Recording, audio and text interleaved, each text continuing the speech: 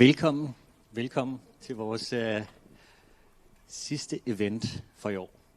Der kommer stadig lidt folk ind. Det er helt fint. Mit navn er Tobias Nyhus Jensen. Jeg er national ekspert for Danmark i det, der hedder Accessible EU, som hører under Europakommissionen. Og en kort beskrivelse af mig. Jeg er en mand, der nærmer sig de 40 lidt for hurtigt, og jeg har mørkebrunt hår, fuldskæg, runde briller, og så har jeg været meget travl den sidste måned. Vi har lavet 3 events på 32 dage, tror jeg. Så det første, vi lavede, det var den 29. oktober, hvor vi var i Allerhuset og snakkede om, hvordan man kan bruge AI sammen med tilgængelighed, og hvad man skal passe på. For en uge siden var vi på Christiansborg og snakkede om, hvordan vi bedre kan sikre personer med handicap i krisesituationer. Og nu er vi så i Taastrup for at snakke om noget, der fylder meget hos mange virksomheder. Fordi den 28. juni, der trådte European Accessibility Act i kraft. Og hvordan griber man egentlig det an i praksis? Det er et spørgsmål, jeg har fået fra rigtig mange. Og hvis bare den lovgivning havde fået halvt så meget opmærksomhed som GDPR, så var det ikke sikkert, at vi havde brug for det her event. Men jeg tror, vi har brug for det her. Vi er mange mennesker, der er mødt op, og der kommer flere til. Vi har en masse med online, også på livestream. Det er vi rigtig glade for. Man må selvfølgelig også godt være en lille smule misundelig, hvis man kun er med online, og at man ikke kan være med til at netværke med alle de skarpe mennesker, der er her i dag. Men der kommer i hvert fald 4 lejligheder næste år til at være med fysisk også. Hvis man ikke har været i det her hus før, handicaporganisationernes hus, så synes jeg, man skal prøve at lægge mærke til, hvor meget der er gjort for tilgængeligheden, og hvordan universelt design er tænkt ind herude. De kalder sig det mest tilgængelige kontorhus i verden. Jeg tror ikke, det er blevet bevist, men jeg tror heller ikke, det er blevet modbevist. Og jeg tror, der er noget om det. For huset er et rigtig godt eksempel på universelt design, og jeg tror, man kan lære rigtig meget af det. Jeg tror også, man kan drage en masse paralleller til digitalt design. Og når programmet er slut i dag, så har vi faktisk fået lov til at gå med en rundvisning rundt. En kort rundvisning. Så alle, der er med her, skal være velkomne til at tage en kop kaffe, et stykke kage med, og så gå med rundt, og så få udpeget nogle af alle de ting, der gør det her til et særligt sted.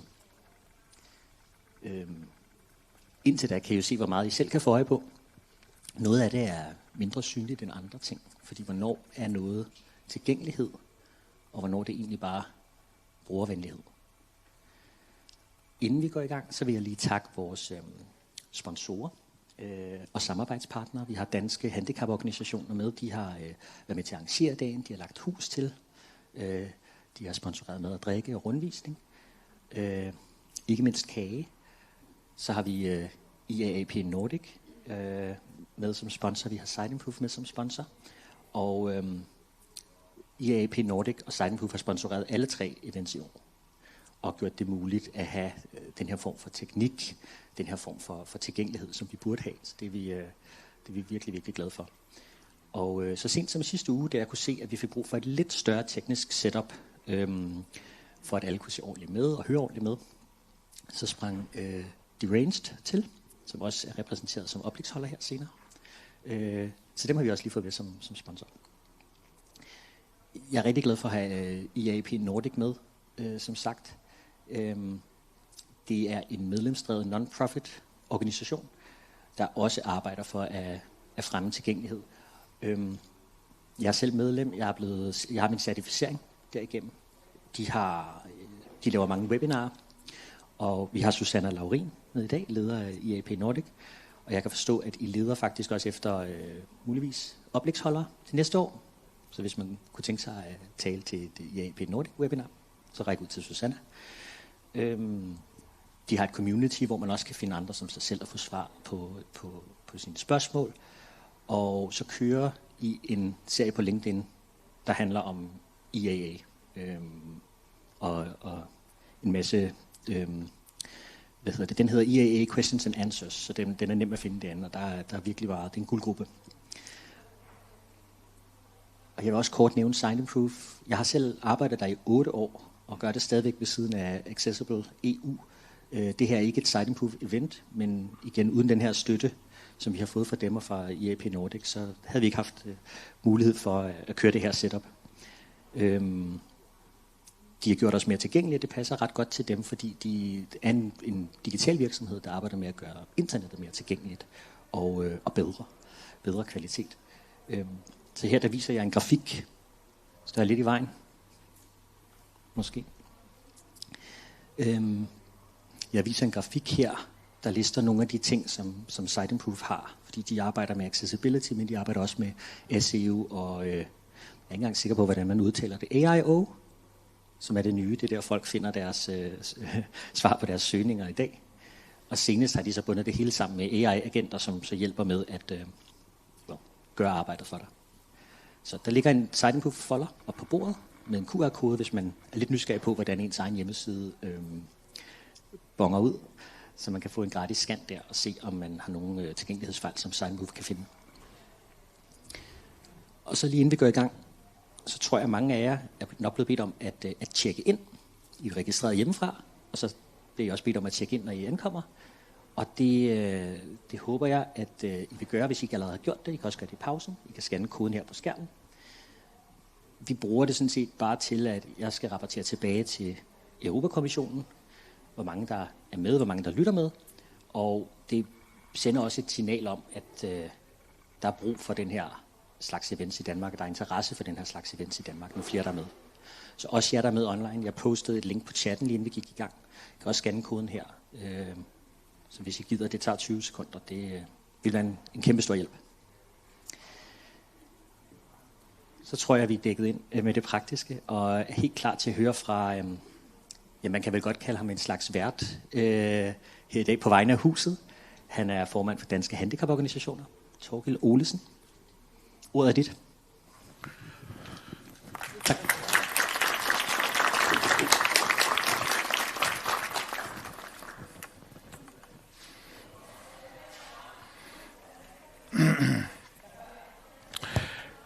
Der var den. Tak for det, Tobias. Jeg føler mig nu ikke særlig som nogen særlig vært. I så fald er jeg nok en dårlig vært.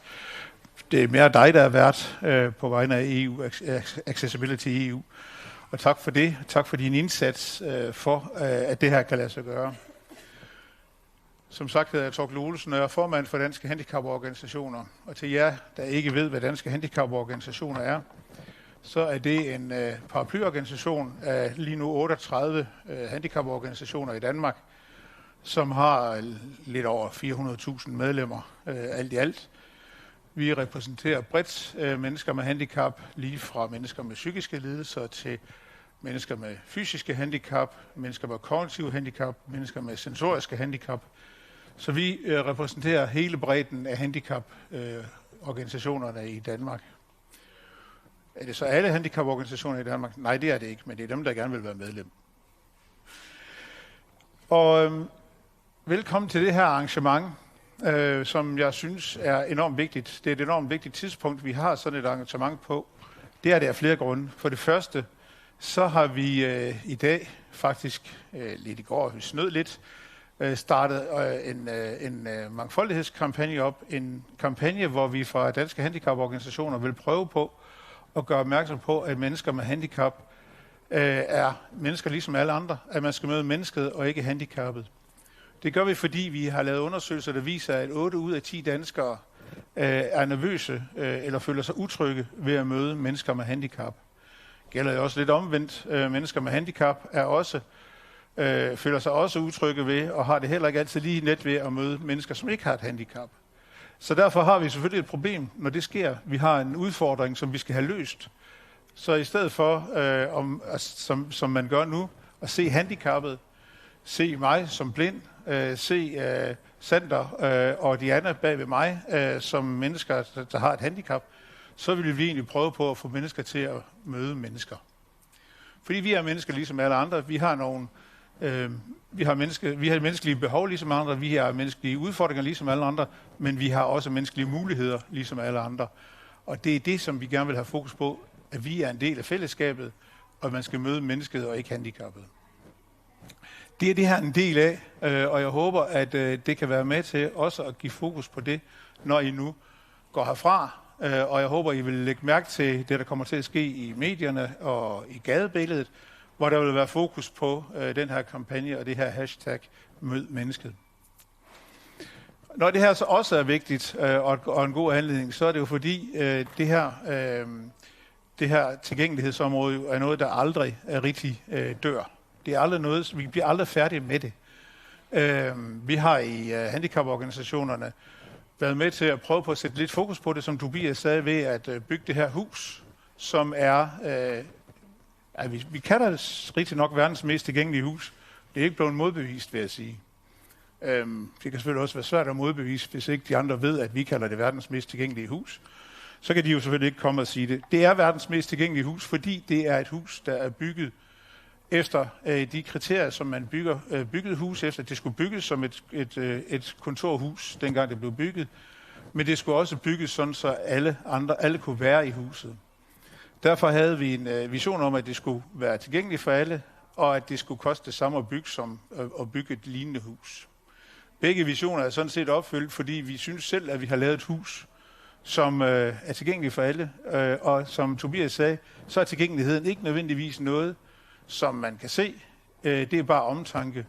Hvis I for eksempel mærker på trapperne og prøver at gå op ad trapperne, og så mærker på gelænderet, så vil I opdage, at nogle steder er der sådan nogle knopper, og det er ikke fejlkonstruktioner.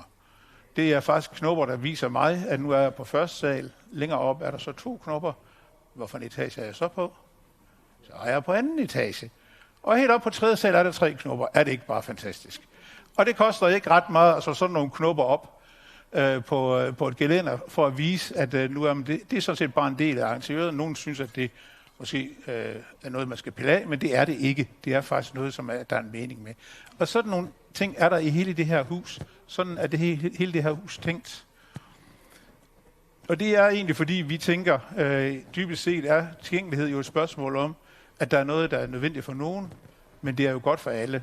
Så når vi har lavet et hus, hvor man for eksempel jeg kender også mennesker, der kan se, som render op ad trapperne, og som lige pludselig er i tvivl om, de er nået til den ene eller den anden etage, så er det faktisk godt, at man lige kan mærke, hvor man er henne i svingene rundt til den næste trap, inden man kommer helt op i toppen, hvor man ikke skulle have været.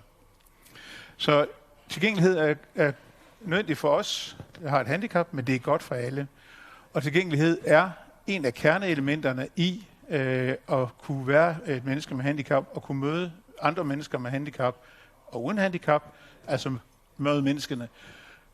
Så derfor er det enormt vigtigt, når vi har fået European Accessibility Act, at vi har fået en lovgivning i Danmark, som faktisk er med til at sikre, at vi hen ad vejen får en tilgængelig verden. Det er ikke bare godt for os, det er godt for alle. Det er for eksempel godt for alle, når DSB nu får sat nogle nye tog i drift, som har niveaufri adgang, hvis altså perronerne er høje nok, hvor man så kan komme ind i toget direkte. Det er ikke bare godt for dem, der har en kørestol, eller for mig, som ikke skal træde så højt op. Det er faktisk også godt for jer, der har en cykel med, eller en barnevogn, eller en tung kuffert. Og sådan er tilgængelighed så enormt vigtigt for os alle sammen. Både digital tilgængelighed, men jo også produkters tilgængelighed. Så når I som virksomheder arbejder med tilgængelighed, så er det ikke bare noget, der er træls for jer. Det er faktisk enormt vigtigt for os, og det er godt for alle. Så tænk over det, når I sidder og tænker, at det er lige godt træls, vi skal arbejde med det her tilgængelighed. Så tænk på, at det faktisk kan være godt for os alle sammen, at I gør det. Til sidst vil jeg bare sige, jeg har været med på den her rejse, lige siden vi startede med at tale om European Accessibility Act. Og man må sige, det er jo ikke sådan noget, europæisk lovgivning er ligesom dansk lovgivning ikke noget, der sker lige af en gang.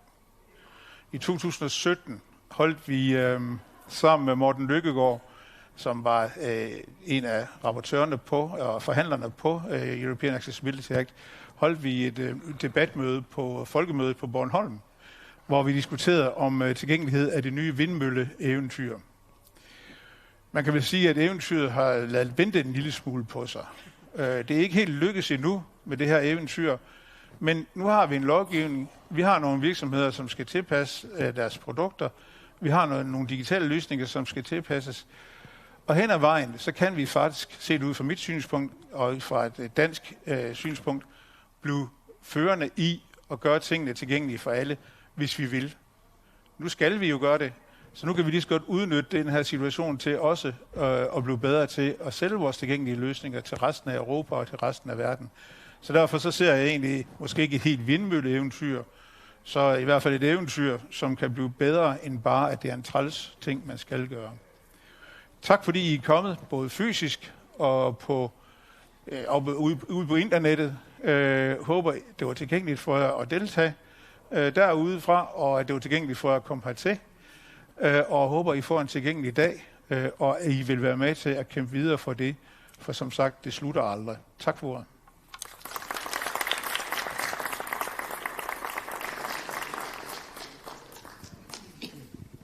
Tak til Thorkild.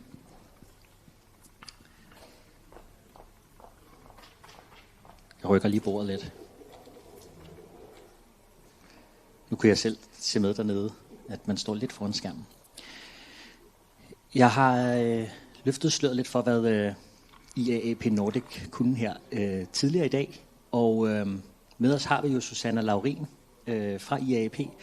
Hun har talt til alle 3 af mine events, og det er jeg virkelig glad for. Hun ved alt, hvad der er at vide, og måske især om European Accessibility Act.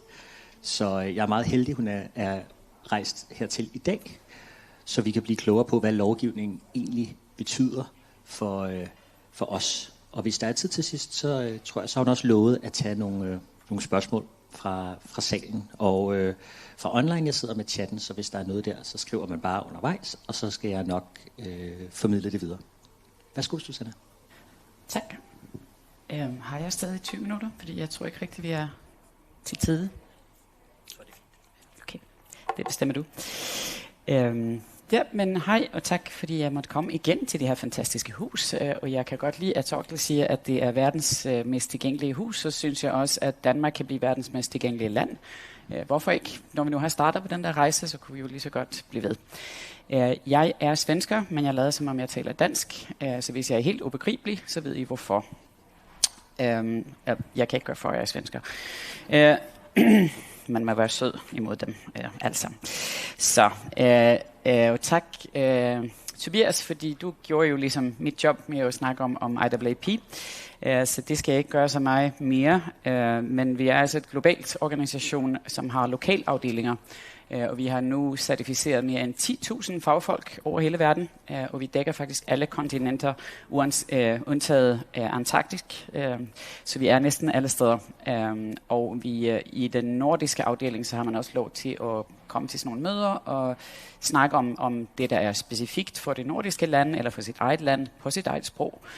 Og det synes vi er meget vigtigt, så vi prøver på at ligesom give noget til vores medlemmer, og også til alle andre selvfølgelig, som er interesseret i tilgængelighed.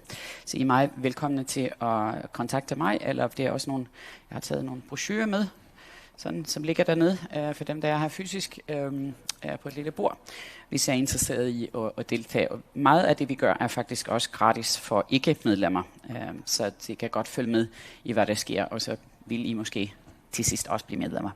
Og jeg vil også gøre lidt reklame for det næste store EU-event, vi har i Dublin, Irland, den 4. og 5.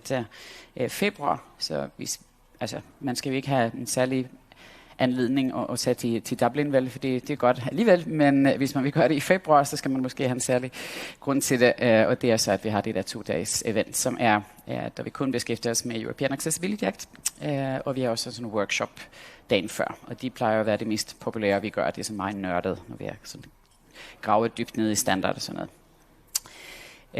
Jeg har blevet bedt om at fortælle alt om den her lovgivning i 20 minutter, og så også have plads til spørgsmål. Det kan man ikke. Jeg har ikke gjort andet end at tale om den her lovgivning i siden mange år, og vi har hele programmer med uddannelser og i 3 dage, så jeg skal lige holde styr på, hvad klokken er, fordi jeg kan virkelig tale i lang tid om det. Men det, jeg skal prøve på at gøre, er at sige, hvem er dækket, hvad er dækket, hvad gør jeg nu, hvis jeg gerne vil følge med i den her, eller hvis jeg vil følge den her lovgivning, hvor finder jeg kravene hen? Og hvordan gør man ligesom rent praktisk, hvis jeg nu har et problem? Hvis jeg, det virker jo lidt umuligt måske, men nogen er ikke fuldstændig tilgængelige, når de vågner op her om morgenen. Og hvordan skal man så prøve på at løse det? Og så hvis der er tid til det, hvis Tobias giver mulighed for det, så skal vi også tage nogle spørgsmål og svar. Ellers er jeg her hele dagen, og I er meget velkomne og bare kontakt mig. Jeg får 400 spørgsmål om ugen. Jeg prøver på at svare på så mange jeg kan. Digital tilgængelighed i EU. Jeg tænker også, fordi vi har ligesom brugerperspektivet med altid i det, vi gør, og endnu mere i dag, når vi er herude i Høje Taastrup. Så jeg synes, det er vigtigt også at forstå, at det her EU-regler, de kommer ikke ligesom ud af den blå luft.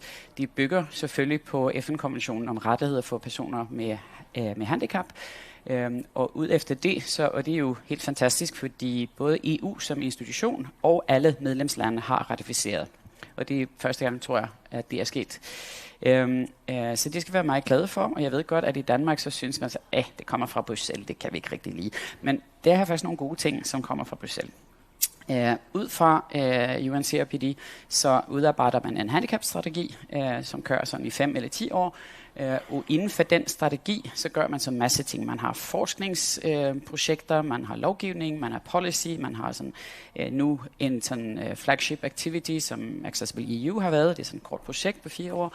Og man har også fået de her disability card, så man nu kan vise, at man har brug for en handicapparkeringsplads for eksempel i alle lande og sådan noget. Så det bygger meget inden for den der strategi. Og inden for de sidste 10 år tid, så har vi fået flere lov på det her område, som jeg må sige, altså jeg har jo arbejdet for EU-kommissionen og parlamentet og rådet faktisk siden 2008 eller et eller andet, og jeg havde ikke troet, at det skulle gå så hurtigt. Torkel siger, at det ikke går hurtigt. Det gør det heller ikke i lovgivning. Men fordi der havde været meget pushback på noget af de her ting, for eksempel den diskrimineringslov, som vi prøvede på at få gennem i 2008, så troede jeg ikke, vi skulle komme så langt, som vi faktisk er kommet nu. Så det første store, der skete på det digitale område, det var jo udbudsdirektivet. Altså, hvis det er noget, der er kedeligt udbud, hvor kedeligt kan det være. Men det er utrolig vigtigt. Og i 2017, så skiftede man helt, altså i alle lande, fra hvis det er muligt, eller når det er muligt, så må man tage, eller så så skal man tage hensyn til mennesker med handicap. Og i 2017, så står der, hvis man køber ind et eller andet, der skal bruges af mennesker, ikke maskiner, men det skal bruges af mennesker, så må man tage hensyn til mennesker med handicap. Det er et kæmpe stort skift, som ikke ret mange kunne se skete. Det, der var problemet med det, der var, at håndhævningen er så sløv. Men det er en stor forskel. Og nu vi har tilgængelighedsloven, så peger også udbudsloven på tilgængelighedsloven. Så selvom den mest er til det kommercielle, så giver den også rigtig stor mening og meget mere kraft for det offentlige, som køber ind efter den der udbudslov.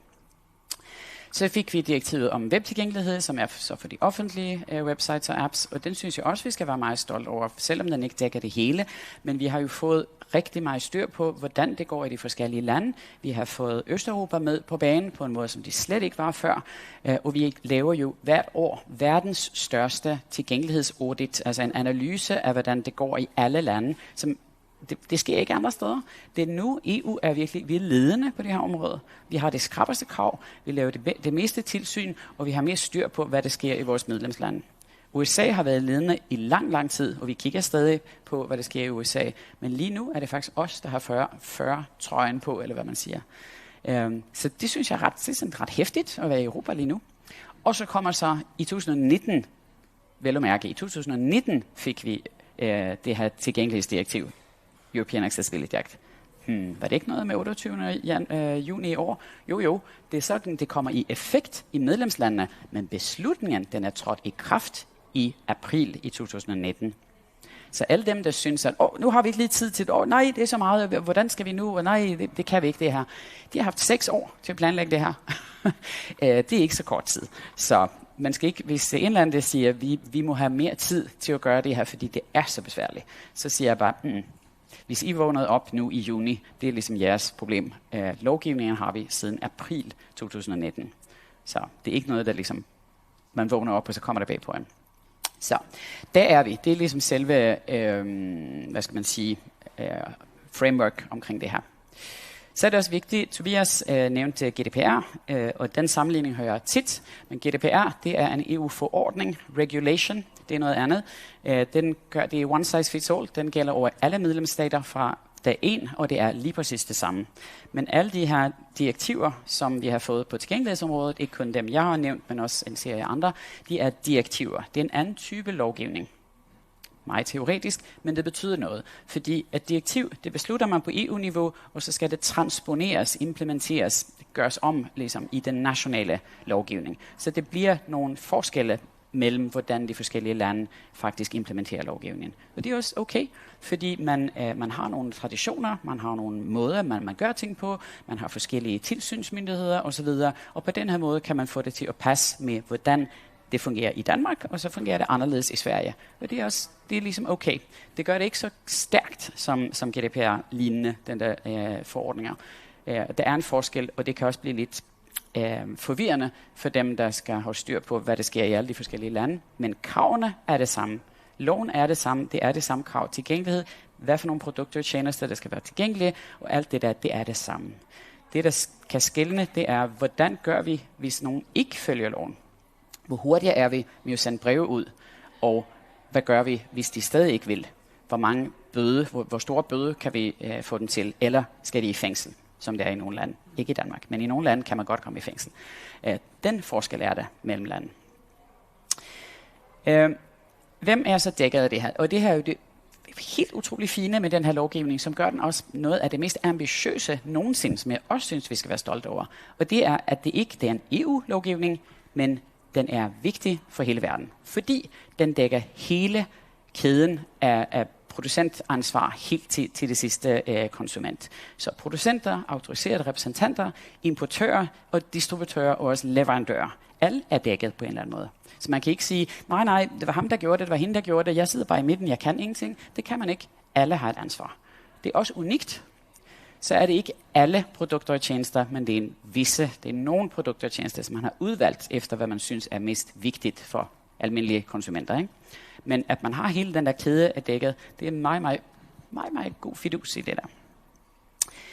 De produkter, der dækkes, og den her liste kan man også gøre meget længere og også meget mere detaljeret, men i stort set er det computer, operativsystemer, smartphones og også landline, hvis det er en eller anden, der har en sådan fysisk gammel telefon. Betalingsautomater, selvbetjeningsautomater, alle de der kiosk, som vi har, elektroniske terminaler, som man bruger til kommunikation, digital tv og e-læser, e-readers, jeg ved ikke, hvor man siger e-læser på dansk. De tjenester, der er dækket, det er de elektroniske kommunikationstjenester, det er så langt, streaming tv, og så omkring transport, så er det ikke selve bus og tog og fly og det der, men alt det digitale rundt omkring. Tidstabeller, billetsystemer og alle de her apps. Altså hver gang jeg kommer til Danmark, så har jeg en ny app. Jeg kan aldrig nogensinde betale for det, når jeg kører i S-tog, fordi jeg kan ikke finde ud af det. Men så meld mig ikke et eller andet sted, fordi jeg kører sort. Det bliver bare så pinligt.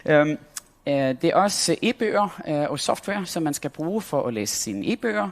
Og så e-handel, som er kæmpestort, e-commerce, alt det man gør. Og det er virkelig, selvom om man er sådan en lille firma, som har en fysisk butik, men så kan man også købe noget online. Så er man i det her lovgivnings definition, så er man e-handel. Så det er mange, tror jeg, som ikke ved, at de er dækket af den her lovgivning, når det kommer til e-commerce.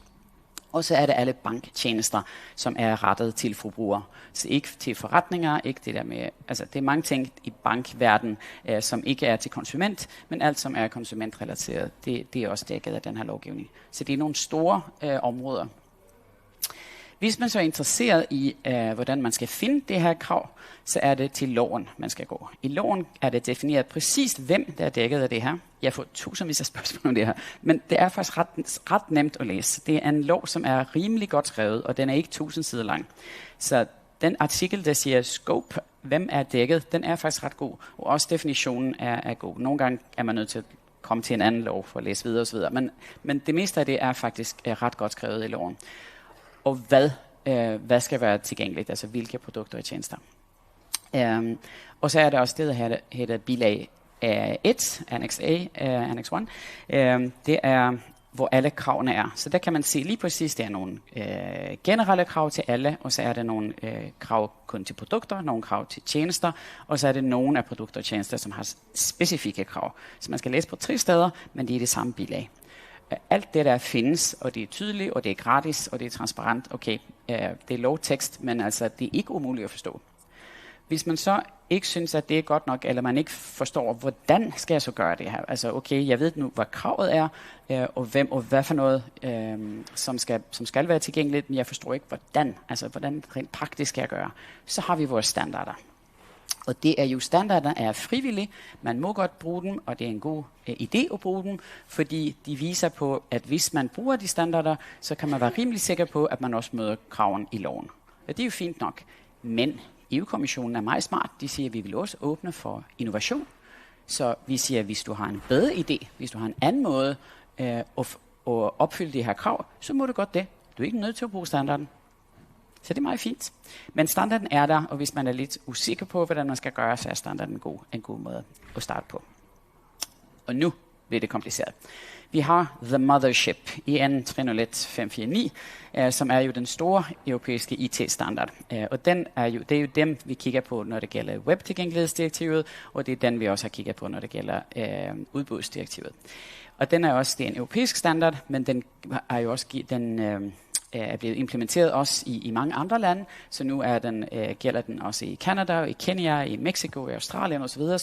Så det er faktisk også noget, jeg synes, vi skal være stolt over, fordi den europæiske standard, som nu kommer ud. Og den er meget, meget bredere end WCAG, WCAG, Web Content Accessibility Guidelines, som jo ligesom kun er det digitale. Det her er en standard for alt IT. Og den tror jeg, mange kender, men i European Accessibility Act, så er det jo også mange flere ting, som dækkes, og derfor har man også fået et mandat. Alle standardiseringsorganerne på EU-niveau har fået et mandat, altså et krav eller en request fra kommissionen, at også lave nogle nye standarder og opdatere de standarder, vi allerede har. Så det er faktisk et helt sæt med standarder, som findes til hjælp. Ikke fordi man skal, men som hjælp. Så vi har tilgængelighedskrav til IKT-produkter og tjenester, EN 301549. Og den kommer til at have et specifikt bilag, ligesom den har et bilag i dag, som siger, hvad offentlige websites og app skal følge, så kommer det til at blive en ny en med det, som gælder for European Accessibility Act. Den er ikke helt færdig nu, men snart. Og så har vi den, som ikke så mange kender til, men som jeg synes er rigtig, rigtig god, særligt hvis man ikke ved, hvordan man skal gøre ting. Og det er den, der hedder EN 12161, som er Design for All. Tilgængelighed efter en design for alle metode, udvidelse af brugergruppen. Det er en processtandard.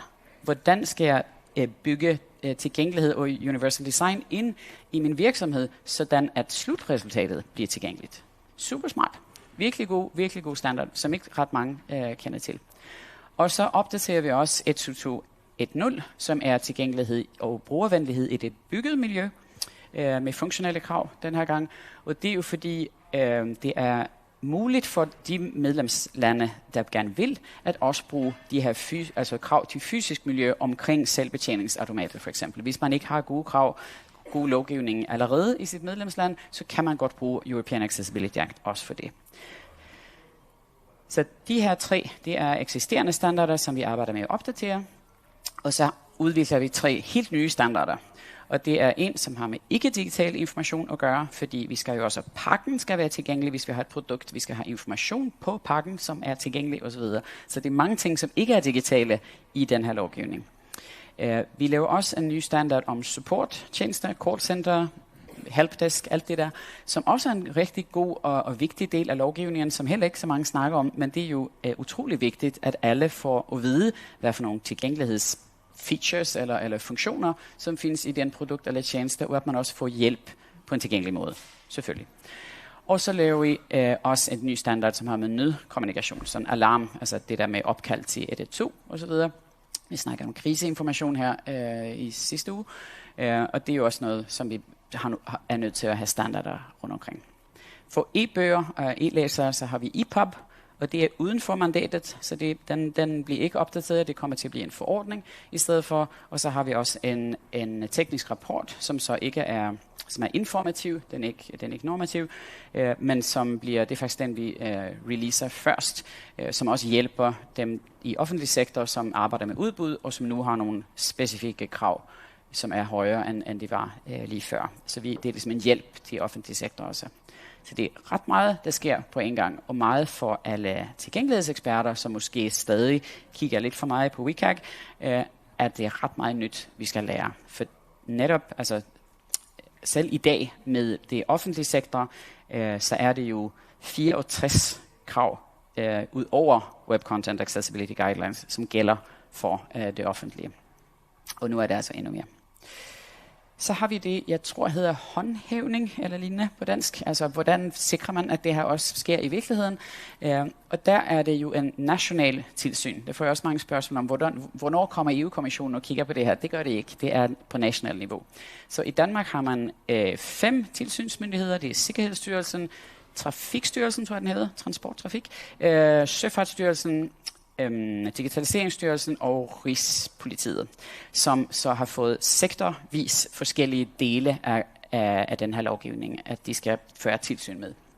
Ja, og det bliver jo selvfølgelig lidt svært at holde styr på, hvor mange af de der tilsynsmyndigheder, der findes i de forskellige medlemslande, men ideen bagved er, at hvis man arbejder med finanstilsyn i dag, så er det jo nemt nok at ligesom tilføje tilgængelighedskrav der, fordi så har man allerede oparbejdet en måde at føre tilsyn på, og alle ved, hvem det er, som man kan godt ligesom, eller man har en procedure for det allerede, så det er nemmere end at stable et nyt tilsynsmyndighed op på benen, som måske ikke kan klare produkter og tjenester på det meget bred lovgivning.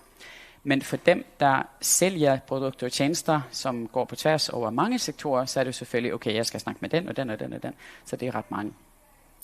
Men sådan virker det, og jeg siger det samme, som alle tilsynsmyndigheder siger, og det er, gem ikke jer selv et eller andet sted, fordi I er bange for det her. De er der for at hjælpe, og hvis I ikke ved, hvordan, og er usikker på et eller andet, snak med tilsynsmyndighederne, fordi det der, de skal også give hjælp og støtte, ikke bare sige, nu får du en bøde.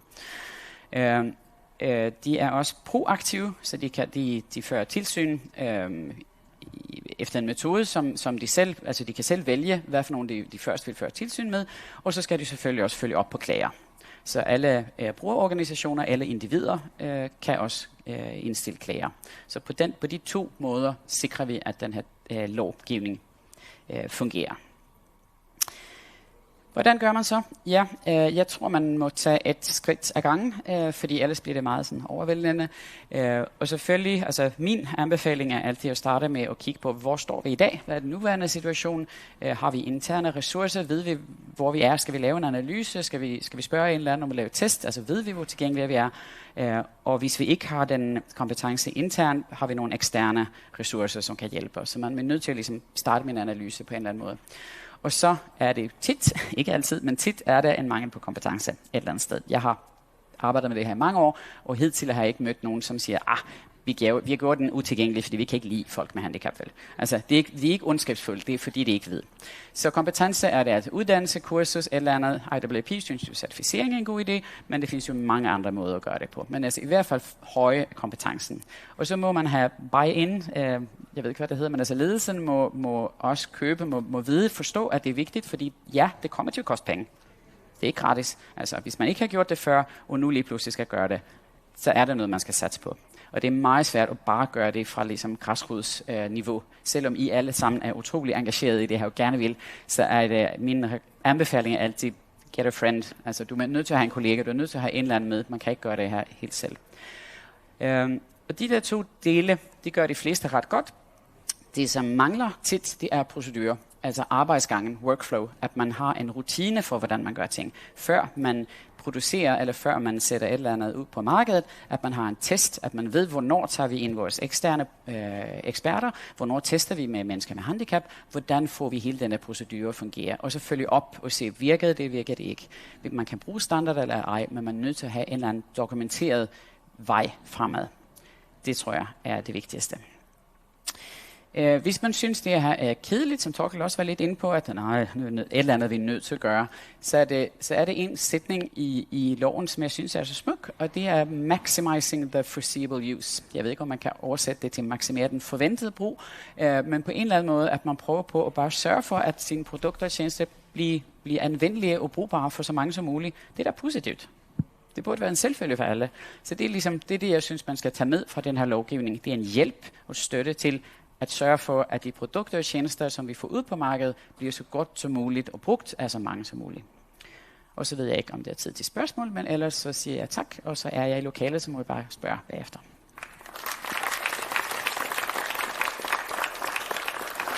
Tak, Susanne.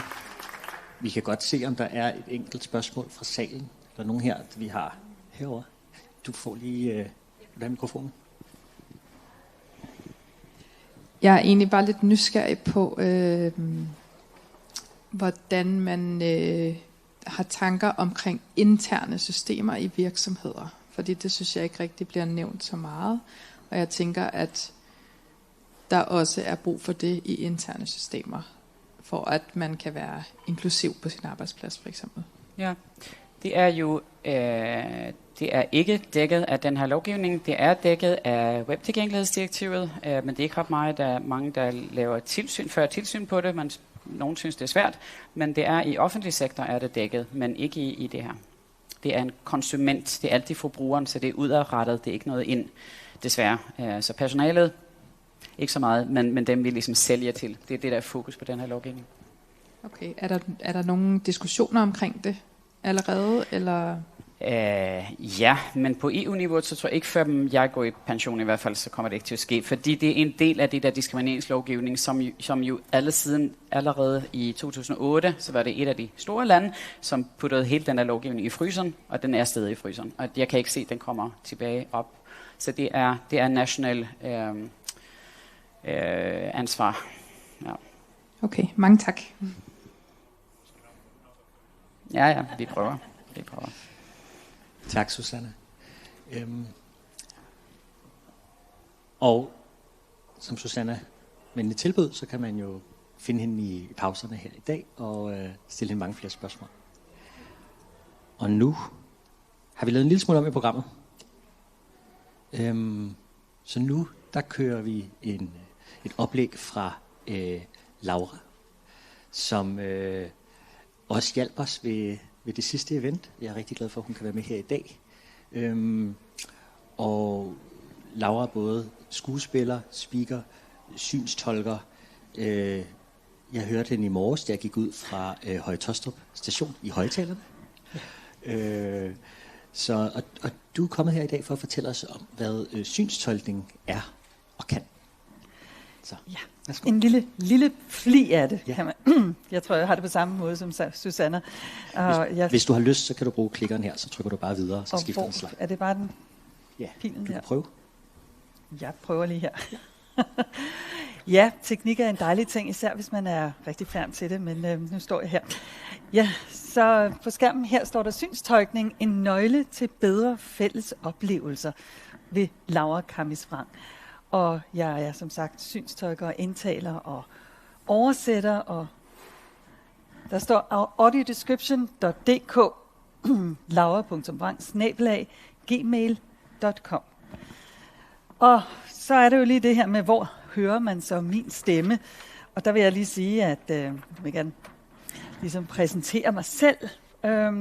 På skærmen her står der DSB S-tog, som der lige blev sagt, Glyptoteket, SMK, Holmengård Værk, Christiansborg Slot. Det er synstolkning i siden 16, Nordisk Film, Spillefilm og det centrale handicapråd.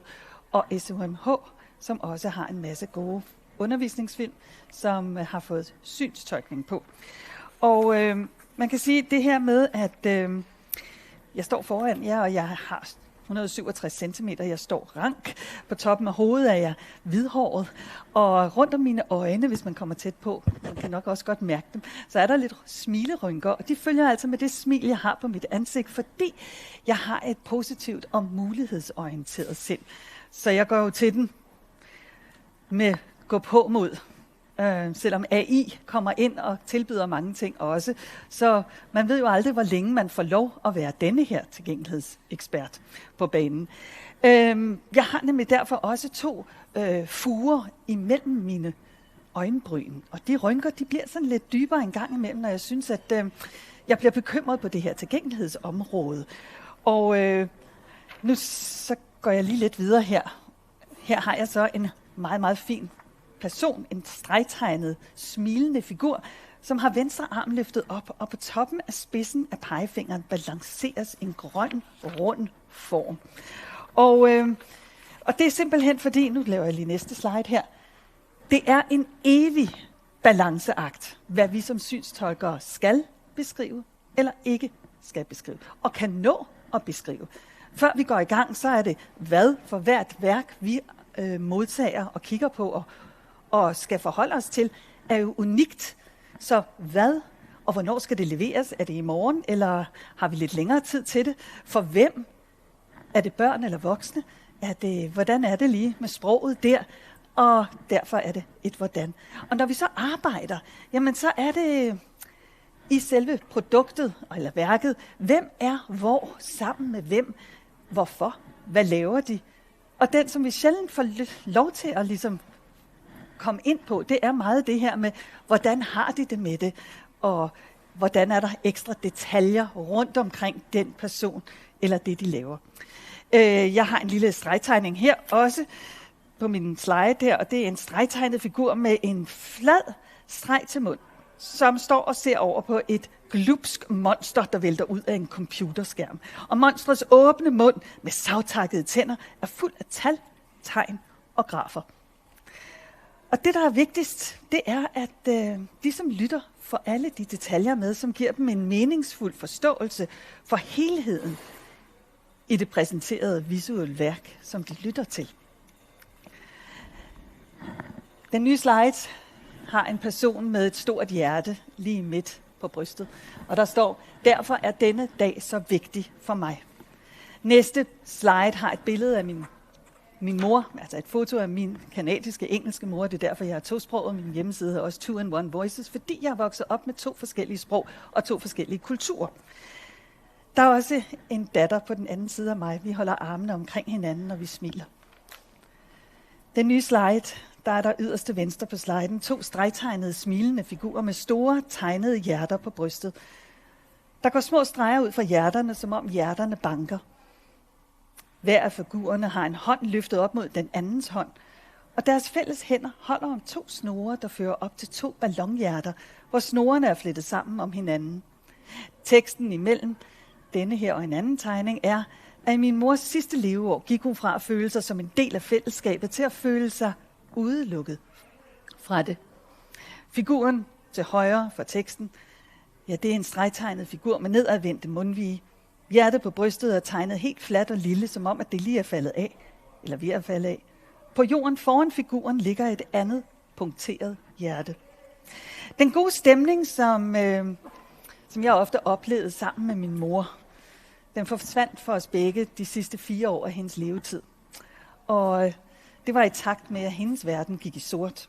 En tumor i min mors ene øje, det højre, var starten til hendes verdens formørkelse. Og da tumoren så mellem øjnene på synsnerven voksede, så gik alt i sort, også hun. I takt med, at synet det blev helt væk.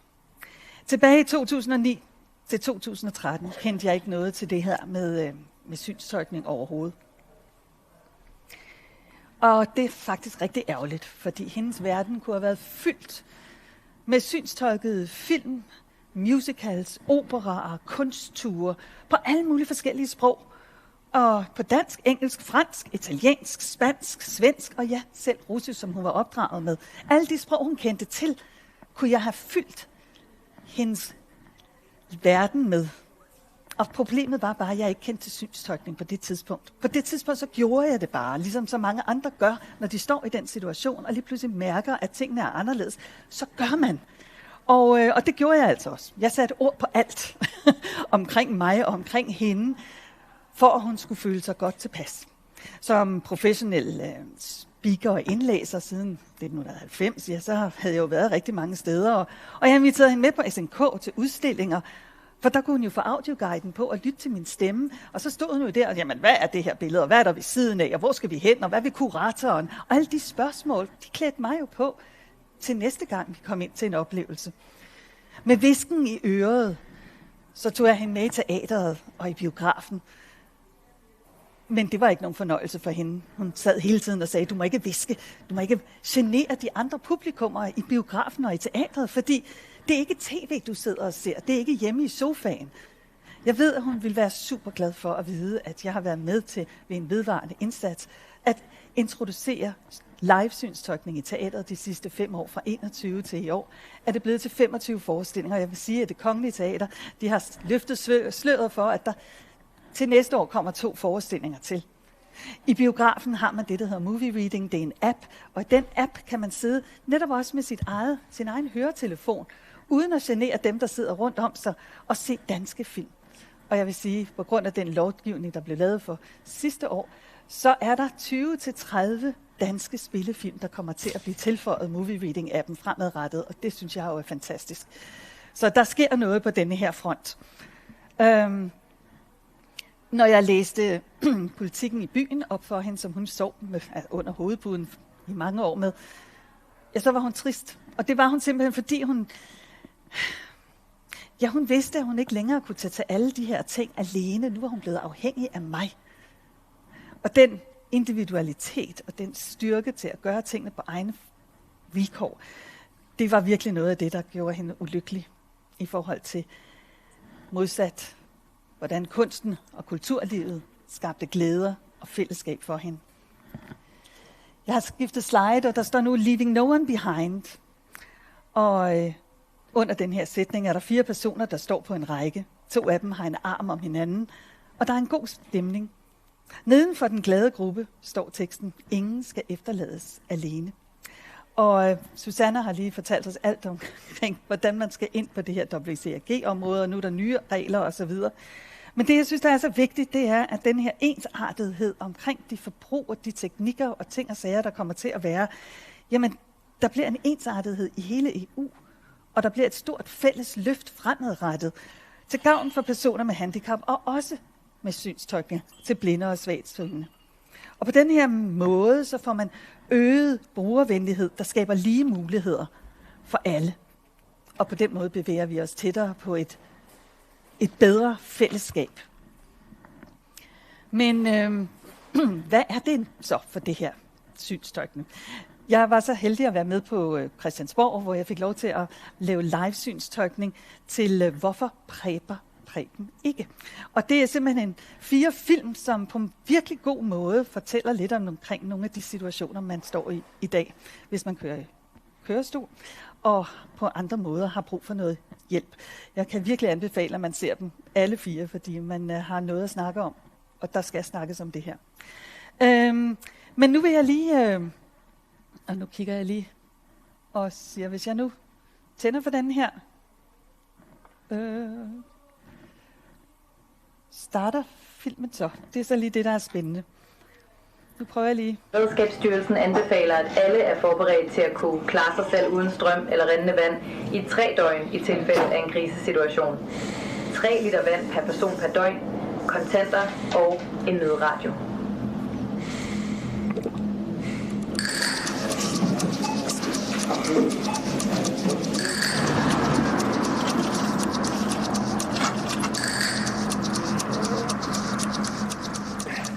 Antennen op, ud med bagklappen her, og så kører man bare rundt.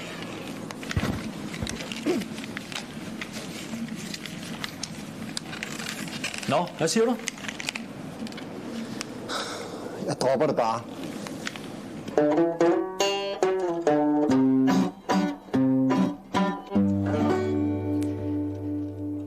Altså de, som sidder her, tænker, hov, jamen der var sort skærm, havde jeg trykket på den forkerte knap. Men det er faktisk med vilje, fordi det her, det var lydsiden til den her fantastiske film. Og nu får I den, men I får den altså også med live-synstolkning. Jeg siger lige noget først, før filmen går i gang. Preben, der sidder i kørestol ved spisebordet, drikker kaffe og lytter til radioen. Hvad siger du? Beredskabsstyrelsen anbefaler, at alle er forberedt til at kunne klare sig selv uden strøm eller rindende vand i 3 døgn i tilfælde af en krisesituation. 3 liter vand per person per døgn, kontanter og en nødradio. Preben rynker panden. I en butik trækker Preben armene op mod vandflaskerne på øverste hylde, men kørestolen er for lav, og hans arme for korte. Ved hæveautomaten rækker Preben kortet op for at hæve kontanter, men kommer ikke tæt nok på. Kørestolens fodstøtter rammer muren. Ud med bagklappen her, og så kører man bare rundt.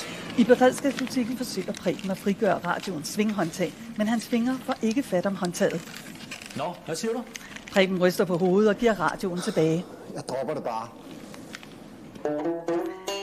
Trods en beskrevet beredskabslov er der ingen særlig beredskabsplan for mennesker med handicap. DHF København 100 års jubilæum. Jeg ved ikke med jer, men jeg tænker lidt om Preben. Sådan verbalt i hvert fald kom mere med i filmen. Vi kender det jo fra teksten og fra titlen, og den bliver han også ligesom stået stærkt frem på. Men i selve filmen, der håber jeg lige fornemmede, at der var måske nogle flere ting, man får med, når man som synshandicappet oplever den her film, når der kommer lidt synstolkning med. På den næste slide står der navn, titel, sted, årstal. Og disse informationer, ja, det er det, der skrives oftest på skilte, som er indsat i film, for så har man jo klaret det. Så ved vi jo alle sammen, hvem det handler om. Om det er en professor, eller om det er en indsat, eller om hvem det nu er, fordi titlen er der, og navnet er der, og der, hvor man er der. Problemet er bare, at hvis det ikke bliver læst højt, eller man har mulighed for at høre, hvor det er, så er der altså en del informationer, som bare forsvinder. Men det er ikke kun for den blinde, fordi den blinde har selvfølgelig brug for en oplæsning. Den ordblinde kan måske ikke nå at læse teksten, fordi så er den væk igen. Den farveblinde, ja, hvis der er lys tekst på lys baggrund, eller mørk tekst på mørk baggrund, så forsvinder det også. Og der kan også være en flimrefaktor, afhængig af hvilke farver man så sætter teksten op på. Der er også noget andet, der hedder, hvilken stemning ønsker I at efterlade modtageren i. Ofte er stemninger præsenteret med skøn musikledsagelse, men musik uden beskrivelser er kun musik for de, som ikke kan se. Og det kan jo være skønt, men hvis der er nogle informationer, der skal ud, jamen, så er det måske lidt ærgerligt. Eller der er noget med, jeg tror det var Ribe Kommune, der havde fantastiske billeder af Ribe. Og man havde det bare sådan, ja, men det var dejlig musik, hvis man bare lukkede øjnene. En video med dialog mellem unavngivne personer, der taler til hinanden om noget, som de ikke italesætter, og hvor der kun høres lyde. Ja, det kan virke som et forvirrende puslespil, og dermed bliver det ligegyldigt, hvis det er en information, der skal videre. En indflettet synstolkning kan bidrage til forståelsen og guide til handling, hvis man også vil have dem til at gøre noget. Og det kan selvfølgelig også komme med en tekst nedenunder filmen, men hvis man nu har investeret i at lave en film, som er dynamisk og som ligesom giver noget, så kan man måske også lige bidrage med nogle ord dermed. I sidste uge, der var vi på Christiansborg, og der blev vi præsenteret for Edis Adilovic, og han havde et 3D-print til tilgængelighed med, og det var en tilgængelighed, der redder liv, står der på det billede, som jeg har med på den her slide. Han havde simpelthen lavet en tilgængelig 3D-printet flugtvejsplan til andre blinde, i tilfælde af brand i de her ejendomme, hvor han var, og der er skrift, sort skrift, der er punktskrift, der er nedsænket taktil beskrivelse, så hvis fingrene løber hen over det, får man en helt klar retningsbestemmelse, hvis man ikke lige kan se det. Og I tænker måske, jamen, hvad med synstolkning? Jamen, måske kunne det have været godt, hvis der var en mulighed for at lytte til noget, hvis man ikke kan punktskrift. Så har man jo, man kan være senblind, ligesom min egen mor. Så ville det være rart at høre, hvordan man kommer ud. Men jeg tænker også til jer, der har produkter og så videre derude. Hvad hvis der sker et IT-sammenbrud hos jer? Hvordan sikrer man så, at man kan komme videre med at lytte til, hvordan man kommer ud til det? Har I en sikret platform, som man kan komme ind på, for netop at få nogle beskrivelser af, hvad gør man så, som man kan lytte til på dansk og engelsk eller på andre sprog? Taletiden er knap. Jeg går videre her. Hvor kan man se film med synstolkning? På sliden her har jeg sådan skrevet på tv og online. DR har jo været fremmelig fra 2009. Har de simpelthen været i gang med at lave dramaserier med synstolkning, deres egne produktioner, dokumentarfilm, live-programmer. Og TV2 er med på vognen nu i år med Valdes Jul Vintermiraklet. Og det har taget et par år, for at de kom med, men endelig er de med, og med festlig julestemning. Det er lige den her glade juletid, ekstra julegaver. Men er der nogen, der er interesseret i badehotellet, så kommer den også med live-synstolkning. Streamingtjenesterne, der er mange af dem. Nogle har nogle danske film, som de også har synstolket, og så er der selvfølgelig de udenlandske. Der vil jeg bare lige sige, hvis man nu lige pludselig skal ud og rejse og skal et andet sted hen, så benyt jer af udenlandske film med synstolkning, for så får I altså lige pludselig en hel masse sprog, som I også kan bruge, så det gælder også for mange andre. Jeg nævnte Movie Reading-appen, og det er altså også en et fantastisk tilbud med synstolkning. Der er over 50 danske film på denne her app, så man kan downloade det gratis på sin telefon, og i den kan man så lytte til danske film, når man sidder i biografen. Den går ind og synkroniserer lyden på din telefon i forhold til biografens lyd, så det sker helt synkront.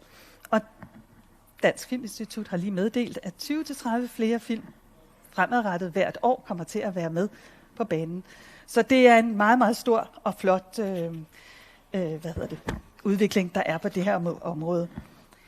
Jeg har taget et citat med fra en skøn kvinde, der hedder Camilla Cecilie Hemmingsen Hansen.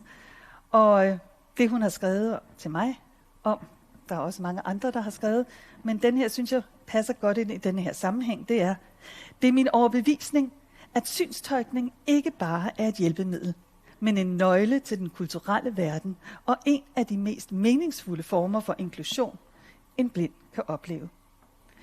Jeg bringer lige billedet fra før med de 4 glade mennesker tilbage. Ingen skal efterlades alene. Efter en oplevelse med synstolkning, der har givet dem en fyldigere oplevelse af helheden, føler mange blinde sig inviteret ind i fællesskabet som et mere ligeværdigt medlem, når de kan deltage i den fælles snak på lige fod med de øvrige medlemmer. Den sidste slide står der på gensyn, eller genhør, eller hvordan skal vi nu sige det? Håber, vi mødes igen på mange forskellige måder. Skulle I ønske jer at få noget at vide om synstolkning eller andet omkring det her, så er I velkommen til at henvende jer til mig her i det her forum, eller på anden vis.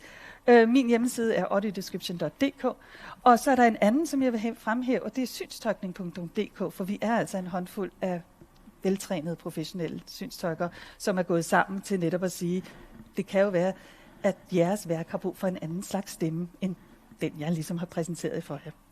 Og der er en tegning herpå, som er en luftballon, og i luftballonens kurv står der en hel masse glade mennesker, som bliver løftet op, og ikke kun af underholdningsbranchens fantastiske produktioner, men også af de produktioner og de værker og de produkter, som I leverer til så mange som muligt. Må det blive tilgængeligt på bedste vis. Tak for mig.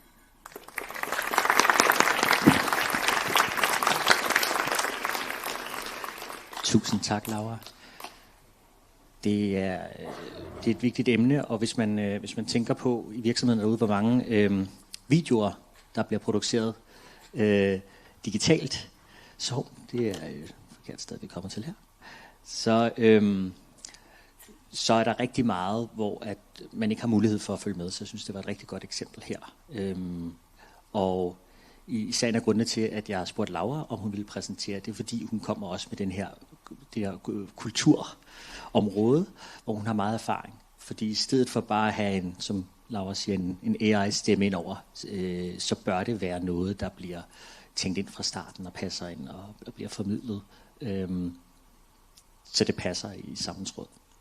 Så det håber jeg, vi tager med videre. Som sagt, så lavede vi lidt om her i rækkefølgen, så vi er faktisk kommet nu til Morten Hauge Larsen fra Videnscenter for Handicap, om handicap hedder det. Værsgo.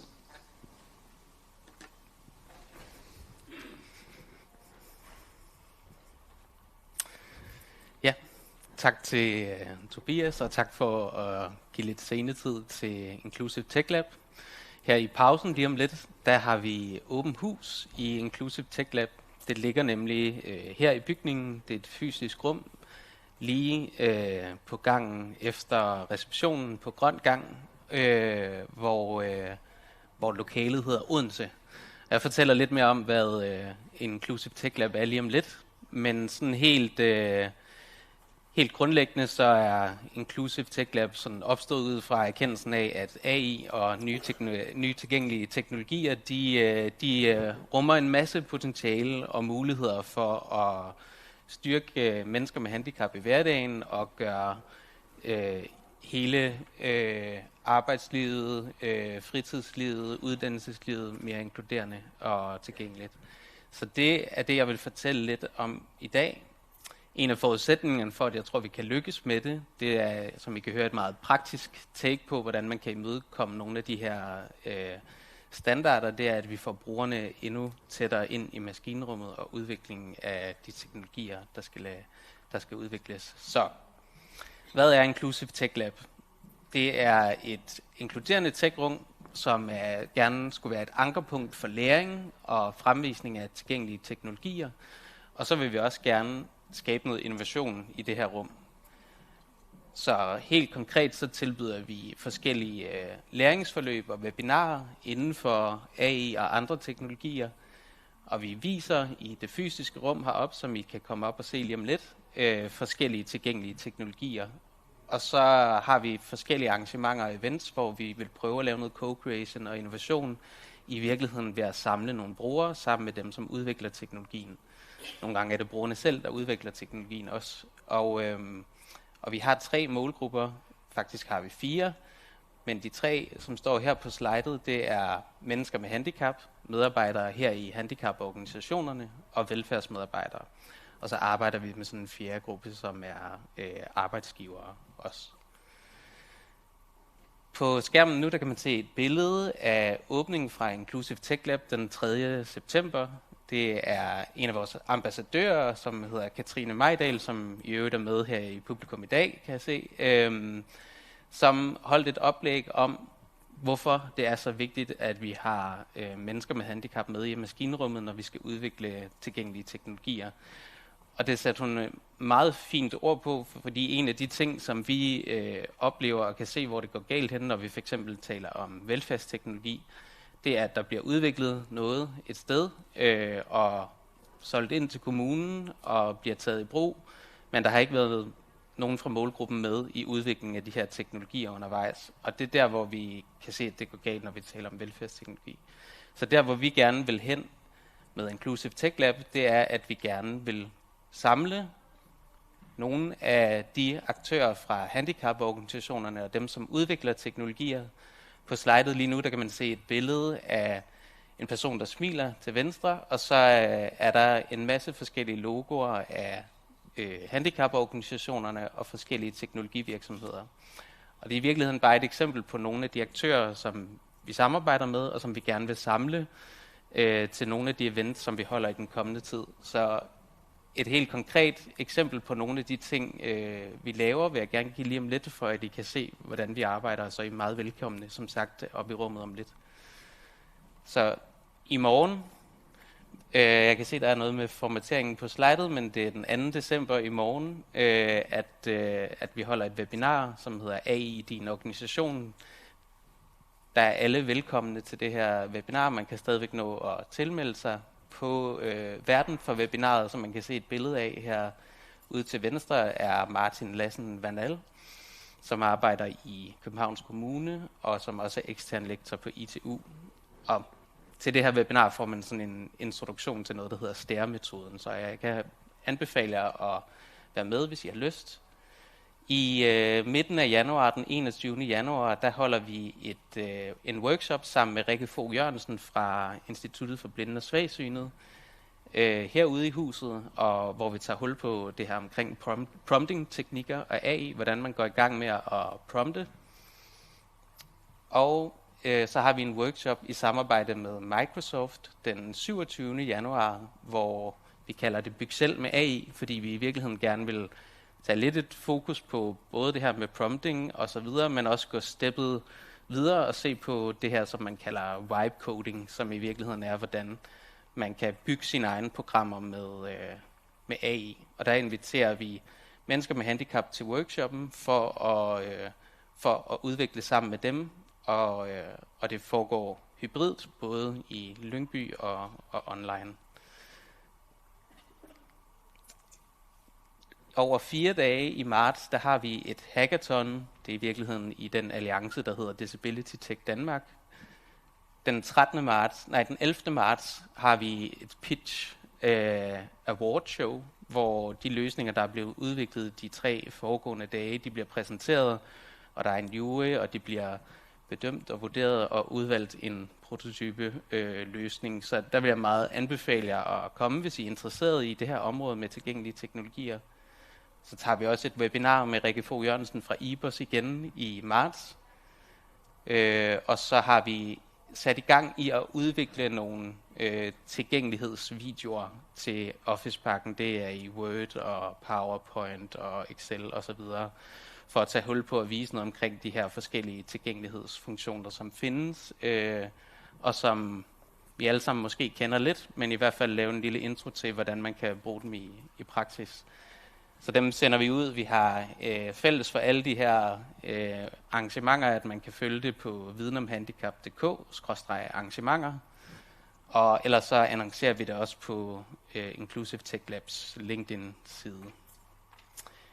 Men nu er der vist snart pause, og jeg går op i rummet på grøn gang og håber at se jer deroppe. Tak for det.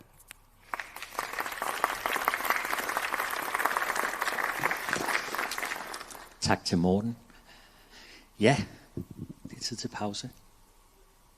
Jeg er rigtig glad for at have Morten med og Inclusive Tech Lab repræsenteret, fordi det er, hvis man så tænker, hvad har det med European Accessibility Act at gøre, så betyder det meget, at vi sætter os ind i, hvordan det er at være i brugerens sted. Vi har også et oplæg senere fra Lars Holm Sørensen, der vil demonstrere, hvordan det er at være blind og så bruge en skærmlæser. Og det plejer altid at være super interessant, ikke mindst når det er Lars, der fortæller.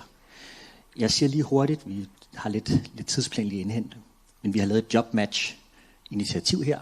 Der er en QR-kode på skærmen, der ligger nogle papirer over på bordet, og tanken er, at der er så mange dygtige tilgængelighedsfolk derude, der er virksomheder, der mangler folk, der kan det her. Så her kan man helt uforpligtende gå ind og skrive sig på, hvis man er virksomhed eller tilgængelighedsperson, ekspert, og så bliver kontaktoplysninger delt med virksomhederne, og de kan vælge, om de vil række ud. Fordi det er den nemmeste måde at leve op til European Accessibility Act på. Det vil have folk, der ved, hvordan man gør. Så det vil jeg opfordre jer til. Nu er der kaffepause og åbent hus oppe på grøn gang. Det er til højre lige efter receptionen. Så tag en kop kaffe, stræk benene og måske kig ind hos Morten. Og der står vi tilbage kl. 11, lad os sige 11.05. Så har vi rykket lidt mere, købt lidt tid tilbage, og så prøver vi at indhente den der. Og så skal vi høre fra Sikkerhedsstyrelsen, når vi er tilbage. Tak.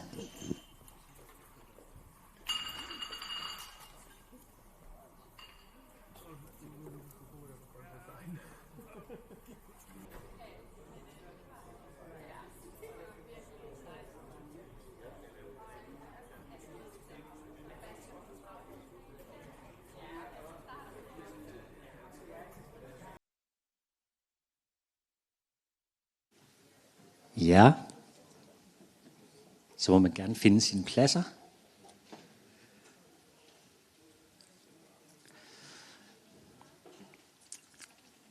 Jeg skal gøre mit bedste for, at vi holder tiden og får noget frokost. Men nu skal vi til et oplæg, som jeg har set rigtig meget frem til. Vi skal høre fra Sikkerhedsstyrelsen, som jo spiller en ret central rolle når det kommer til European Accessibility Act her i Danmark. Men det vil jeg lade dem selv fortælle lidt mere om. Og til det har vi Emma Dammann og Marlene Busch, som arbejder som sagsbehandlere hos Sikkerhedsstyrelsen, og de er med os online. Så ordet er jeres. Tak. Ja. Vi vil gerne fortælle lidt omkring Sikkerhedsstyrelsens arbejde med tilgængelighed i dag. Jeg håber, at I kan se vores præsentation et andet sted.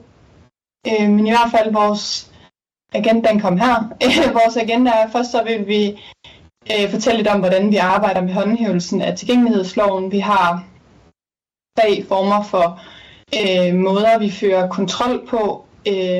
Derudover så vil vi fortælle lidt om, hvad virksomheder kan forvente i forhold til tilsyning, vejledning og samarbejde. Og til sidst så vil vi slutte af med at fortælle, hvordan man som virksomhed eller organisation, eller for den sags skyld privatperson, kan agere, hvis det er sådan, at man oplever virksomheder, som ikke lever op til tilgængelighedskravene. Og til sidst er der mulighed for et par spørgsmål. Så, hvordan vi arbejder med håndhævelsen af tilgængelighedsloven. Vi har 4 grene af måder, vi sådan arbejder med det på. Der er online tilsyn med blandt andet e-handelstjenester. Der har vi produktkontroller med blandt andet computere, proaktive indsatser, hvor vi laver de her virksomhedsbaserede markedsovervågningstilsyn, hvor vi er ude og har en dialogbaseret samtale med virksomheder. Og så har vi reaktive indsatser på baggrund af forbrugertip. Og vi vil som udgangspunkt altid lave et tilsyn ud fra et brugerperspektiv. Som sagt, så er virksomhedsbaseret markedsovervågning, også kaldt VBMO, en proaktiv indsats, hvor der føres dialogbaseret tilsyn. Sikkerhedsstyrelsen vil under et besøg tage udgangspunkt i kontrol på et eller flere konkrete områder. Når vi er ude og besøge, så vil det være på tilgængelighedsområdet. Og det kan være, at der er produkter, som bliver udtaget før, under eller efter besøget, og så kan det være, at der er tjenester eller arbejdsgange, som ligesom bliver kontrolleret. Så altså så kontrollerer vi, at de produkter og tjenester, som virksomheden udbyder, de lever op til de gældende regler og krav om tilgængelighed. Vi mødes både med fabrikanter, importører og distributører i relation til produkter og med tjenesteydere, som leverer digitale tjenester. Og det kan både være tjenesteydere og forlag, som har forpligtelser med leveringen af e-bøger, og så kan det være virksomheder, der har forpligtelser i forhold til levering af forbrugerorienterede banktjenester. I forhold til produktkontroller, så vil det være kontrol af produkter, der er sat i omsætning efter den 28. juni i år, hvor loven fandt anvendelse. Og vi har mulighed for at udføre 3 typer af kontrol. Mærkningskontrol, hvor vi kigger på produktets mærkning, altså CE-mærkningen og sporbarheden. Så har vi dokumentkontrol, hvor vi udfører både en mærkningskontrol og en dokumentkontrol. Og her kigger vi både på altså mærket, ligesom i den første type af kontrol, og derudover også dokumentationen, f.eks. EU-overensstemmelseserklæringen og brugsanvisningen, om de lever op til de krav, der foreskrives i loven. Som sidste kontrol har vi funktionstesten, hvor vi igen både udfører mærkning og dokumentkontrol, men derudover også har mulighed for at teste produkterne. På nuværende tidspunkt er det som udgangspunkt mærknings- og dokumentkontrol, fordi vi fortsat afventer standarderne for at kan lave de her funktionstests. Vi har forskellige typer af produkter, som vi kan udtage til kontrol. Det kan som nævnt være computere, smartphones og tablets. Så har vi betalingsterminaler, selvbetjeningsterminaler i form af pengeautomater, billetautomater osv.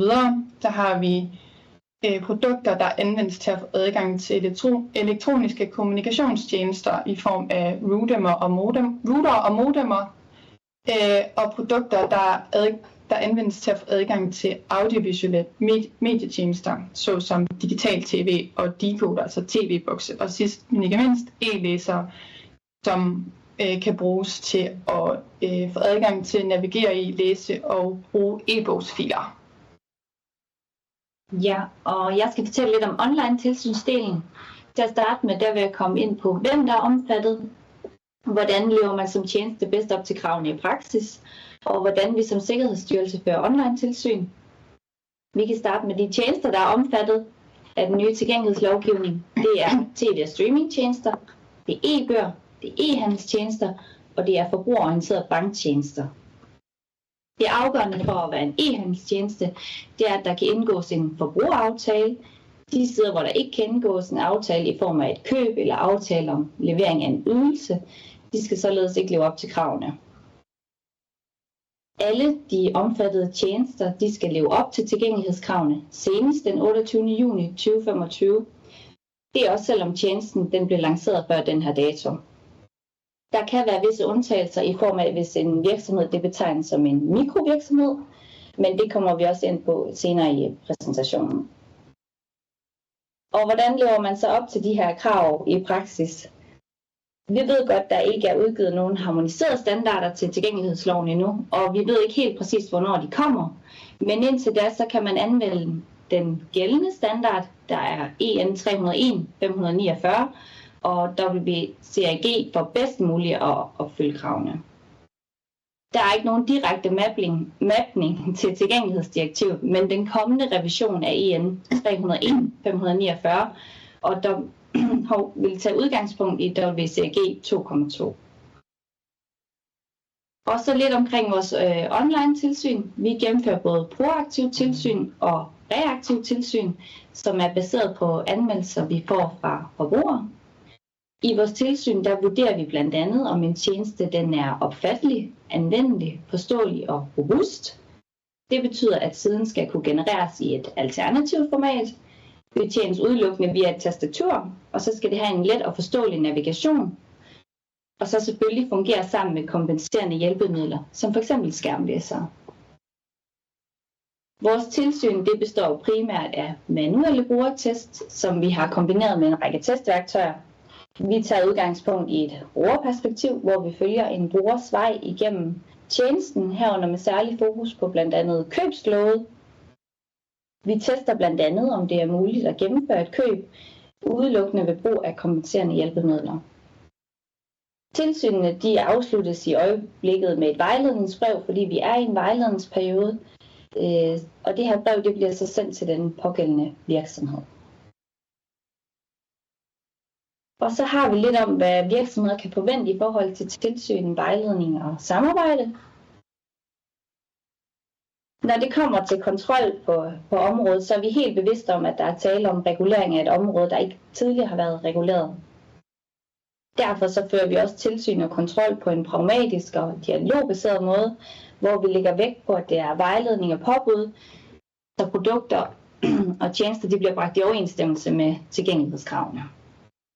Den her pragmatiske tilgang og ønsket om, at der er regelefterlevelse via vores vejledning og påbud, det taler også ind i, at Sikkerhedsstyrelsen ønsker at være muliggørende og understøttende for både de erhvervsdrivende og også for de danske forbrugere. Dermed ikke sagt, at ved bevidst manglende efterlevelse eller gentagne overtrædelser, så kan Sikkerhedsstyrelsen politianmelde virksomheder og indstille til bøde ifølge loven. Vi vil selvfølgelig meget gerne i dialog med de virksomheder, der modtager vejledning fra os, så vi kan gennemgå de fejl og mangler konstateringer, og hvordan de bedst kan arbejde med at få implementeret tilgængelighed. Og så har vi lidt omkring, hvad virksomheder, organisationer og personer de kan gøre, og her kommer vi lidt omkring orienteringspligten, mulighed for påråbning af undtagelser, og hvordan man kan anmelde produkter og tjenester, der ikke lever op til tilgængelighedsloven. Og det første, det er orienteringspligt. Erhvervsdrivende, de har pligt til at orientere os, såfremt de ikke kan leve op til de her tilgængelighedskrav. I orienteringen, der skal det tydeligt fremgå, hvilke mangler der er, og hvilke foranstaltninger virksomheden er iværksat for at opfylde kravene, og så skal der være estimeret en tidsplan. Orienteringen den kan foreløbigt meldes ind på sig@sig.dk. I forhold til undtagelser kan man som erhvervsdrivende blive undtaget fra kravene, hvis et af følgende punkter kan overholdes. Hvis det kræver en væsentlig ændring af produktet eller tjenesten, der medfører en grundlæggende ændring af dens grundegenskab, eller hvis det medfører en uforholdsmæssig stor byrde for den erhvervsdrivende. Og det er sådan, at man kan melde undtagelse ind via en blanket, der er inde på virk.dk. Vi har også en vejledning omkring påberåbning af undtagelser på vores hjemmeside, som vi vil fortælle lidt mere om senere. Og så er der de her særlige lempelige krav for mikrovirksomheder. Loven den stiller færre krav til mikrovirksomheder, det vil sige virksomheder, der har færre end 10 års værk, og en årlig omsætning eller en årlig samlet balance på mindre end 2 millioner euro. Mikrovirksomheder, der handler med produkter, de er underlagt nogle lempeligere dokumentationskrav. Hvorimod tjenester for mikrovirksomheder, de er helt undtaget fra kravene og skal derfor ikke leve op til dem. Mikrovirksomheder, der laver tjenester, dem opfordrer vi dog til i det omfang, det selvfølgelig er muligt at leve op til kravene. I det næste vil jeg komme lidt ind på, hvordan man kan anmelde ikke tilgængelige produkter og tjenester som forbruger. Der er muligheden for via produkter.dk at anmelde produkter, som er sat til salg efter den 28. juni 2025. Altså de produkter, som er omfattet af tilgængelighedsloven. For tjenester gælder det sig.dk/tip, altså sig-tip, hvor at det er tjenester, der hører under tilgængelighedsloven. Og det må gerne være tjenester, som er oprettet før den 28. juni 2025, og her samtidig også selvbetjeningsterminaler. Dog ikke sagt, at hvis man sidder med et produkt, og man føler, at man hellere eller nemmere vil anmelde igennem sig-tip, så er det også okay. Vi vil hellere modtage en anmeldelse, end ikke at modtage en anmeldelse. Vi vil gerne opfordre til, at hvis du er i tvivl, om du skal indgive en anmeldelse, så gør det hellere en gang for meget. Dog kan vi ikke udtale os om et sagsforløb efter en anmeldelse, men vi vil meget gerne modtage dem. Som nævnt, så har vi en række vejledninger på vores hjemmeside, og de vil løbende blive opdateret efter behov, og der vil også komme nye vejledninger til, når vi ser, at der er et behov for det. Og det er inde under tilgængelighed inde på sig.dk. Det var det, vi havde at fortælle omkring vores arbejde med tilgængelighed, og vi tager meget gerne imod, hvis der er nogle spørgsmål her til slut. Tusind tak. Så skal vi høre, om der er nogle spørgsmål fra salen til Sikkerhedsstyrelsen. Virksomheder, der arbejder med det her allerede. Jeg tror heller ikke, vi har noget online endnu. Har I oplevet, det ved jeg ikke, vi kan dele, Emma og Marlene, har I oplevet mange, der har meldt ind uforholdsmæssigt stor byrde? Kan I sige noget om det? Jeg har ikke det stående tal, men vi har fået nogle påberåbninger af undtagelser, og det er sådan, vi fører stik på kontroller med de undtagelser, som vi modtager i forhold til at vurdere,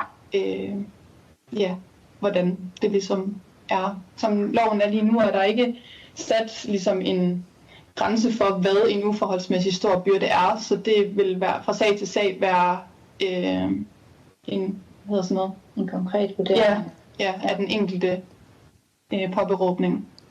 Det må være svært at vurdere uden sådan klare retningslinjer for, hvad der gælder. Er det ikke det?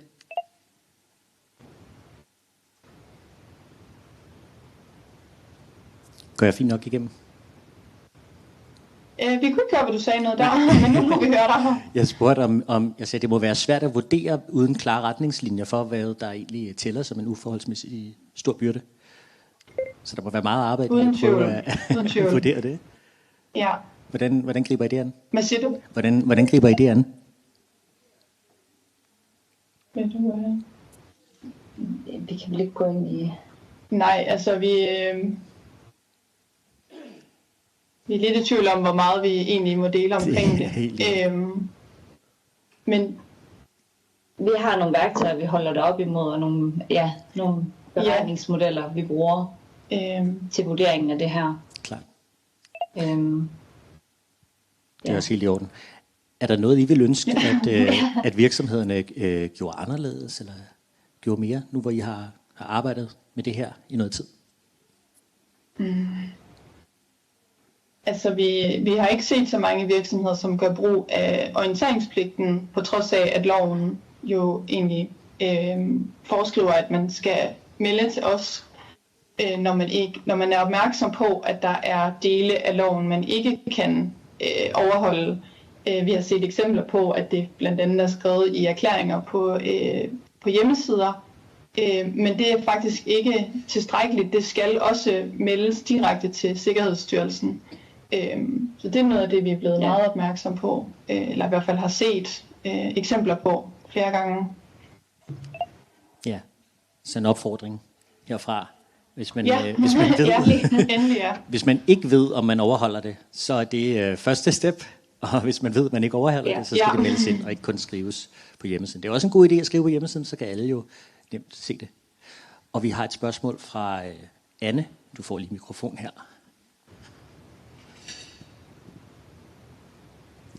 Tak for det. Jeg hedder Anne Thybe Nørgaard. Jeg arbejder som tilgængelighedskonsulent. Jeg tænker, når virksomhederne melder det ind til jer, at de ikke overholder loven, har I så pligt til at handle på den oplysning?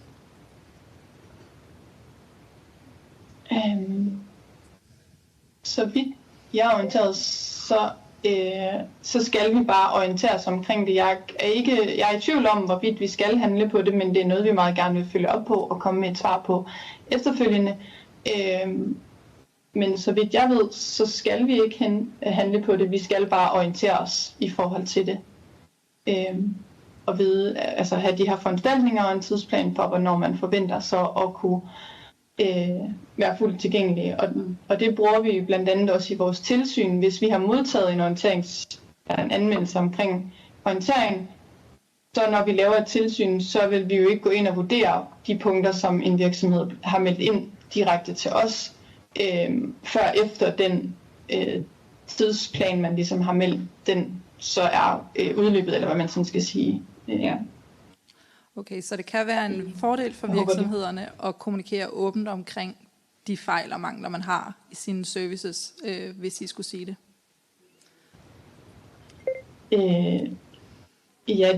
Det står jo i loven, at man skal orientere os omkring det, kan man sige. Så et eller andet sted, så opfordrer vi også til gavn for deres brugere, at de ved, om siden er tilgængelige eller ikke er. Jamen, jeg er helt enig. Det er det, jeg arbejder med, men jeg tænker bare, at der nok er en grund til, så mange har valgt ikke at melde det ind til jer, på trods af, at det er et fåtal af websites og apps, der faktisk er tilgængelige. Og jeg tænker på, om det er fordi, at man ser det som en fare at melde det ind til jer, fordi at I så har større mulighed for at gå ind og føre tilsyn med dem, der melder sig frivilligt til jer, end dem, der ikke gør. Sådan har vi jo ikke set på det. Vi har set det som om, at det måske ikke er blevet kommunikeret godt nok ud, at der er mulighed for, at man kan orientere os. Eller at man har pligt til at orientere os. Fordi det er jo, nu har vi været på en del af de her VBMO'er og har indtryk af, at man ikke er opmærksom på, at den her orienteringspligt ligger i loven.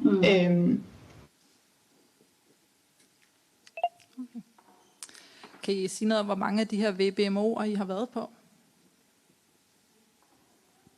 Ja, vi har gennemført knap 20 indtil videre. Vi forventer, at vi har 6 yderligere her i december måned. Så knap 30 når vi her i 25, tror jeg, hvis vi sådan skal være rimelig præcis i løbet af det sidste kvartal af 2025.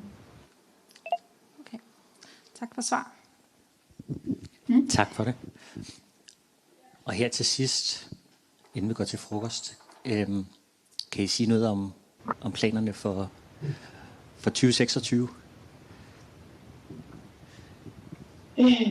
Vi kan vel sige, at vi forventer at fortsætte med at både køre produktkontroller, online tilsyn og også de her virksomhedsbaserede markedsovervågningstilsyn. Og vores tilsyn bliver lavet på baggrund af, hvad vi også finder. Så retter vi sådan ind efter det, de online tilsyn, prøver vi sådan have nogle fokusområder i perioder på, hvad vi ser, og så retter vi ind efter det. Ja, og så tilpasser vi alt efter, hvad vi ser i løbet af de tilsyn, vi kommer igennem. Vi kan ikke sådan spå udviklingen i det. Nej. Men vi tilpasser os det, der vi ser. Super. Og I nævnte en webadresse, sig.dk/tip. Tip. Uden ja, det er, hvis man har anmeldelser. Ja. Og så er man selvfølgelig også altid velkommen til at henvende sig på sig.dk, altså vores hovedpostkasse, hvis man har spørgsmål eller andet. Så bliver det videre sendt til os, og så kigger vi på det og vender tilbage med det svar, vi kan. Det er perfekt. Eller ringe ind på hovednummeret, så bliver det også videre stillet til os, så vi kan have indmeldelserne. Jeg skulle lige til at spørge, hvis man havde flere spørgsmål eller mere dybdegående spørgsmål. Det er super. Ja. Man kan både skrive eller ringe. Ja. Perfekt. Tusind tak, fordi I stillede op og var med. Tak for det. Ja, selv tak.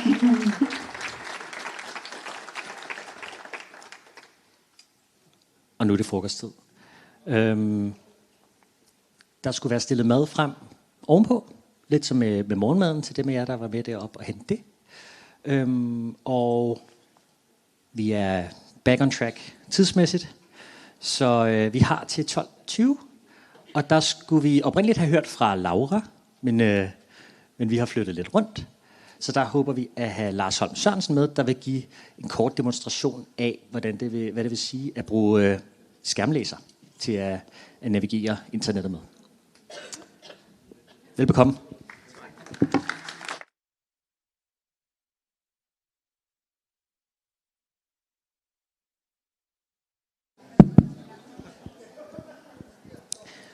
Og vi er tilbage. Man må gerne finde sin plads.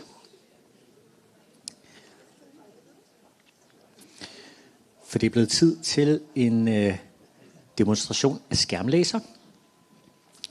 Og det er altid spændende. Demonstrationer er altid spændende at lave live. Det har jeg prøvet med softwarekode.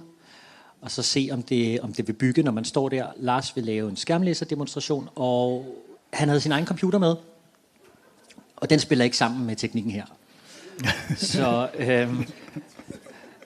Så vi har sat min Mac op til at køre det. Så jeg tror, Lars, du kan selv sige lidt om det. Jeg tror, du havde nogle eksempler, som du skulle have vist. Jeg skal nok sige lidt om, hvad vi gør, ja. Når vi kommer til det. Så jeg lægger min mikrofon ned til min computer, så kan vi høre skærmlæseren. Jeg tror, det er planen. Det prøver vi lige. Og hvad siger du? Ja, så der er tapet noget mikrofonfast derop, så det skulle være okay. Smukt improviseret. Ja. Det er godt. Ja, giv mig en hånd. Yes, jamen tak skal I have, og tak for invitationen. Jeg hedder som sagt Lars. Jeg arbejder til dagligt i det, der hedder Aquia, hvor vi laver noget software, som blandt andet kan scanne folks hjemmesider for tilgængelighed og alt muligt andet godt. Men i dag der er jeg her for at forhåbentlig at give jer lidt indblik i, hvad vil det sige at navigere på en hjemmeside, når man ikke kan se noget. Og som I lige hørte, da jeg kom med min computer, så var der bare sort flimmer på skærmen, og det fungerede ikke. Det betyder, at alle de eksempler, jeg havde tænkt mig at tage med, de ligger på min computer. Nu skal jeg prøve at lave det samme, eller noget tilsvarende på den her computer, uden mine eksempler, og med en skærmlæser, der ikke sådan er helt konfigureret til det, jeg er vant til. Men det skal nok gå. Jeg tænker, det bliver en lille smule improviseret i forhold til, hvad jeg havde tænkt. Så det, jeg tænker, der er min plan, det er, at jeg starter lige på en hjemmeside, hvor jeg sådan nogenlunde har en idé om, hvad jeg skal forvente. Og så tænker jeg egentlig, fordi i dag så er det jo 1. december, og så tænker jeg, at så bruger vi egentlig den sidste del på bare at begynde at shoppe nogle julegaver og se, hvordan det går. Hvad siger I til det? Godt. Altid også. Lad os se, hvad vi kan.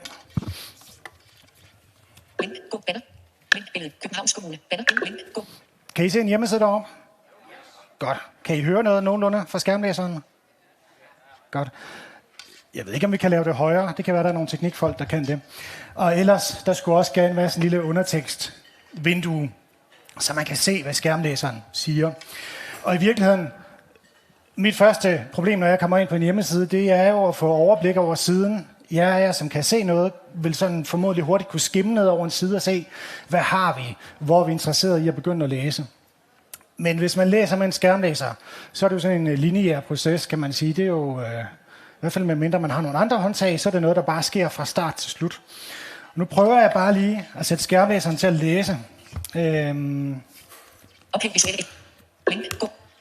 Og for at det skal blive mere spændende, så lukker jeg for det meste af skærmbilledet, så nu kan I kun se nogenlunde det, jeg hører som skærmlæser bruger. Lad os se, hvor vi kommer hen. Link, gå til hovedindhold, link, billede, Københavns Kommune, primær navigation, overskrift niveau 1, primær navigation, liste 5 emner, aktuelt emne, link, borger, link, erhverv, link, på byen, link, politik, link, om kommunen, søg, knap, hvad leder du efter, søg lækker, redigere tekst, søg, knap, luk, knap, du er lækker, navigation, overskrift niveau 1, du er lækker, liste 4 emner, link, borger, skråstreg, link, sundhed og forebyggelse, skråstreg, link, mental sundhed, skråstreg, besøg, link, psykisk mistrivsel hos børn og unge, indgang for forældre, overskrift niveau 1, psykisk mistrivsel hos børn og unge, indgang for forældre, hvem kan få hjælp, artikel, er du forælder til et barn i psykisk mistrivsel, vi kan hjælpe jer til at komme videre og få det bedre, indgang til bedre mental sundhed er et tilbud til børn og unge, som oplever psykisk mistrivsel. Jeg stopper bare lige her. Er der nogen af jer, der har lyst til at sige et eller andet? Hvad tænker I om den her måde at skulle læse en hjemmeside på? Er der nogen, der har? Du bliver ked af det? Ja, okay. Men det er også, man kan sige, hvis jeg gør det sådan her, det er jo for besværligt. Det tager jo alt for lang tid at læse alt det der indhold, jeg måske ikke, eller de der links og alt det der i starten, jeg måske ikke har brug for. Så jeg har brug for nogle bedre måder at navigere på. Og noget af det, vi typisk gør, jamen, det er jo det her med at navigere efter overskrifter. Det kan vi kun, hvis overskrifterne de er lavet godt på hjemmesiden, og det ved jeg faktisk ikke, om de er lige på den her, men det må vi så se nu, hvordan det fungerer. Okay. Overskrifter menu. 2, hvem kan få hjælp? 1, psykisk mistrivsel hos børn og unge, indgang for forældre. For det jeg blandt andet kan som skærmlæserbruger, ved siden af kodet med tilgængelige overskrifter, så kan jeg navigere. Det her det er HTML-overskrifterne, altså dem af jer, der kender noget til HTML-kode, H1 og H2 og bla bla bla. Og der er det jo ret vigtigt, kan man sige, at det der visuelt på en side fungerer som overskrifter, at det også bliver kodet, fordi så kan jeg hive den her liste op, og jeg håber, I på en eller anden måde kan fornemme, nu læser jeg ned over den, så man også kan høre, hvad den siger. 2, hvem kan få hjælp? 2, som får hjælp. 2, hvad kan vi tilbyde? Det giver mig i hvert fald en bedre forudsætning for at få overblik over siden og navigere til den del af siden, jeg gerne vil begynde at læse. Lad os sige, at det var her. Overskrift niveau 2. Hvad kan vi tilbyde? Så kan jeg begynde at læse herfra. Vi tilbyder blandt andet. Liste 2 emner. Nuværende position, tekstelement. Punkttegn mulighed for samtale med en psykolog eller en børneundergiver. 2 absolut på liste. Overskrift niveau 3. 8 forskellige tilbud. Og det er jo noget af det her, vi kalder for semantik, når vi snakker om HTML. Det der med, at tingene de er kodet som det, de er. At overskrifterne, de faktisk er kodet som overskrifter, fordi så kan jeg bruge de her håndtag til at navigere efter. Hvis der kommer en liste, at den så er kodet som en liste, fordi så forstår jeg de her opstillinger af ting. Nu skal jeg lige prøve, om jeg kan finde et link. Jeg tror, jeg kan finde. Det må vi se, hvor godt det går, nu jeg ikke har det.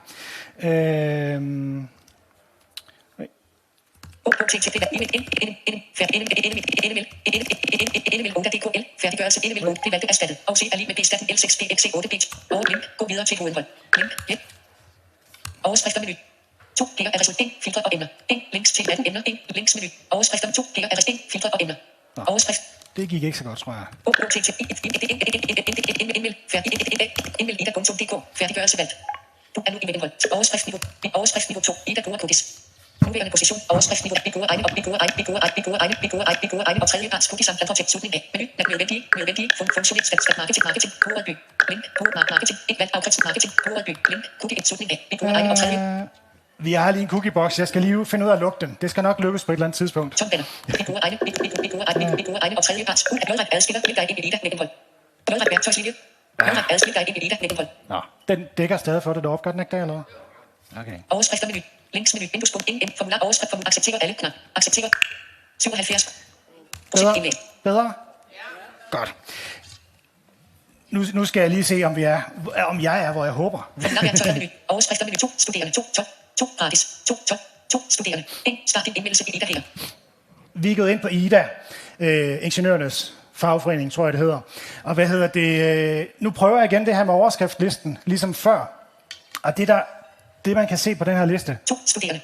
2, 12. Der kommer nogle ting. Lige pludselig så står der 12 i en overskrift. Er der nogen af, hvis I bare skal 12, hvad betyder det? Er det en overskrift til et eller andet? Nej, lad os prøve at hoppe hen til det, så kan det være, at vi finder ud af det, ikke? Overskrift niveau 2. Overskrift niveau 2. 12. NDR. Overskrift niveau 2. Gratis. Ja, det var faktisk noget med 12 måneder gratis. Men det vi jo har gjort her, lige pludselig, så er der nogen, der har...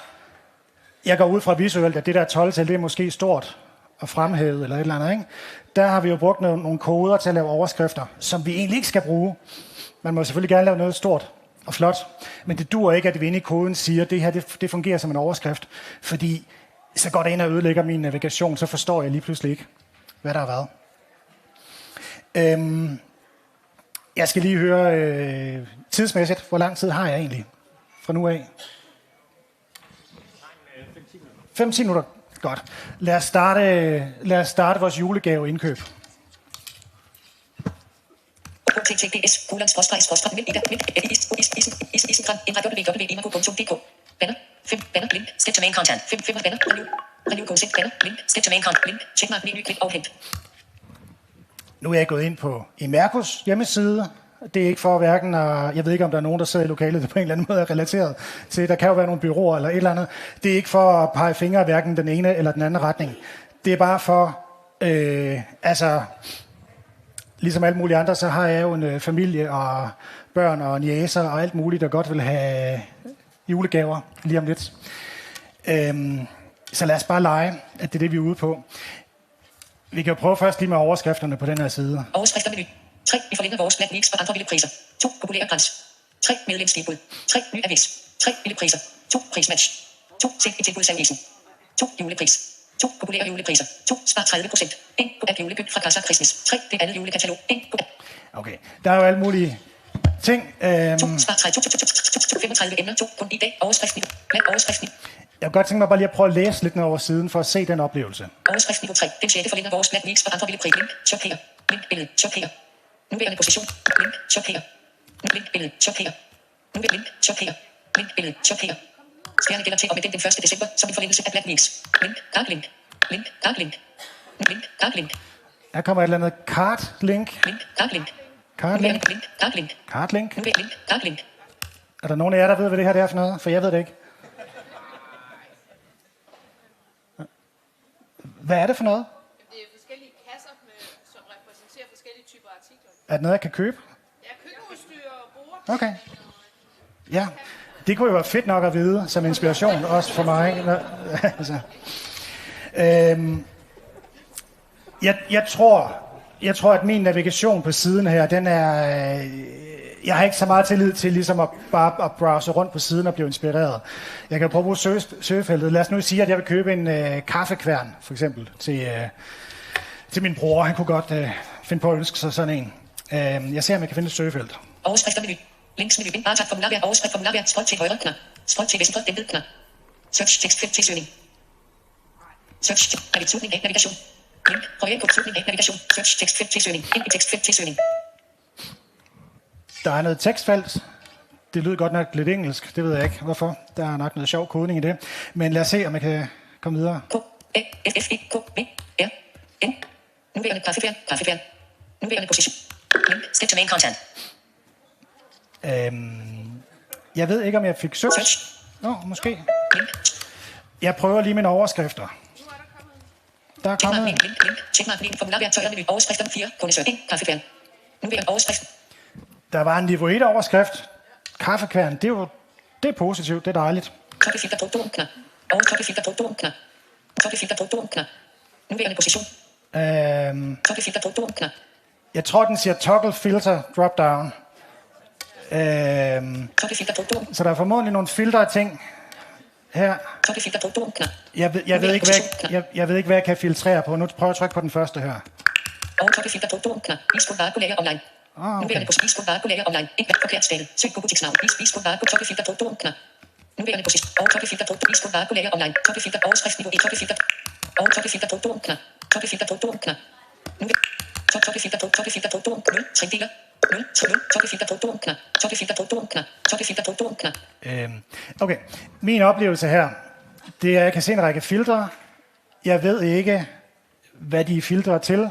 Nogle af dem har jeg en oplevelse af, at jeg kan åbne. Så kan jeg godt måske forstå, hvad de gør. Men der er også nogle af dem, jeg faktisk oplevede, at jeg ikke kunne trykke på. Det ved jeg ikke, hvorfor. Kan I visuelt se, hvad man filtrerer på? Ja. Ja. Det vil jo være rart, hvis man nu har sådan en... Jeg ved ikke, hvor mange kaffekværne der er, men jeg forestiller mig, at de har ret mange. 86. Ja. Det kunne jo være fedt nok ikke at skulle alle sammen igennem, men det er vi jo så nødt til nu. De her filter, de er sådan lidt svære at finde ud af.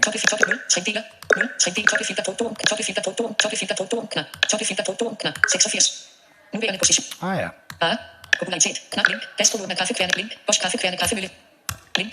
Bosch kaffekværne. Kaffemølle. 1 Bosch kaffekværne. Kaffemølle. 2 superpris. Bosch kaffemølle. 2 favorites kapacitet. 75 gram. 180 watt. Hvid superpris. 249,95 link i kode. Lad os prøve den her. Link. Bosch kaffekværne. Link. Bosch kaffekværne. Kaffemølle. 1 Bosch kaffekværne. Kaffemølle. Fik jeg valgt den? Nej. Kaffemølle fra Bosch kapacitet. 93 link. Checkmark. Menu. Klik. Afhent. Banner. Link. Checkmark. Menu. Klik. Jeg kommer ind på en ny side, ikke? Godt. Jeg prøver lige med en overskrift igen og se, om jeg kan være så heldig. Overskrifter menu. 4. New products from Bosch kaffemølle. 9M4. New products from Bosch kaffemølle. Der er noget, jeg tror, den siger view products. Er det rigtigt? Ja. Så det lyder jo ikke, som om det er den specifikke, jeg har valgt. Jeg havde nok forventet egentlig, der havde været en overskrift til præcis den, jeg valgte. Men overskrift niveau 1. Lad os lige se. Slutning af. Stjernebebyggelse. Gruppe. 5. Slutning af. Billede. Hans stjerne. Gruppe. Slutning af. Stjerne. Gruppe. Billede. Stjerne. Gruppe. Nuværende position. Gruppe. Slutning af. Stjerne. Billede. Stjerne. Gruppe. Slutning af. Stjerne. Gruppe. Billede. Stjerne. Gruppe. Lige nu så er jeg lidt i tvivl, hvor jeg er. Jeg prøver lige at finde... Det er jo rigtigt nok, det du gør. Det er rigtigt, det jeg gør? Ja, du er inde på den. Okay. Yes. Men hvordan finder jeg ligesom... jeg vil gerne læse fra starten af om den her. Overskrifter. 4. Varen findes i. 2 andre ser også. 2 andre køber også. 4. Kundeservice. 2 andre ser også. 4. Varen findes. Okay, jeg viste det der med overskrifterne. Måske kan jeg finde... vi har noget, der hedder landmarks. Linksmenu. Vinduespunkter menu. Varetegnmenu. Indholdsoplysning. Ekstra. Hoveddel. Ja. Det her... Det er et main landmark. Link. Måske jeg kan bruge det. Besøg link. Nuværende position. Kom jeg nogenlunde til starten nu? Ja. Link. Køkkenudstyr. Link. Kaffeoptag. Link. Kaffekværne. Bosch kaffemølle. Bosch kaffekværne. Kaffemølle. 1 Bosch kaffekværne. Kaffemølle. 1 knap. Nuværende position. Bosch kaffekværne. Kaffemølle. 2 Bosch kaffekværne. Kaffemølle. 2 knap. Nu Bosch kaffekværne. Kaffemølle. 3 Bosch kaffekværne. Kaffemølle. 3 knap. Jeg forstår faktisk ikke, hvad der er forskellen på de her... Det er billeder? Det er bare billeder. Okay, så det er ikke nogen, jeg skal trykke på, hvis jeg vil købe den måske. Bosch kaffekværne. Kaffemølle. Mathias, hvordan er tiden? Tobias. Vi er ved at være der. Bosch kaffekværne. Kaffemølle. 5 Bosch kaffekværne. Kaffemølle. 5 Bosch kaffekværne. Kaffemølle. Bosch kaffekværne. Kaffemølle. 7 Bosch kaffekværne. Kaffemølle. Ekstra. Superpris. Stjernebebyggelse. Superpris. Superpris. Hvor står den henne? Stjernebebyggelse. Længere nede. Superpris. Jeg vil jo tro, når jeg læser her, så læser jeg videre, at jeg så vil læse den superpris. Stjernebebyggelse. Gruppe. Stjerne. Gruppe. Billede. Slutning af. Stjerne. Gruppe. Stjerne. Gruppe. Billede. Slutning af. Stjerne. Gruppe. Men jeg tænker, at tiden er ved at være løbet ud. Så lad os bare sige, at det ikke var i dag, vi fik købt den her kaffekværn. Og jeg ved ikke, måske var det var lykkes, hvis jeg havde fortsat længere. Men det er jo også, man kan sige, et eller andet sted, så er der jo en grænse mellem, man kan sige, der er nogle tilgængelighedsproblemer. Det gør, at man slet ikke kan noget. Det kan godt være, hvis jeg kæmper videre, at jeg til sidst får lagt et eller andet i kurven. Men jeg vil måske være usikker på, hvad jeg får lagt i kurven. Og jeg vil måske bruge meget mere tid, end jeg overhovedet er villig til for at lægge det her i kurven. Et eller andet sted, så vil jeg nok være tilbøjelig til at gå et sted hen, hvor jeg var mere sikker. Det er også et spørgsmål om, hvorvidt jeg er sikker på, hvad det rent faktisk er, jeg laver på en hjemmeside. Det er meget rart at ikke sådan mere eller mindre tilfældigt smide et eller andet i julegavekurven der. Nå, tak fordi, at I fulgte med.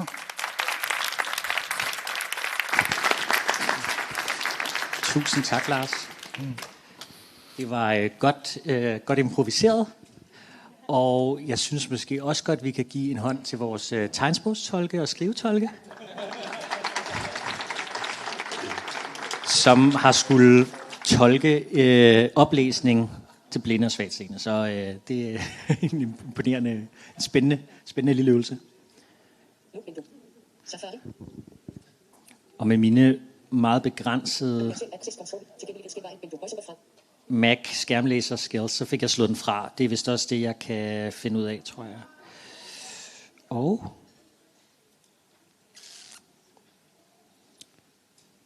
der var vores præsentation.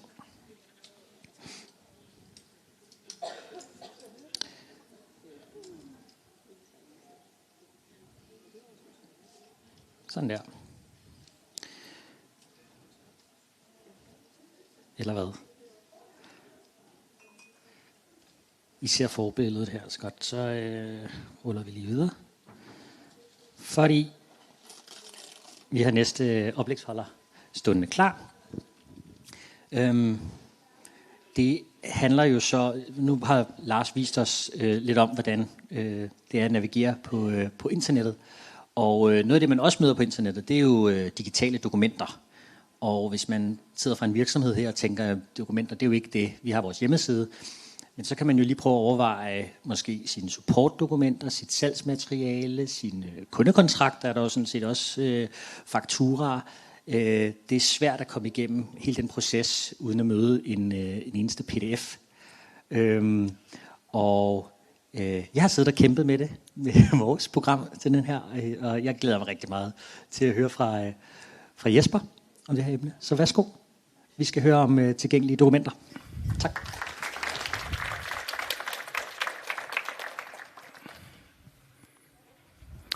Tusind tak, fordi jeg måtte komme. Vil jeg starte med at sige, det er dejligt at være i et lokale, hvor der er så mange, der har den samme passion omkring tilgængelighed, som jeg selv har. Det er ikke altid, man får lov at møde så mange, og mange gange skal man forklare, hvad man laver.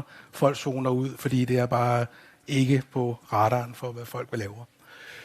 I dag vil jeg gerne fortælle lidt om tilgængelige dokumenter, eller dokumenttilgængelighed. Normalt snakker vi om webtilgængelighed generelt. Det er der en masse, der har afdækket allerede. Så jeg kommer til at tale lidt om selve tilgængelige dokumenter. Jeg vil gerne fortælle lidt om de typiske udfordringer, som vi hører, når man er i gang med at snakke med kunder omkring tilgængelighedsstrategi. Og jeg vil også gerne prøve at give et par startpunkter til, hvor man kan komme i gang. Så vil jeg fortælle lidt om den tilgængelige fil. Jeg tager udgangspunkt i den mest benyttede filformat, som er PDF. Og slutligt så vil jeg komme ind på, hvordan vi i Omnidocs hjælper vores kunder med at skabe dokumenttilgængelighed. Typiske udfordringer med tilgængelighed. Jeg har valgt at segmentere i 5 punkter her. Den første, det handler om begrænsning af software og værktøjer. Standardsfunktionerne i software i dag skaber ikke automatisk fuldt tilgængelige PDF-filer.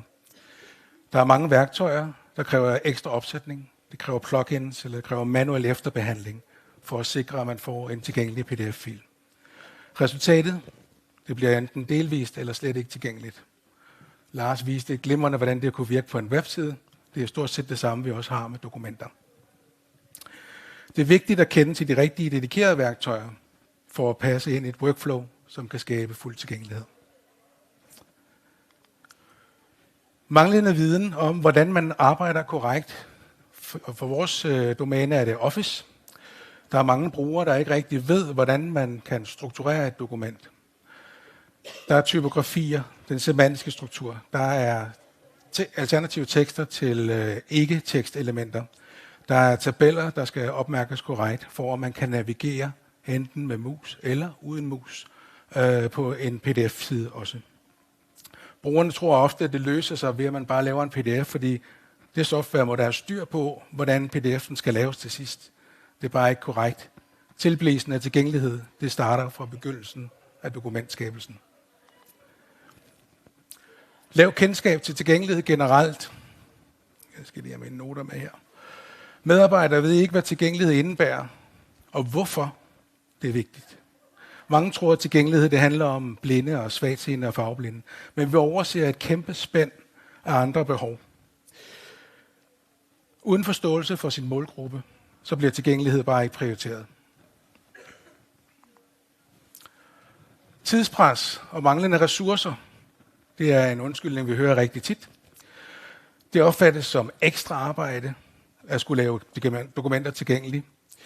Og når deadlines presser på, så bliver tilgængelighed det første, man skærer fra. Manglende træning og værktøjer gør processen langsommere, end den behøver at være. Manglende interne processer og ansvarsfordeling. Der er ingen klare retningslinjer for, hvordan tilgængelige dokumenter skal laves. Der er ingen, der udpeger nogen, der skal være ansvarlige for kvaliteten eller kontrollen. Tilgængelighed bliver et nice to have, i stedet for et krav. Oftest laves der krumspring for at undgå at blive fanget i monitorering. Vi hørte det før med Digitaliseringsstyrelsen. Hvad hvis vi ikke indberetter os selv?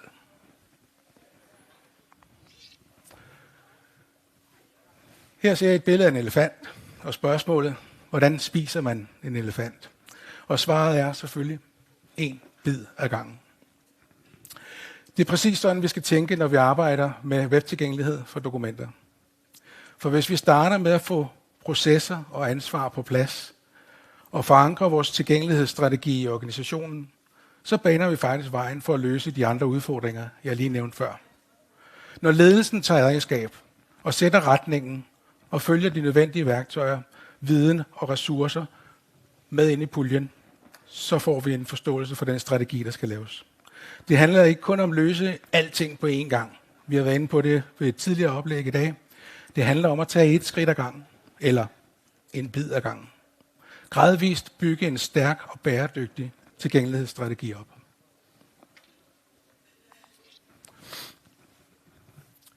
Tilgængelighedsstrategi for dokumenter. Sådan kommer virksomheden i gang med en dokumenttilgængelighed. For det første, definere retning og mål. Find ud af, hvor dine dokumenter ligger, og hvordan disse publiceres. Hvis du har styr på dine dokumenter, så har du også styr på, hvad det er, du skal til at spise. Så kend omfanget til at starte med. Når du så kender omfanget nogenlunde, eller ikke ved, hvor du skal starte, så kan du benytte automatiserede scanninger. Der findes værktøjer, som for eksempel Siteimprove, der er med til at sponsorere i dag, til at finde dokumenter på jeres hjemmeside og flage de udfordringer, der måtte være i forhold til tilgængelighed. Så man har altså allerede her et godt udgangspunkt at tage fat i. Herefter kan man dele puljen af dokumenter op i bunker og kontrollere manuelt. Brug værktøjer til at hjælpe med at identificere, frem for at prøve at forstå. Der findes PAC 2024, PAC Accessibility Checker, Color Contrast Analyzer til fagkontrastkontrol, og oplæsninger via skærmlæser, for eksempel NVDA. Det er alt sammen gratis software. Alt sammen noget, som alle kan downloade og bruge til at foranalysere sin opgave foran sig.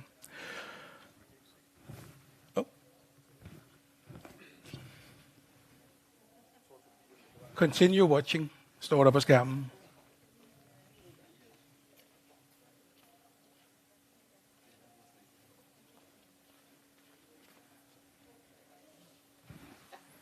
Godt, så er vi tilbage on track.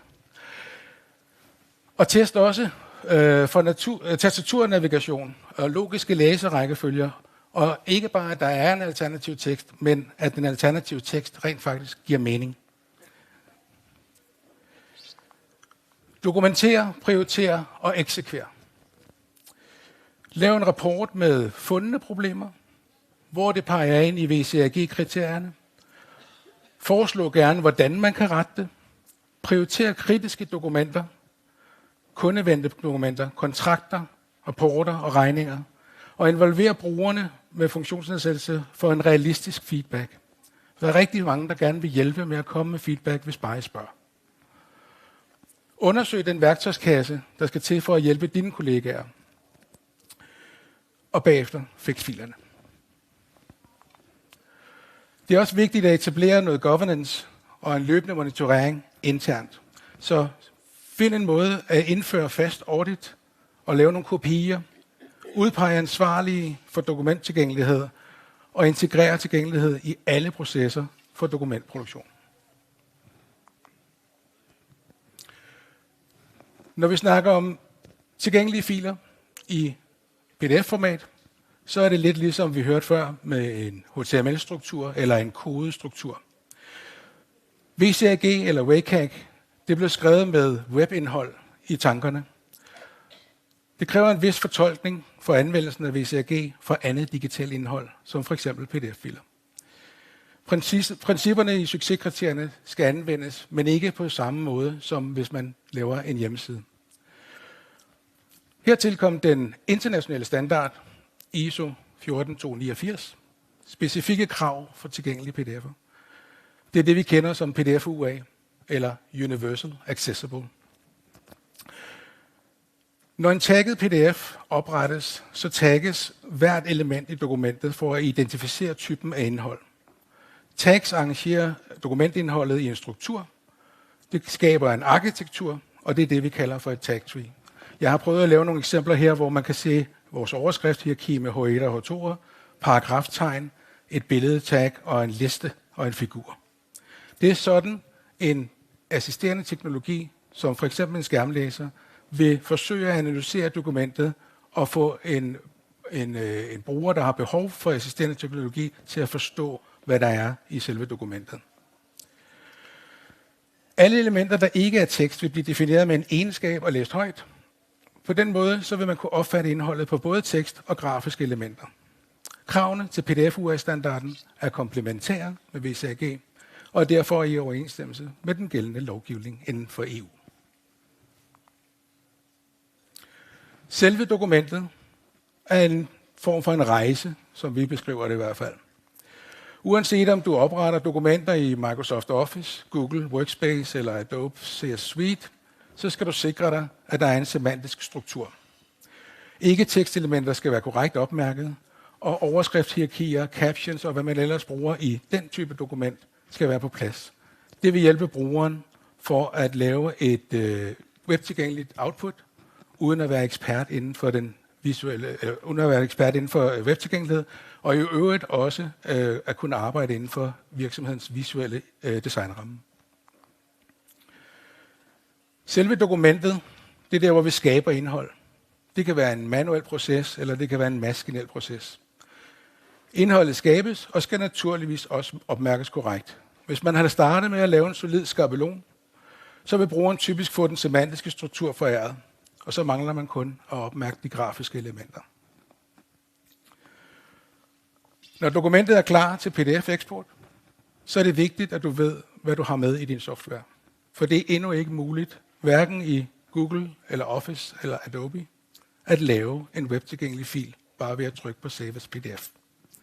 Vi ved, at de arbejder på det, og vi kan kun håbe på, at arbejdet bliver intensiveret med tilgængelighedskravene, som der nu også er kommet i den private sektor. For nuværende ligger der altså et manuelt efterbehandlingsarbejde for at sikre, at den korrekte opmærkning og struktur ligger i PDF-filen. Det er dyrt, det er besværligt, det er tidskrævende, og det kræver ekspertviden inden for webtilgængelighed. I OmniDocs så har vi udarbejdet det her dedikerede software. Det hjælper brugeren med at finde udfordringer i forhold til sin tilgængelighed, når man sidder og arbejder i dokumentet. Og man bliver guidet til, hvor i dokumentet man har en udfordring, og hvordan man skal udbedre den. Og så sørger vi jo også for at eksportere til PDF UA. Vi sikrer os altså, at redaktøren har fuld kontrol over sit dokument og afhjælper problemer med tilgængelighed i kildefilen. Og dermed så elimineres behovet for efterbehandling. Tilgængelighedsudbedringerne er gemt i selve filen, så hvis der skulle ske ændringer eller tilføjelser til dokumentet, jamen så er det kun det, der skal gøres tilgængeligt, og så eksporterer man til en ny PDF-fil. Og dermed er kildefilen og det endelige output altid det samme. Bestig bjerget. Det er ikke en nem rejse at nå fuld tilgængelighed. Det sætter krav til en forankret proces.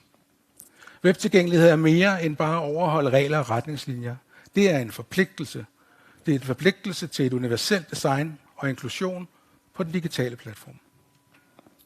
Selvom retningslinjerne for tilgængelighed primært fokuserer på at hjælpe mennesker med handicap, så kan mange af retningslinjerne for tilgængelighed også forbedre brugervenligheden for alle. Rejsen til fuld webtilgængelighed er en kontinuerlig rejse. Den kræver bevidsthed, og den kræver regelmæssige opdateringer og holde trit med teknologisk fremskridt og skiftende brugerbehov. Der er mange grunde til at gøre digitalt indhold tilgængeligt. Vi har hørt mange af dem i dag. Lige fra en holistisk tilgang til en lovmæssig tilgang. Men uanset hvad din motivation er, så skal du vide, at tilgængelighed ikke er en luksusvare. Det er grundlaget for et inkluderende digitalt univers. Så ved jeg ikke, om der er spørgsmål.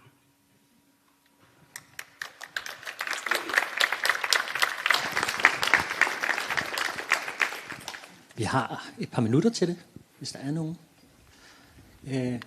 Og vi har her fra Sissel. Jeg vil lige have mikrofonen, så skal jeg gentage det hele.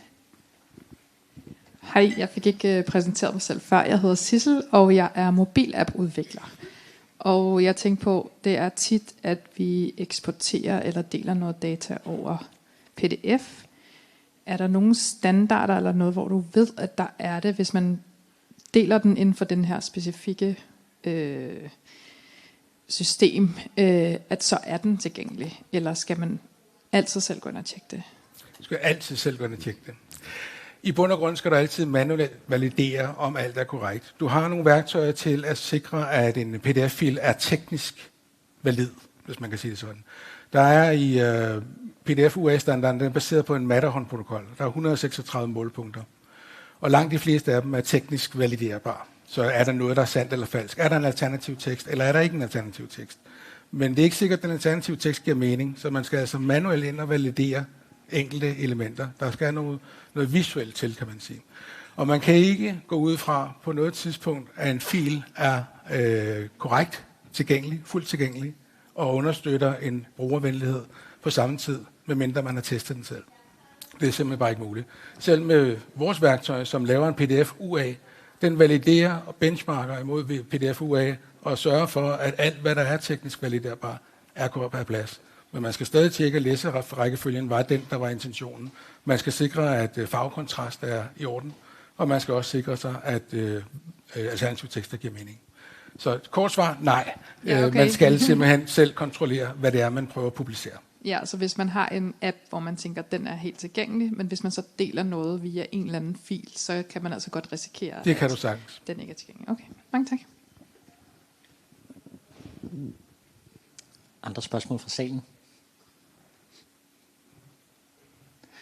Hvor mange virksomheder rammer plet her? By default?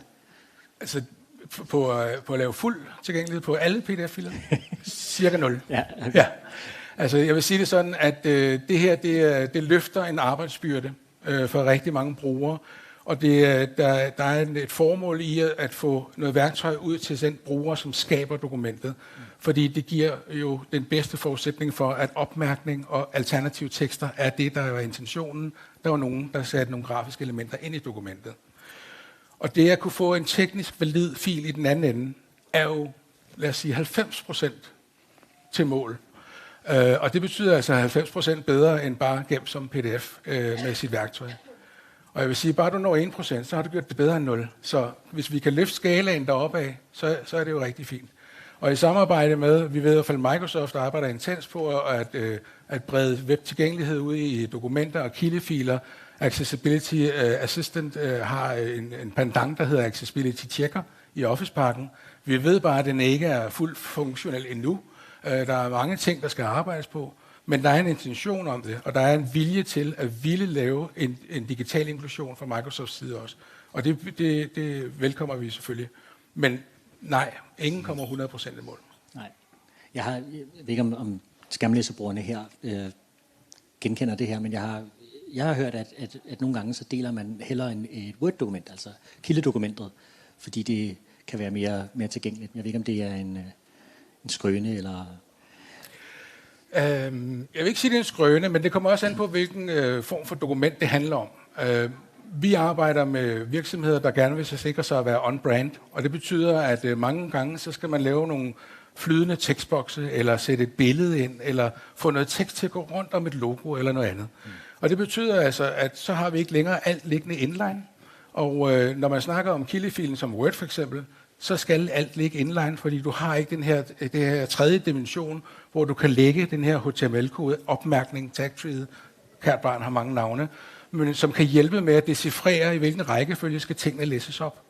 Så at dele en kildefil på den måde, vil jeg ikke anbefale for nogen. Og at bruge for eksempel Microsoft Word til at teste, at ens kildefil er korrekt, vil jeg heller ikke anbefale for nogen. Et godt eksempel er, at den semantiske struktur, hvis du går fra overskrift 1 til 3, så vil Word stadig sige, at du har et fint dokument.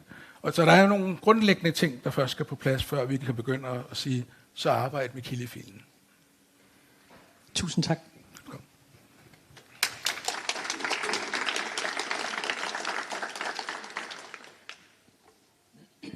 Vi har nu haft om både skærmlæsere og om synstolkning, noget der gavner blinde og svagtseende. Vi har ikke rigtig dækket, hvad der skal til for døve. Og hvem anden kunne være bedre egnet til det end landsforpersonen for Danske Døves Landsforbund, Anne Vikkelsø. Værsgo.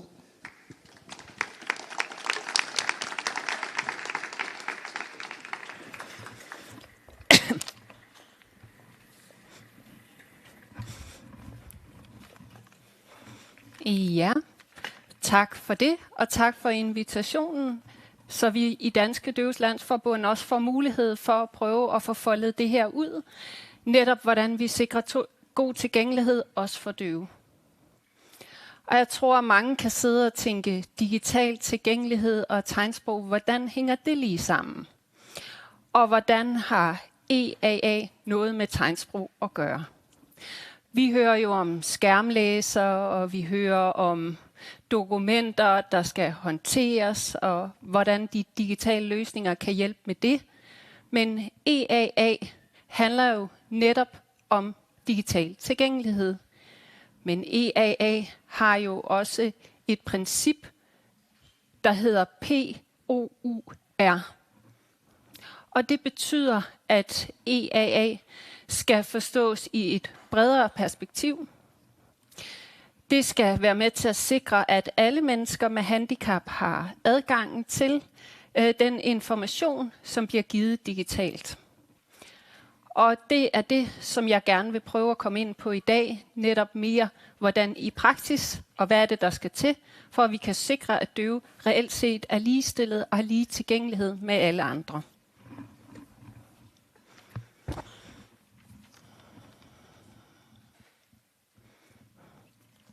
Tilgængelighed handler jo ikke kun om ramper eller om teknologi. Tilgængelighed handler også om sprog. Det handler også om tegnsprog, hvor tegnsprog er nøglen til døves ligestilling. Og uden sprog og uden tegnsprog, jamen så har vi ikke mulighed for at deltage i det danske samfund på lige vilkår. Og hvis I går ind og ser på forskellige hjemmesider og informationssider fra de offentlige myndigheder, jamen hvor mange gange har I stødt på, at det også var tilgængeligt på, ja det står på dansk, men også var tilgængeligt på dansk tegnsprog? Nu kigger jeg rundt i salen. Det er der nok ikke så mange af jer, der har. Og det er fordi, der er meget få virksomheder og myndigheder nu i dag, som sikrer, at deres tekster også er tilgængelige på tegnsprog. Der er mange, som kan tænke, det er måske underordnet, for døve kan læse selv. Så er det jo fint, det står jo på dansk. Men sådan gør det sig ikke altid gældende. Vores 4.000 medlemmer af det danske døvesamfund, som vi repræsenterer i Danske Døves Landsforbund, de har dansk som andet sprog. Og hvis man er født døv, jamen så er det ofte sådan, at dansk kan være svært. Det kan være svært at læse og forstå dansk. Så hvis man skal sikre fuld ligestilling for døve, jamen så skal der også gives tekster og informationer på tegnsprog. Og der ser vi nu flere og flere myndigheder, som er begyndt at tage sådan initiativer med at få oversat deres tekster til tegnsprog. Men vi er overhovedet ikke i mål endnu. Og der tænker vi, at EAA også kan bruges som en løftestang til at være med til at sikre, at de ting, som bliver lagt op digitalt, også bliver lagt op på tegnsprog.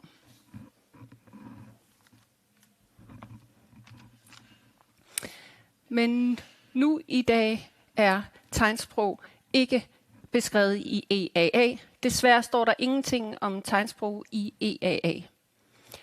Men i den nye EAA, i nye regler, der er der udvidet tilgængelighed. Det er et udvidet tilgængelighedsbegreb. Og det er måske også noget, der kan bruges som en løftestang for, at vi kan begynde at indtænke tilgængelighed mere bredt.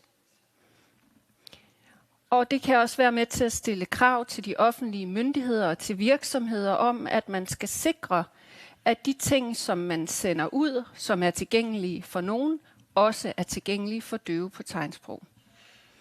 Vi ser nu for eksempel, at der er nogle museer, der begynder at tage initiativ til at lave det, der hedder VisuGuides. Og det betyder, at når der er en tekst til deres forskellige kunstværker, som beskriver dem, ja, så er de oversat til tegnsprog. Og så gør man det, at man laver en lille QR-kode, som man kan scanne, og så kan døve med deres mobil scanne QR-koden, få den læst ind på mobilen, og så bliver teksten oversat til tegnsprog. Og der ser vi, at det begynder at blive udbredt, og vi ser det meget i udlandet. Danmark har kun lige taget spadestikket til det, men vi vil rigtig gerne opfordre til, at det bliver endnu mere udbredt også herhjemme.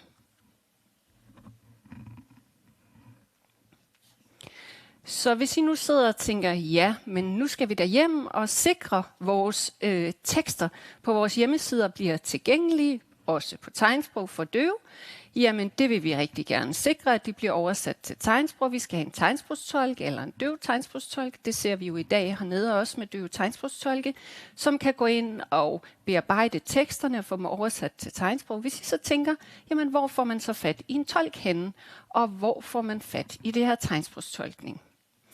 Ja, så er det desværre sådan i dag, at i Danmark, der har vi ikke én myndighed. Vi har ikke én samlet enhed, hvor man vil kunne gå ind og bare bestille en tolk. Vores tolkeområde i dag er meget fragmenteret.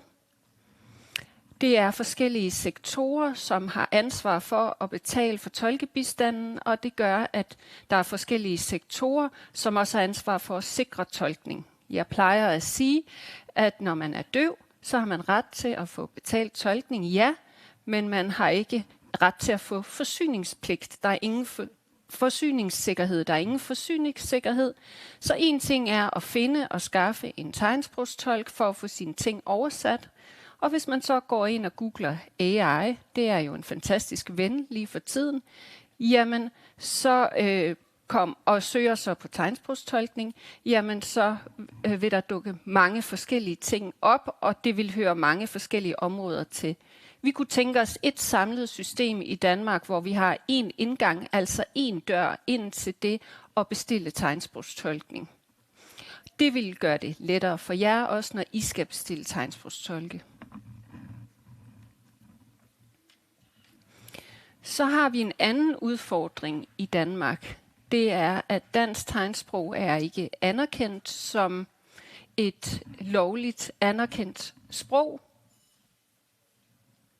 Og det betyder, at dansk tegnsprog ikke på samme måde som for de andre nordiske lande er anerkendt. Det er ikke indtænkt på samme måde, hver gang der opstår noget nyt. I Norge for eksempel, der har man sin egen sproglov. Og det vil sige, at hver gang, at man skal sende informationer ud til borgerne, jamen så skal man sikre, at det også bliver tilgængeligt for døve på tegnsprog. Det bliver indtænkt fra start. Det har vi ikke i Danmark, og det har vi behov for at få højnet, sådan at dansk tegnsprog får den status, at det automatisk bliver indtænkt fra start.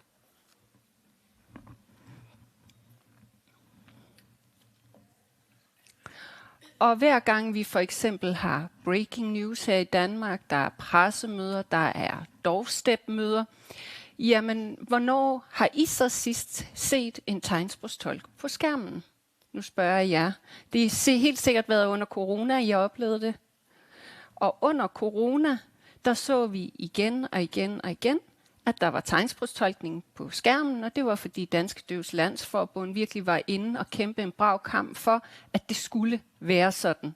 Efter corona er det så fuldstændig dødt ud. Og det er, fordi vi ikke har en lov her i Danmark, som regulerer det, som vil gå ind og sige, at offentlige myndigheder og virksomheder skal sikre fuld tilgængelighed for døve. Det har vi ikke. Og derfor bliver det meget tilfældigt, hvor man ser tolkning, og hvornår der bliver rekvireret tolkebistand. For nylig har vi jo haft nogle krisesituationer her i samfundet med vores drone- og lufthavnssituationer, hvor der blev meldt noget ud, og vi skal preppe, og vi skal være opmærksom på at have mad nok derhjemme til x antal døgn. Men den information kommer heller ikke ud på tegnsprog. Så det er derfor, som der også står her, at når vi står i breaking news-situationer, nationale pressemøder, myndighedernes anbefalinger og vejledning, når de kommer ud, jamen, så skal vi sikre, at informationen også kommer ud på tegnsprog. Vi skal sikre, at døve ikke altid er et skridt bagud i forhold til alle andre, når det gælder sig information. Og i forhold til dronesituationen med lufthavnen, jamen der var ikke noget tegnsprogstolkning, hvor man dækkede det, og der var jo pressemøder, og der kunne man se de gule bjælker, hvor der står breaking news i skærmbilledet, men det er bare ikke breaking news for døve.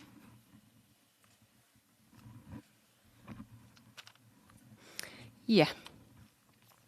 Så nu hvis I sidder og tænker, jamen vi vil da gerne gøre vores allerbedste for, at vi gør det bedre end statsministeren, og vi gør det allerbedste. Vi vil gerne gøre det allerbedste, vi overhovedet kan. Vi vil gerne være bedre end alle andre. Vi vil gerne sørge for at sikre, at vi får bestilt tegnsprogstolk og får booket tegnsprogstolk. Så er der lige nogle få gode råd til det, hvad I kan gøre i sådan en situation. Det er en god idé, hvis man ved, at man skal bruge tolk, at man så booker dem god tid før. Det kan indimellem være svært at få fat i tolke, fordi tolkebehovet er større end mængden af tegnsprogstolke. Så det er altid, hvis man kan, en god idé at booke i god tid inden, og hvis for eksempel man så oplever, at det er breaking news her og nu, der bare skal ud, jamen så har vi også et lille korps af tolke, som vi hurtigt kan hive fat i, og der er I altid velkommen til at kontakte os i Danske Døves Landsforbund, hvor der har vi mulighed for at hjælpe jer videre, i forhold til, hvor I kan skaffe nogle tolke, hvis I står her og nu og mangler. Det gør vi gerne. Og tolke arbejder ofte i teams. Så hvis det er længerevarende møder, som for eksempel i dag, så vil de arbejde i teams. Jeg har måske også bemærket, at der er 4 tolke til stede her i dag. Og det er, fordi vi har det, der hedder døve tegnsprogstolke plus 2 hørende tegnsprogstolke. Og det er, fordi de arbejder i et team, og fordi vi plejer at sige, at døve selv kan jo tegnsprog på modersmålsniveau, hvor hørende tolke ofte har tillært sig tegnsprog på et senere tidspunkt i livet. De får kun 3,5 års uddannelse, de hørende tegnsprogstolke, og det vil jo også sige, at nu for eksempel med sådan en dag som i dag med skærmtolkning, som foregår på et højt niveau, så plejer man at gøre det i teams, hvor man har hørende tegnsprogstolke, som lytter til det, der bliver sagt, tolker det videre og feeder det på tegnsprog til en døv tegnsprogstolk, som så derfra sikrer tegnsprogskvaliteten på et højt modersmålsniveau, som så tolker det videre til modtagerne. Og det er også grunden til, at vi ofte har mere end 1 tolk til stede, når vi er ude. Som døve vil vi jo rigtig gerne kunne netværke også i pauserne, og tolkene skal måske også have en pause i løbet af dagen, så derfor har vi andre tolke også i teamet, hvor vi så kan hente dem ind, mens nogen holder pause. Man skal regne med, at hvis man skal lave et arrangement, så skal man minimum have 2 tolke med. Og som jeg også har nævnt her, de arbejder også online og arbejder på skærme. De arbejder til videokonferencer også. Og så er der måske nogle af jer, der har prøvet at følge med lidt over på teksten herovre med skrivetolkning, hvor der både er tegnsprogstolkning og skrivetolkning parallelt. Og hvis I kigger på skrivetolkningen, så er det jo lidt ligesom en skærmlæser, som vi så før. Det kan være lidt hakkende. Og det er ingen kritik af tolkene. De gør deres allerbedste. Men det er ikke det samme som det sagte sprog, at man har en tegnsprogstolk, som tolker det videre. Så der er lidt støj på linjen på den måde. Så en skrivetolkning vil aldrig kunne erstatte en fysisk levende tegnsprogstolk, hvor man kan få det live og få det direkte oversat. Og det går også hurtigt, og det er derfor, vi også rigtig gerne vil have levende tegnsprogstolke, så vi kan få det hele med. Ja, så til allersidst bare et lille indspark til lidt god etikette. Hvis I skal tale med en døv gennem en tolk, så er det noget med at holde øjenkontakt med den døve, I taler med, og ikke kigge på tolken. Tolken er et hjælpemiddel. Godt nok et af slagsen, et levende hjælpemiddel, men det er den døve, man kigger på, og det er den døve, man har øjenkontakt med. Så skal man bare tale stille og roligt i sit eget naturlige taletempo. Man behøver hverken at tale hurtigere eller langsommere. Man behøver ikke at spekulere over sit ordvalg. Man kan tale, som man plejer. Og så er tolken ikke en samtaledeltager, men det er den døves øre og stemme. Så det er en, der sørger for formidlingen og formidling af samtalen. Og det tror jeg var kort og godt, meget hurtigt og kort, en lille indflyvning til, hvordan man bestiller en tolk, til hvordan man bruger en tolk, og hvorfor at man har en tolk, som er relevant for IAA, og hvordan tolkning er relevant for det. Så jeg ved ikke, om der lige kunne være plads til et enkelt spørgsmål. Nu er jeg ikke ordstyrer, det er dig, Tobias.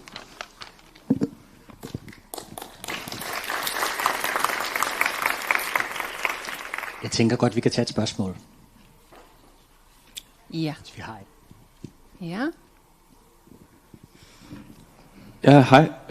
Mit navn er Rasmus. Jeg kommer fra Silktide.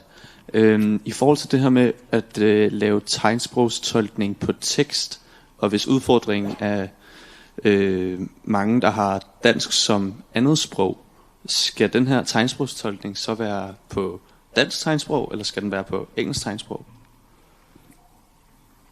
Ja. Altså, hvis det drejer sig om nyheder eller meddelelser til danske borgere her i landet, så skal det være på dansk tegnsprog. Så skal det ikke være på engelsk eller amerikansk eller tysk eller andre tegnsprog. Og så er jeg godt klar over, at der er nogle virksomheder, som distribuerer viden og nyheder på engelsk. Og hvilket tegnsprog skal man så vælge, hvis man står i den situation? Og det kunne jo være lidt for at udfordre jer også at sige, hvad gør man så? Og det er jo spørgsmålet, om man så skal vælge at bruge amerikansk tegnsprog eller engelsk tegnsprog. Og så på den måde vælger man så det samme sprog, som det teksten udgør også. Og der er mange døve, som kan amerikansk tegnsprog her i Danmark. Jeg glemte også at sige indledningsvis, at tegnsprog er ikke internationalt. Hvert land har sit eget nationale tegnsprog. Og det er jo fordi sprog og liv blandt mennesker hænger sammen. Så det er det sprog, som de givne mennesker bruger i et givet land. Så derfor har man nationalt tegnsprog.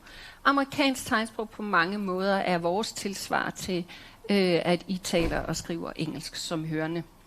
Men har man en tekst på dansk, så vil det være selvfølgelig dansk tegnsprog. Har man en tekst på tysk, jamen, så vil man kunne vælge at få det oversat til tysk tegnsprog. Ja. Har vi dialekter på tegnsprog i Danmark? Ja, vil jeg gerne svare. Det har vi. Og det er nu nok mere de ældre, tror jeg, som bruger et lidt andet tegnsprog, end de yngre gør. Men om det er decideret dialekt, det er måske nok mere aldersbestemt. Men vi kan i hvert fald se, at dansk tegnsprog, der bruger vi flere og flere lånetegn, end man gjorde tidligere fra for eksempel amerikansk tegnsprog. Vi låner også nogle tegn fra andre nordiske landes tegnsprog. Og mangler vi et tegn for et eller andet og tænker, wow, det der tegn, det ser fedt ud, det låner vi ind fra et andet land. Ikke? Men dialekter kan jeg blive lidt i tvivl, om det var måden og det rigtige ord at vælge for det. Det er nok mere aldersbestemt. Tusind tak, Anne.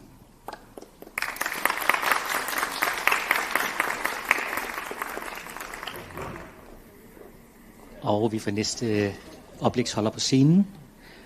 Og det kan være, at jeg kan... Ja, hvis jeg... Jo.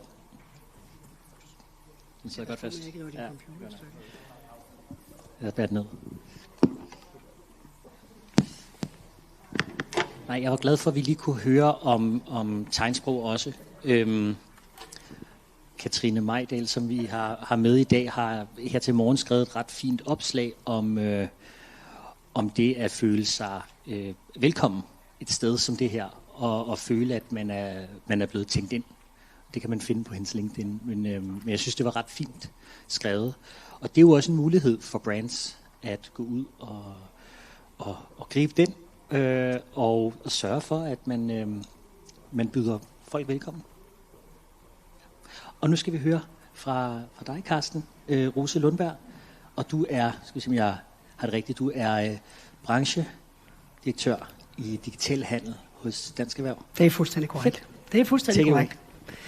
Jeg har fået små 10 minutter, og jeg tænker, at det vigtigste at sige, det er, at jeg er jo nok den, der er mindst ekspert i rummet i dag. Men derfor vil jeg alligevel gerne dele det, som vi hører fra vores medlemmer. Fordi jeg tillader mig, Lars, i forhold til din rigtig, rigtig fine præsentation, at lave en pendant, der hedder, at det du mødte, det var en ufuldstændig virkelighed. Og uden sammenligning i øvrigt, så vil jeg bare sige, at for virksomhederne, så føles det også som om, at de rammer en ufuldstændig virkelighed. For fuldstændighedens skyld vil jeg gerne lige fortælle et par ord om, hvad Dansk Erhverv er. Det virker jo voldsomt arrogant bare at sige, at man kommer fra Dansk Erhverv, og så ved alle, hvad det er. Vi er en brancheorganisation, vi repræsenterer 18.000 danske virksomheder, vi har 400 medlemmer, og vi står groft set på 3 ben. Det ene ben, det hedder politisk interessevaretagelse, det må I meget gerne kalde lobbyisme, fordi det er præcis det, er. Lobbyisme i sin grundessens er faktisk en rigtig god ting, fordi det handler om, at dem, der træffer beslutningerne, skal gøre det på et oplyst grundlag. Så det vil sige, så har man nogle interesseorganisationer, der fortæller, hvordan virkeligheden ser ud fra hver deres standpunkt. Så lobbyisme i sin grundessens er altså en god ting. Så har vi små 100 advokater ansatte, der har vi, fordi vi på vegne af vores medlemmer forhandler overenskomst. Efter den danske model, den skal vi virkelig være stolte af, vil jeg sige, her i Danmark. Og så den sidste ben, det er et rådgivningsben.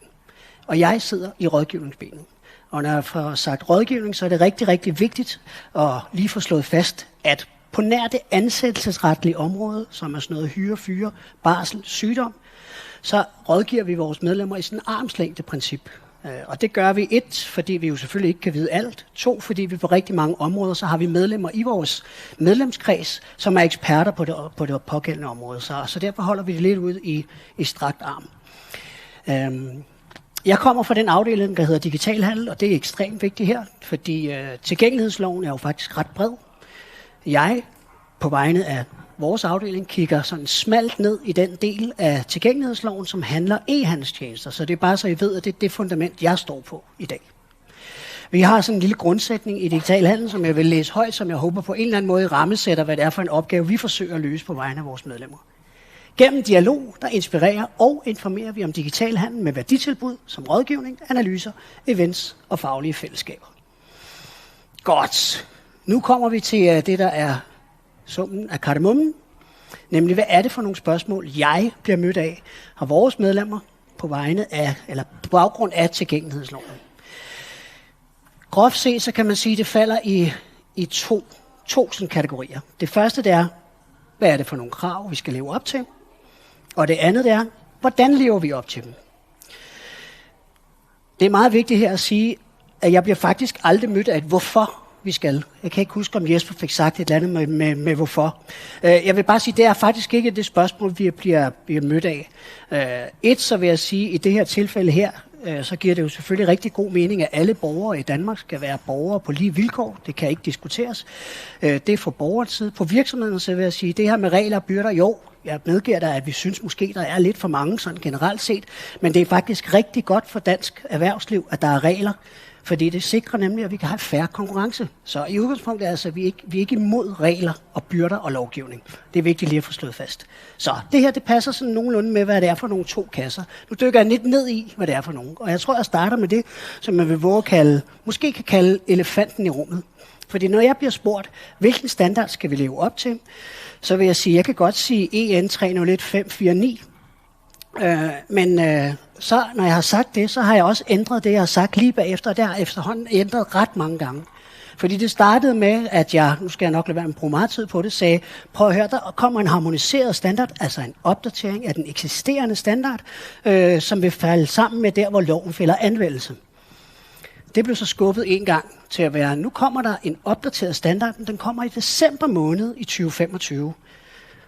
Til nu kommer der en opdateret standard, den kommer i september måned næste år. Det er ikke en god historie at fortælle. Det er virkelig ikke en god historie at fortælle. Det er en ufuldstændig virksomhed, der skaber fuldstændig unødvendig friktion. Ikke? Og prøv at høre, det her, det siger jeg ikke. Det siger jeg ikke, fordi jeg synes, det er synd for virksomhederne. Hvis jeg skal sige noget der, hvor jeg synes, at det aller værste er, at det går ud over dem, for dem loven rent faktisk var meningen skulle hjælpe. Det synes jeg er forkasteligt. Det vil jeg gerne lov at sige. Godt, videre. Det var elefanten i rummet. Fordi der er tale om, at det her, det er et direktiv. Jeg er ikke jurist, undskyld, det er ret vigtigt at sige. Men overordnet set, så kan man sige, at fra EU, så kommer der to ting. Der kommer direktiver, der kommer forordninger. Forordninger betyder præcis sådan, som det står i det, der kommer ned fra EU, og sådan vi skal gøre. Direktiver, det åbner op for, at man nationalt, så kan man implementere det på den måde, som man synes, at det er mest hensigtsmæssigt i det pågældende land. Men det betyder altså, at virksomhederne potentielt set, hver gang der kommer et nyt direktiv ned fra EU, skal forholde sig til 27 forskellige implementeringer på tværs af de 27 medlemsstater. Det er unødvendig friktion, og det er en ufuldstændig virksomhed. Bare lige 2 deep dives ned i det her. I Tyskland har de en lovgivning, der er strengere, står der her. Det er måske et lidt ladet ord, det skal jeg ikke kunne sige, men det er i hvert fald anderledes. Og så er der nogle krav til noget skærpet dokumentation, og også til den tilgængelighedserklæring, der skal være. Det samme gør sig faktisk gældende i Frankrig. Så det vil sige, at vores medlemmer, de skal stå og kigge rundt. Nu har jeg taget de 2 her, fordi Tyskland er et kæmpestort marked for dansk eksport, og det er Frankrig også. Det er altså en ufuldstændig virkelighed, at vi har et indre marked, men med 27 forskellige implementeringer. Ikke? Igen, det er ikke et spørgsmål om, at man skal ikke have ondt af virksomhederne. Vi skal bare forstå, at det er den virkelighed, de møder. Så, når de nu er kommet til, og jeg har peget på en standard, så det næste spørgsmål, det er, godt, jeg er ikke ekspert. Er du ekspert, Carsten? Nej, jeg er heller ikke ekspert. Godt, hvem skal jeg henvende mig til? Der er jo nogle gode, bureauer til stede i rummet i dag. Men jeg vil jo ønske, at jeg kunne sige, nu skulle det være her. Der er den og den og den uddannelse. Står jeg i vejen? Og er det godt, du siger det? Undskyld. Der er den og den og den uddannelse, der tænker jeg, at I skal kigge på at ansætte en kandidat derfra. Hvor mange, nu kommer der lige en lille quiz. Det er ikke en fuldstændig undersøgelse, jeg har lavet, men hvor mange uddannelsesinstitutioner i Danmark, altså i pensum, har det, der hedder det, som jeg kalder webtilgængelighed? Hvor mange? 1. Og hvorfor er det, jeg synes, at det er specielt forfærdeligt? Det er, fordi vi har her at gøre med en lov, som efterhånden snart har 7, 8, næsten 10 år på bagen i forhold til tilløb. Og alligevel, ikke? Så har Undervisningsministeriet ikke gjort sig den ulejlighed at kigge på uddannelserne og sagt, der kommer nogle nye krav, dem skal vi da sørge for, at der sidder nogle kandidater, som kommer ud og kan hjælpe virksomhederne at leve op til. Giver det mening? Det er sådan lidt sat på spidsen. Godt. Jeg tror, at jeg sådan afslutningsvis lige vil sige, fordi jeg fik jo kun 10 minutter, ikke? At I må meget gerne stille spørgsmål. Det er vigtigt, at I forstår, at jeg er don't kill the messenger, ikke? Så jeg føler mig faktisk en lille smule på udebane. Men jeg føler lidt, at jeg har taget okay imod det, og I må meget gerne stille kritiske spørgsmål. Men jeg er selvfølgelig begrænset af, at jeg kun er budbringer. Frem med mikrofonen, Tobias, hvis der er. Er der et spørgsmål til Carsten? Vi kan lige nå et enkelt, og ellers så kan man også jeg er resten af dagen. Jage ham i pausen. Har vi et spørgsmål til Dansk Erhverv? Lige bag dig er der i hvert fald 2, og Stein Erik har også et. Ja, skal vi så tage ham på det her? Tak, jeg hedder Stein Erik og arbejder for Special Minds. Carsten, hvad er det største ønske, dine medlemsorganisationer har i forhold til at kunne lykkes godt med tilgængelighed? Klarhed. At der er en standard, der er klar, og enkelt, entydig, nem at forstå, og at den er implementeret på samme måde på tværs af alle 27 lande. Og så vil jeg også gerne sige, at der måske skulle være nogle flere kompetencer. Nu ved jeg godt, at du er en af dem, der lever af at sælge viden omkring det her. Men nogle uddannelser, hvor der kommer nogle kandidater ud, der kunne hjælpe virksomheden med at løfte den her opgave. Der var også et spørgsmål der, var der ikke? Jo, Rasmus igen fra Silktide. Det virker som om, der er mange virksomheder, som ser det her for en form for risk mitigation frem for nogle muligheder. Hvad kan vi ligesom fortælle virksomhederne af positive ting omkring webtilgængelighed, for ligesom at få dem også onboardet? Fordi en ting er, hvis vi snakker med tilgængelighedsnørderne, men vi vil også godt have fat i, executives, og ligesom få dem med på beslutningen. Ja. Prøv, det er et rigtig godt spørgsmål. Og jeg tænker faktisk, her kunne jeg godt tænke mig, at Stein Erik begyndte at nikke, fordi det er faktisk noget, vi i løbet af hele processen her, hvor jeg har sagt, prøv at høre, hvis vi skal trænge igennem med det her, så er et rigtig godt sted at starte, det er at starte med pengepunkten. Så hvis vi siger, at der er cirka 15% af danskerne, som har en eller anden form for funktionsnedsættelse, der gør, at de ikke kan handle i jeres webshop, så burde det jo betyde, at der var et incitament for at gøre noget ved det her, altså et økonomisk incitament for at gøre noget ved det her, fordi I får flere kunder. Så hvis der er nogen herinde, der har en god case på det, så sig endelig til. Det ved jeg har sagt til alle, der overhovedet har givet høre på mig, at hvis I har en god case, så kom med dem. Det vil jeg med glæde videreformidle til vores medlemmer. Var det svar, Rasmus? Andre spørgsmål? Så må man stille dem i pausen, tror jeg. Ja, det må man meget gerne. Ellers æder det ind i den tid, hvor vi skal æde kage. Tusind tak for jeres tid. Tak.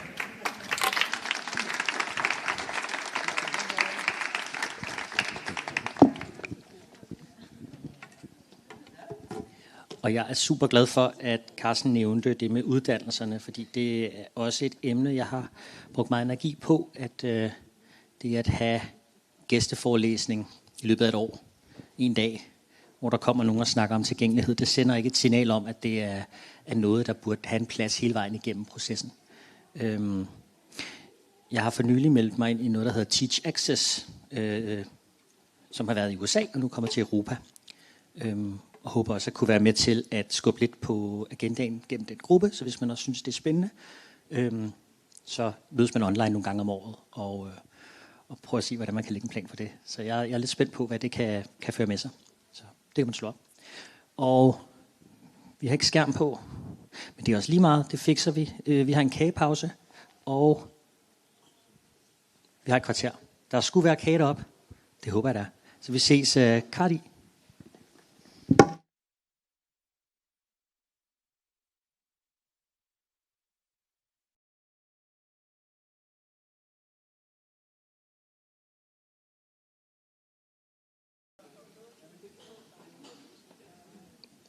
Vi skal høre om, hvordan man spiser en elefant, hvis man lige har spist rigtig mange æbleskiver. Jeg ved ikke, om vi får svar på det nu, men der er rigtig mange organisationer, der kæmper med det der med, hvor skal man starte? Hvordan griber man det an? Det er jo ikke noget, man bare kommer til i mål med til på næste mandag. Ja, og så det tror jeg, at I to vil hjælpe os med at komme med et bud på. Rasmus Thue fra Saxo Bank og Stein Erik fra Special Minds IT. Ja, tak. Værsgo. Ja, tak Tobias. Jamen, nu har Susanne jo givet en glimrende højtflyvende indflyvning til lovgivningen, og Jesper har fortalt, hvor nemt det er, hvis man bare køber det rigtige værktøj. Sikkerhedsstyrelsen og Carsten fra Dansk Erhverv har sat sine perspektiver fra måske lidt forskellige andre i forhold til, at det kan være en lille smule udfordrende det her. Så det meste er jo sagt. Til og med har nogen taget vores elefant og nævnt den. Men Rasmus og mig, vi vil prøve at fortælle en lille historie fra virkelighedens verden. Fordi jeg tænker, mange af jer er her i dag, fordi I er nysgerrige på, hvordan gør man det egentlig? Altså, hvordan er det egentlig, og hvor svært er det? Eller hvordan løser man det, der er svært? Fordi svært, det kan det godt være. Vores plan, hvis vi skifter til elefanten, altså bare blive færdig med elefanten. Og det er min skyld. Det var mig, der tænkte, at jeg skal lave et lidt frisk overskrift. Det var andre, der også havde tænkt samme baner. Men elefanter er jo truet, så jeg synes bare, vi lader den være. Vi lader den ligge, og spiser ikke elefanter. Vi må hellere spise et fly eller noget andet.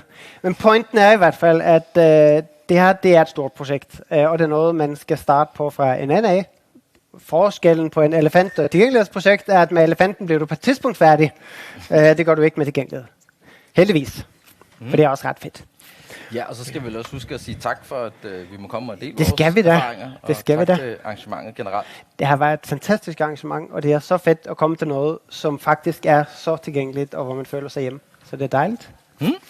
Lidt om det, vi skal sige. Ja. Vi skal fortælle en lille smule om det projekt, som Rasmus og mig og en hel masse andre mennesker har arbejdet på sammen i Saxo Bank, hvor vi har forsøgt at implementere, eller arbejder på at implementere kravene fra European Accessibility Act. Vi vil snakke lidt om de forudsætninger, så hvor starter vi hen? Hvad er det for et sted, vi starter? Hvad er det for nogle udfordringer, vi har mødt? Hvad er det for nogle faldgrupper, der kan være? Hvad er det for nogle ting, der virker, som vi har identificeret, og som vi måske godt kan låne lidt af? Og så vil vi gerne selvfølgelig prøve at have plads til et par spørgsmål til sidst. Ja, lige præcis. Jamen, hvad med jeg? Bare lynhurtigt. Jeg hedder Stein Erik og arbejder med tilgængelighed i 20 år eller deromkring. Så føler man sig meget gammel. Jeg arbejder for Special Minds, som er en virksomhed, der blandt andet arbejder med tilgængelighed. Jeg er CPWA-certificeret. Det siger jeg bare for at prale. Men der er ikke så mange af os. Og så er jeg egentlig meget optaget, at vi skal lave inkluderende design, som virker for alle. Ja, og jeg er Rasmus. Jeg er det, der hedder Experience Project Lead i Saxo Bank. Det vil sige, at jeg sidder med digitale programmer og projekter, der har noget med kundernes oplevelse er det i hvert fald, og har primært fokus på de ting, hvor også, kan man sige, tilgængelighed jo passer meget fint ind i den overskrift. Ja, så hvad er det for en opgave, vi blev stillet? Det var måske en, vi var nødt til at definere selv. Men man kan sige, at den projektgruppe, vi formede internt i banken, den fik lidt den her overskrift, som gik på, at vi skulle skabe en samlet og struktureret tilgang til arbejdet med tilgængelighed for Saxo Bank på tværs af vores EU-markeder. Vi er en international investeringsbank. Vi har kunder i hele Europa. Vi har også ude i verden. Vi har 1,5 millioner, så det er et styks. Og vi har rigtig mange digitale kanaler, som på alle mulige måder er inkluderet i det her.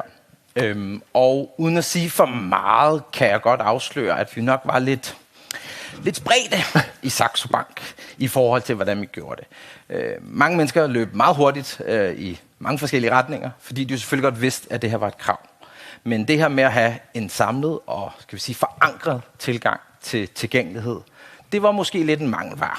Det var i hvert fald noget af det, som jeg i den projektgruppe, jeg var en del af, identificerede relativt hurtigt.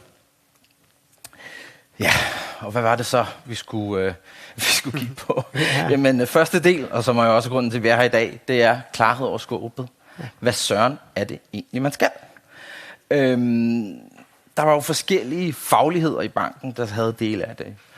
Frontenderne havde en idé om det, udviklerne, designerne, UX. Så er der alle de der legal og compliance folk, som også fylder ret meget i en bank eller en finansiel institution. Men det blev forstået ret forskelligt. Så en af de her ting, det var ligesom at sige, vi er lige nødt til at tænke over, at vi har nogle forskellige målgrupper, og vi er nødt til at forklare, hvorfor det er væsentligt. Hvad er det betyder? Det var den ene ting. Så er der, som vi også har hørt tidligere i dag, det her med at få forankret tingene. Det gode ved at arbejde i en bank, det er, at hvis der er nogen, der siger compliance, så er der rigtig mange, der hopper og danser. Så det er selvfølgelig også vigtigt at få det der ejerskab, både forankret ned mod det regulatoriske, fordi vi lever af at overholde reglerne, det skal vi. Men samtidig selvfølgelig også få det kommercielle med i den. Og så er der ingen tvivl om, det her med at få seniorsponsor, en forankring i ledelsen, er også en væsentlig forudsætning, vil jeg sige i hvert fald, for at lykkes med de her ting. Det skal simpelthen op på højeste niveau. Så er der også det her med at få noget retning og noget fællesskab på tingene. Det handler om at få folk sammen, og det handler om at forstå, at vi skal nødt til at være sammen, hvis vi skal lykkes med de her ting. Og hvis vi skal rykke på noget. Det kan UX gøre alene, det kan designerne ikke gøre alene, det kan udviklerne ikke gøre alene. Skal vi så sige lidt om, hvad vi faktisk har lavet? Ja. Jamen, hvor starter vi hen? Jeg vil sige, jeg kom ind sammen med mine kolleger, og blandt andet også Anne, der sidder i salen her, som vi arbejder meget sammen med. Vi kom ind på et tidspunkt, hvor projektet var sat i gang. Der var lavet lidt forskellige indsatser. Så det første, vi gjorde sammen med, vi ville jo helst prøve at lave mindst muligt, fordi der er mange, der gerne vil have konsulenthjælp, så det er de gode mennesker i Saxo, der har lavet det største stykke arbejde. Men det handlede simpelthen om at få overblik over, hvad er det for nogle krav, vi skal leve op til? Fordi standarden er ikke publiceret endnu, altså den nye harmoniserede standard. Og lige nu er timeline september 26. Så hvad gør vi så? Jamen, Vi ved, at der findes et stable draft, som det hedder på engelsk. Altså, der findes en standardudgave, som sandsynligvis næsten ikke kommer til at ændre sig. Den lægger vi op til at følge. Vi gjorde også nogle undersøgelser med bankens egne legal afdelinger i forhold til, hvilke praksis er der i de forskellige lande. Fordi der kan være forskellige praksis i forhold til tilsynsmyndigheden, men lovkravene og standarden er sådan det samme. Og så fik vi lavet en tilgængelighedserklæring. Og det lyder af lidt, men det fede med at lave en tilgængelighedserklæring, så bliver man faktisk også nødt til at tage stilling til, hvad har vi tænkt os som bank at gøre med de problemer, vi jo ved er der. Og hvad skal man gøre, hvis man er en bruger, der ikke kan bruge de her løsninger? Og den proces er super vigtig. Når vi havde gjort det, så gik vi videre til at dokumentere. Det kan lyde kedeligt, men jeg kan sige, at når man arbejder med banker, så er dokumentation vigtigt på. Vi har arbejdet med både intern dokumentation, hvordan dokumenterer vi det arbejde, vi har lavet og laver, både de metoder, vi bruger, og resultaterne af de undersøgelser, vi har lavet. Og jeg kan sige, at det, man ikke gør, det har jeg lært i andre projekter, måske til og med nogen, der sidder her i salen, det er at prøve at have et Excel-ark, der holder overblik over alle krav i alle løsninger. Ikke gør det. Så det har vi lært, og det gør vi bedre. Vi har også lavet dokumentation til tilsynsmyndighederne i de forskellige lande, hvor Saxo Bank er til stede, sådan at vi kan leve op til de krav, som loven stiller. For eksempel med at vælge ind, at vi har utilgængelige løsninger. Fordi ligesom alle andre, så har vi også det. Det er vel ikke nogen hemmelighed, vel? Nej, det kan vi godt sige her. Også I kan læse vores tilgængelighedserklæring, så vil man se det. Og så, hvordan sådan kom vi videre derfra? Fordi det var sådan, hvad skal man sige, brandslukningen. Men så skulle vi jo planlægge det videre arbejde. Der startede vi simpelthen med at sige, hvor er vi nu? Grundlæggende som tilgængelighedskonsulent, så burde jeg være glad for at lave test. Det er jeg ikke, fordi de her testresultater kan nogle gange være forfærdeligt demotiverende. Men i det her tilfælde, så er det faktisk den bedste måde, som jeg i hvert fald kan tænke på, at starte på. Hvor er vi nu? Vi får lige i øjeblikket også de sidste test lavet færdige af forskellige løsninger. Så ved vi, hvor er vi henne? Hvad er status? Vi kan dokumentere det, hvis tilsynsmyndighederne kommer på besøg, og vi kan få en snak om det. Så vi har lavet tests af de vigtigste løsninger. Vi har forsøgt at prioritere, fordi vi kan jo ikke fikse det hele, særligt ikke i de rigtig gamle løsninger, som ikke nødvendigvis skal leve så længe. Der har vi enten gået ind og sagt, hvad er de problemer, der har størst påvirkning på brugeren, altså i negativ retning, og størst påvirkning på forretningen i positiv retning, hvis det løses.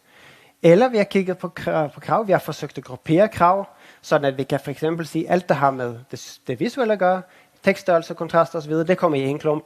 Alt der har med skærmlæser at gøre, og andre hjælpemidler, som interagerer på samme måde, det kommer i en klump. Og så bruger vi det som et udgangspunkt for at diskutere prioritering og rækkefølge. Og så skal vi lave nogle planer, og det skal være nogle planer, der holder. Det vil sige, at vi må have nogle realistiske tidslinjer. Nogle løsninger skal måske skiftes ud i 26, og så er det ikke sikkert, at vi skal til at rette det hele nu.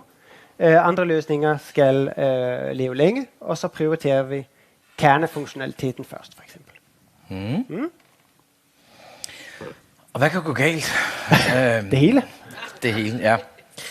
Der er ingen tvivl om, at også i hvert fald i den organisation, som jeg kommer fra, hvis der er noget, der er galt, så skal det fikses, og det skal fikses hurtigt. Og det kan jo godt kollidere lidt med, hvordan man laver langtidsholdbare, tilgængelige digitale løsninger. Så det her med at arbejde meget med organisationen, om at sige, vi kan ikke bare lave en liste på 12 opgaver, så er det løst i morgen.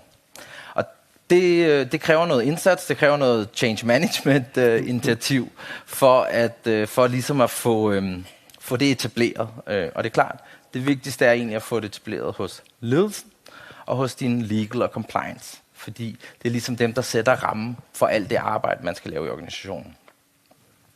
Så skal man også nedbryde siloer. Det skal man generelt, tror jeg, hvis man vil lave gode digitale løsninger. Men det her med at huske på, at der er nogen, der er med til at definere nogle krav og nogle forretningsmæssige ambitioner. Der er nogen, der designer dem. Der er nogen, der skriver tekst til dem. Der er nogen, der laver indhold til dem. Bare det, at indhold også er en del af noget, vi skal tænke på, når vi tænker tilgængelighed. Det er en vigtig pointe, fordi det er der, man lykkes. Hvis man ikke lykkes med det, kan man det sgu lade være. Og det er jo ligesom siloer mellem de forskellige afdelinger af banken. Og jeg vil sige, når man kommer ind som ekstern, kan man nogle gange blive lidt overrasket over, hvordan inddelingen er. Men lad nu det være. Men der er også en rolleforskel, fordi der er nogen, der designer. Og så tegner det noget flot, og så sender det til udvikleren og siger, hvad skal du lave det? Det er lidt som at købe et Lego-sæt, og så får du en opskrift. Byg det. Det er der ikke så meget kreativt i. selvom det kan være fedt. Så det handler om rigtig meget, det er at undgå, at de hver især sidder og finder på løsninger, men at de sætter sig ned og snakker sammen og finder de gode løsninger sammen. Hvor udvikleren giver pushback til designeren, hey, det her tager virkelig lang tid, hvis jeg skal lave det tilgængeligt, men i stedet for kan du få den her lille ændring, som er nem at lave. Eller nogle gange skal løsningen findes helt på forretningsniveau, i stedet for på design- eller kodeniveau. Mm-hmm. Hvad virker, Stanek? Ja, hvad virker? Det første, som Rasmus og mig ligesom er enige om virker, det er ildsjæle. Og det er ikke noget, vi egentlig har gjort så meget sådan aktivt for at finde frem til, men de dukker op. De popper op som paddehatter. Dem, der faktisk er interesseret, og dem skal man bruge. Man skal virkelig lade dem få lov at stå forrest og udvikle sig og lære sig det her, og så bliver de driver for processen og for kulturen internt. Og det gør en kæmpe forskel. Man kan også gå endnu længere og lave et program for at finde frem til dem og uddanne dem, men lige nu så har de faktisk poppet frem af sig selv. Mm. Ja, og så er der også det her med, som jeg også sagde før, virkelig understrege, at det er det lange træk, og vi er nødt til at tage det stille og roligt og skabe nogle rammer for det her. Sørg for, at man får noget ekstern rådgivning, hvis man ikke har kompetencerne inde i huset, sådan så man rent faktisk kan løse de her ting. Og så er der også en ting, der har været vigtig i den projektgruppe, jeg har siddet i, og generelt også forankret hos banken, at det her, det handler ikke om et compliance-krav. Altså det handler om, at hvis vi designer rigtigt, så kan det komme alle til gode. Det handler ikke kun om de folk, der har en tilgængelighedsudfordring. Ikke? Og det her med at sige, altså vores payoff hedder Get Curious People Invested in the World. Hvorfor skulle vi sørge for, at 15% af vores potentielle brugere ikke kunne gå i gang med at investere via os? Det er både dårlig forretning, og det er den forkerte indramning af problemet eller udfordringen, hvis man tænker, at det er bare noget, der skal løses. Nej, som der også er blevet sagt tidligere i dag, det er en mulighed for at gøre det endnu bedre. Vi kommer alle sammen til at have lidt dårligt syn. Jeg er over 40 nu, jeg kan godt begynde at se, at det der med kontraster og størrelser og zoom og sådan noget er meget rart, ikke? Er det så ude i nogle gode tips, I kan tage med? Nogle ting, der virker. Komponenter, byggeklodser. Jeg kommer til at nævne Lego. Hvis vi har nogle komponenter, der er gennemtestet og gennemarbejdet i forhold til tilgængelighed, så kan vi altid bygge noget nyt og få et meget højt niveau af tilgængelighed. Det gør vi også i banken. Det tager tid at få de gamle systemer bygget om til at bruge de nye byggeklodser, men vi har lagt meget fokus fremad, fordi det bliver bæredygtigt. Så handler det om at få implementeret de her nye måder at tænke på i organisationen. Det lyder jo mega nemt. Det handler blandt andet om uddannelse, og ikke bare sådan, nu skal vi sætte os ned og lære hele EN305 i version 4 draft udenad og hele Y-area, men det handler også om at vide, hvad er det her for noget, hvorfor er det vigtigt, så man kan finde motivation. Jeg plejer at sige, at det vigtigste, når vi har været ude og undervise, er, at de ved, hvad de skal google bagefter, for de kan ikke huske det hele. Så de skal lære sig selv at lære det. Så det handler om at få det integreret og få det til at blive en del af organisationen. Og så har man måske brug for ekstern hjælp en gang imellem til de ekstra svære spørgsmål. Og hvis jeres bureau eller jeres konsulent siger, at jeg har 100% styr på tilgængelighedsloven, så lyver det. Det er der ingen, der har. Ingen har helt styr på det, fordi det er under udvikling, det er et bevægeligt mål. Så lad være med at tro på det, men vi skal hjælpe hinanden med at finde de gode svar ud fra de forskellige fagligheder, vi har. Jeg ved måske noget om, hvor i væk vi skal lede, og udvikleren ved noget om, hvilke tekniske løsninger de har, og designeren ved noget om, hvilke forretningsmål de har. Og det er der, vi finder løsningerne sammen. Der findes ikke et facitsvar. Og det er godt nok. Det er lige der, hvor det er godt nok, når man har fundet noget, der virker for løsningen, eller for brugeren og for forretningen. Ja, så hvis man skal prøve at tage nogle af de kerneerfaringer, som Stein Erik og jeg og projektgruppen har gjort os i hvert fald, i forhold til at lykkes med at starte på det. Vi er ikke i mål endnu, det er vigtigt at understrege. Forudsætningerne skal være på plads, den juridiske og den ledelsesmæssige forankring. Der skal flere fagligheder til, og de skal også motiveres for at løfte tingene. Tilgængelighed er ikke en enkelt ting. Ja, det er ikke bare én ting. Det er mange ting. Det er mange måder at tænke på. Og det er også vigtigt, at man bliver ved med at understrege den pointe igen og igen og igen. Fordi der er en forretning og en organisation, der bare har en tendens til at sige, kan vi ikke bare fikse det? Jeg tror, du er også inde på noget af det, ikke?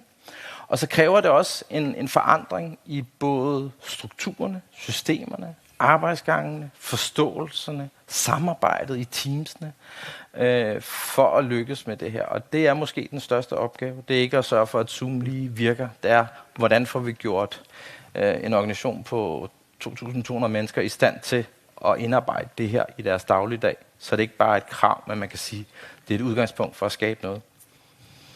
Og så har du en enkelt lille om, hvornår man får opgaven. Ja, lige præcis. Fordi når man får den her opgave som ekstern konsulent, så bliver man smidt ind i et projekt, man ikke aner noget om. Så jeg havde faktisk sådan et billede om, at man blev lidt som, da man indsætter faldskærmsjæger inde bag fjendens linjer under landgangen i Normandiet. Man aner ikke, hvad man lander i. Man har ingen idé om det landskab, der er omkring en, og man skal bare navigere bakketop til bakketop, intet vist niveau i hvert fald. Og så lærer man hurtigt noget at kende. Så hjælp jeres eksterne konsulenter med at specificere opgaven, forstå, at de kan ikke alt. De kan ikke give jer fuldstændig færdige svar, og bruge dem fornuftigt. Prøv at bruge dem til at lære jer mest muligt. Ikke at de skal lave jeres arbejde, men for dem til at lære jer, hvordan de gør ting, så I kan gøre det selv herfra. Det var lige til tiden, måske et minut eller 2. Ja, måske kan vi snige os til et spørgsmål. Kan vi det, Tobias? Det kan vi godt. Fedt. Ja. Der er her. Kommer mikrofonen til dig, Lars? Hej, det er Lars her. Tak for et super godt oplæg. Jeg kunne godt tænke mig at høre det der commitment fra ledelsen, eller sponsor, tror du sagde, Rasmus. Hvordan kan du sige et eller andet om den proces fra, at nogen begyndte at være opmærksom på, at der var et eller andet, der hed tilgængelighed, et eller andet, vi måske skal forholde os til at der rent faktisk er en eller anden form for leder-commitment, og i virkeligheden, hvordan ser sådan et commitment ud? Hvad vil det betyde i praksis? Ja. Så det er nok sådan del 1. Ja. Og det andet, det er noget omkring sådan det her med forankring og struktur og sådan noget, fordi nu, Stein Erik, du siger det her, folk begynder at poppe op som paddehatte, der er interesseret, og det kan jeg godt genkende. Men nogle gange, så skal der også måske nogle mere faste forankringer og strukturer til, så har I forankret en helt fast struktur omkring det her, eller hvordan ser de der ting ud? Kan vi få en halv time til med, Tobias, der svarer på det? Lad os starte med del nummer 2. Det vi arbejder på lige nu, det er at sørge for at gøre de forskellige afdelinger i Saxo Bank klar over, at de har et ansvar. Det er ikke en projektgruppe, der har et ansvar. Det er ikke vores legal og compliance. Så alle, der producerer et eller andet, som er i scope for European Accessibility Act, de har et ansvar. Det er vi i gang med nu. Så det vi gør i projektgruppen, det er, at vi hjælper dem til at forstå, hvad den overordnede ramme er, og så giver vi dem ansvaret for at sige, hvordan sørger jeg så, når vi udvikler, eller vores QA, eller når vi skriver i forvejen forfærdeligt, så vi har godt af at blive bedre til at kommunikere. Hvordan får vi det ind? Så det ligger som et forretningskrav hos dem, der har ansvaret. Og det tror jeg er en vigtig forudsætning, så man ikke prøver at parkere det i en designafdeling, eller prøver at parkere det i en udviklingsafdeling, men det ligger sådan set i forretningen integreret. I forhold til det der med, hvordan man får skabt det, nu er det jo offentligt det her, så skal jeg passe på, hvor meget jeg ligesom løfter sløret for, men jeg tror, man kan sige, da vi fik kigget på det store billede, så blev det klart, at den forståelse, man i banken havde af, hvor vi var, måske ikke helt matchet overens med, hvor vi rent faktisk var. Og så må man sige en ting, der også er gode ved banker, der er, hvis der er noget, der lugter lidt af risiko, og når man kan pege et sted på, at man kan miste licensen til at operere, så begynder folk at lytte. Og det brugte vi måske lidt af, kan man sige. De tricks om at sige, det her, det er altså det kan være problematisk, hvis vi ikke får bedre styr på det. Men det er måske lidt sørgeligt, men det var nok sådan, det var. Og så spørger du, hvordan det udmønter sig, Lars. Det udmønter sig ved, at man fra højt lederniveau kan få en holdning til prioritering, for eksempel. Det er et eksempel på, hvordan det udmønter sig, og det synes jeg er virkelig fedt og godt. Man må fange Rasmus. Ja, det må man gerne. Det må man meget velkomne. Man må bare ikke fange Stein Erik, fordi han har sindssygt travlt med Saxo Bank. Sorry, og vi er jo også lidt generte, så I må komme og snakke med os, for vi tør ikke. Tusind tak. Tak for det.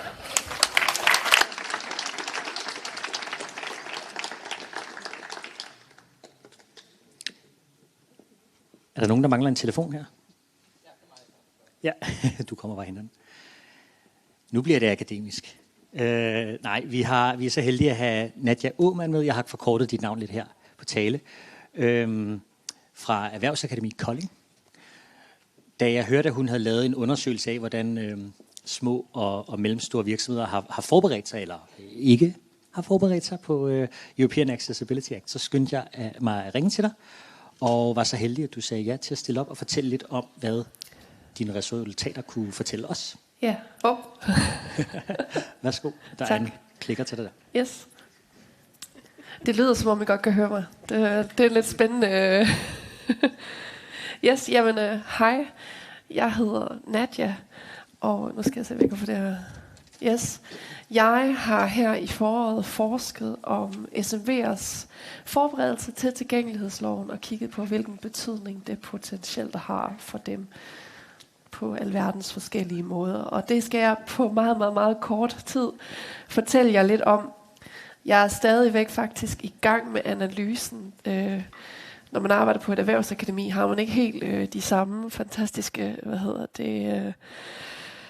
muligheder inden for forskning, som man har på universiteterne. Så det er nogle lidt andre forhold, jeg har arbejdet under, end det er på et mere klassisk universitet.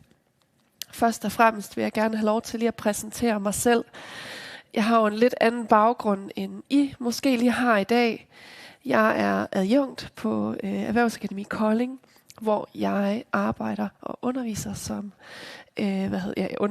underviser på multimediedesign, og det har jeg gjort de sidste 3,5 år. Jeg underviser i frontend udvikling og i webtilgængelighed, og så har jeg her i foråret som sagt forsket i SMV'ers forberedelse. Jeg er 1,75 cm høj. Jeg har lyst brunt hår, hvad man vil sige, og står i tøj. Jeg er påklædt. Yes. Nå, det sådan set skal handle om, det er undersøgelsen. Jeg hopper over noget af det lidt mere kedelige, hvis man kan sige det. Jeg har lavet en undersøgelse, som består af 2 forskellige undersøgelser. På akademisk sprog kalder vi det for mixed methods.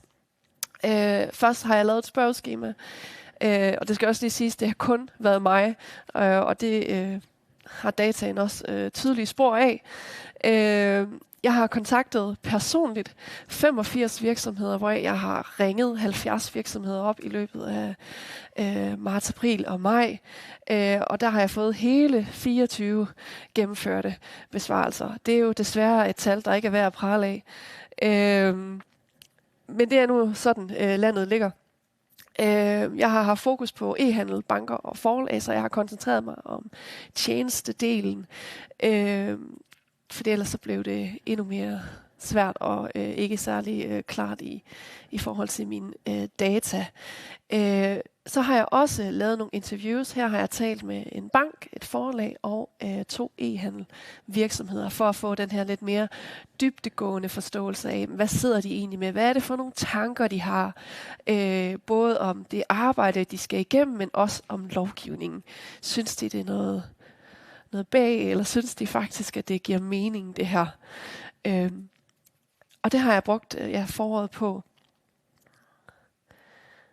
Så først så vil jeg gerne lige fokusere lidt på, hvordan har de egentlig forberedt sig. Og vi starter lige ud med at kigge lidt på spørgeskemaet.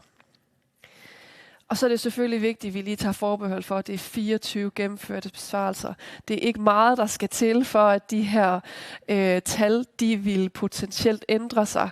Så det er værd at have med i jeres overvejelser, når I kigger på de her tal. Jeg vil dog sige, at jeg fulgte tallene i takt fra start til slut, og kunne generelt se, at nogle af de her tendenser, I vil se i de her tal, de var stort set,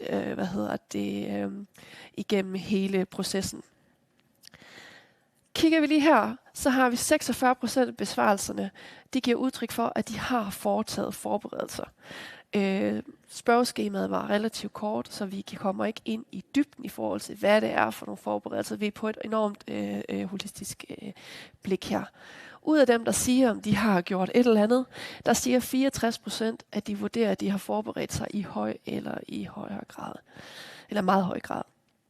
Af de, som ikke har forberedt sig, der beskriver de nogle årsager som værende, at det ikke er en prioritet, eller at de slet ikke er bekendt med lovgivningen.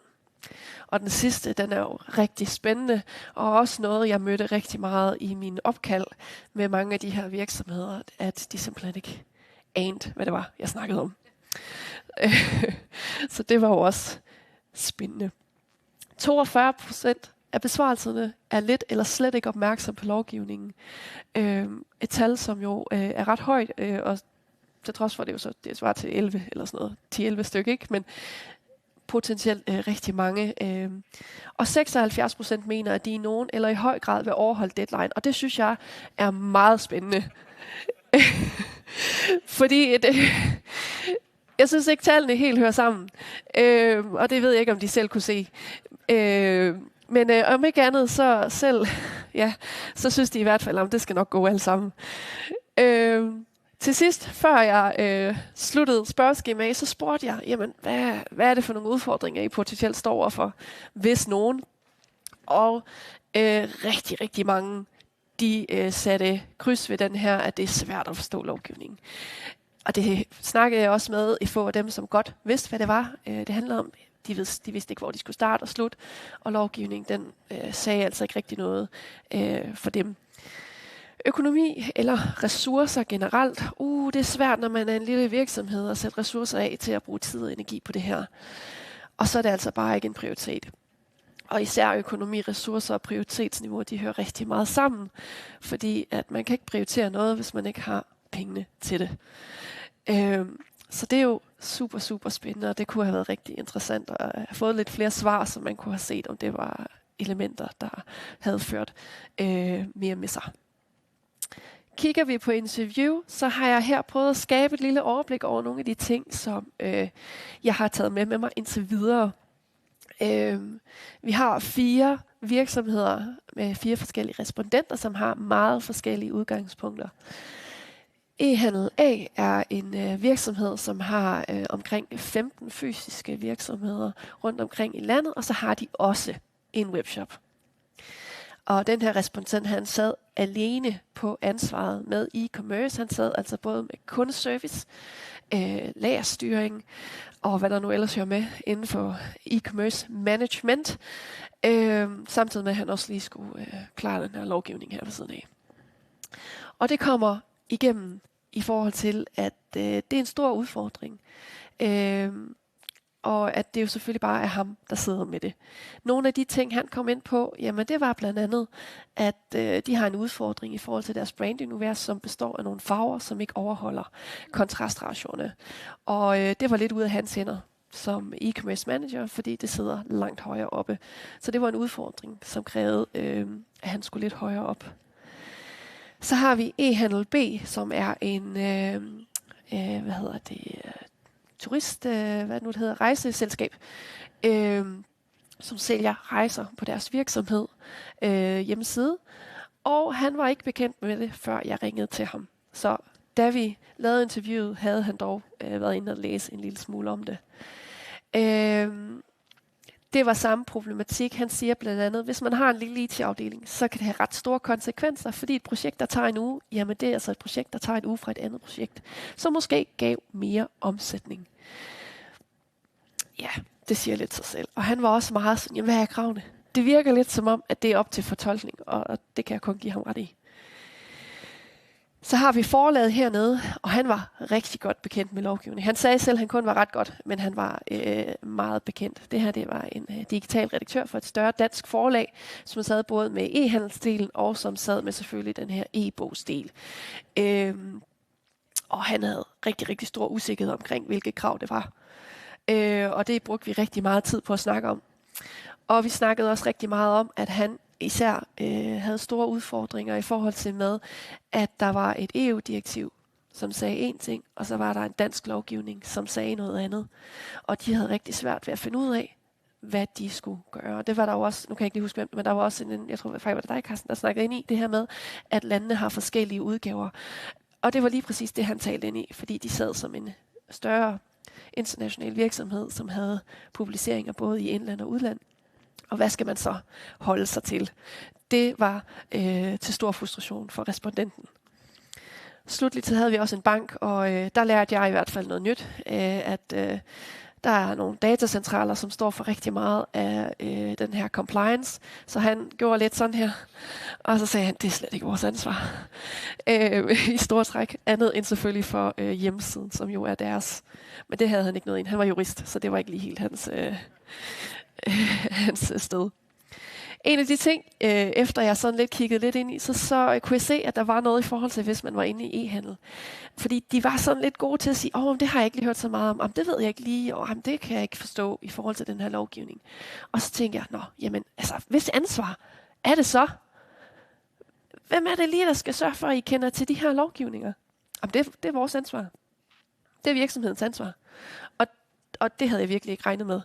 Jeg var sikker på, at de ville sige, at det er Sikkerhedsstyrelsen, det er dem, der står med den, det er 100% dem, der skulle have sørget for at sende mails ud, e-boks. Og der var de bare sådan, nej, det er også. Og så kan man jo så igen undre sig lidt over, hvorfor det så var, at de ikke vidste noget her. Så der er nogle rigtig spændende ting her, som man kan se mere ind i, og som kunne være rigtig interessant at få dykket endnu dybere ned i. Og så kan jeg se, at jeg skal også til at få tiden til at få det afsluttet. Fordi så sidste ting er, så hvad betyder loven for dem? Og den er sådan lidt, den kan jo betyde mange ting i forhold til, hvad betyder det at betyde? Det jeg har gjort, det er at kigge lidt mere ind i, hvad er det så egentlig, at de forskellige ting her har sagt ud fra det, vi lige har gennemgået.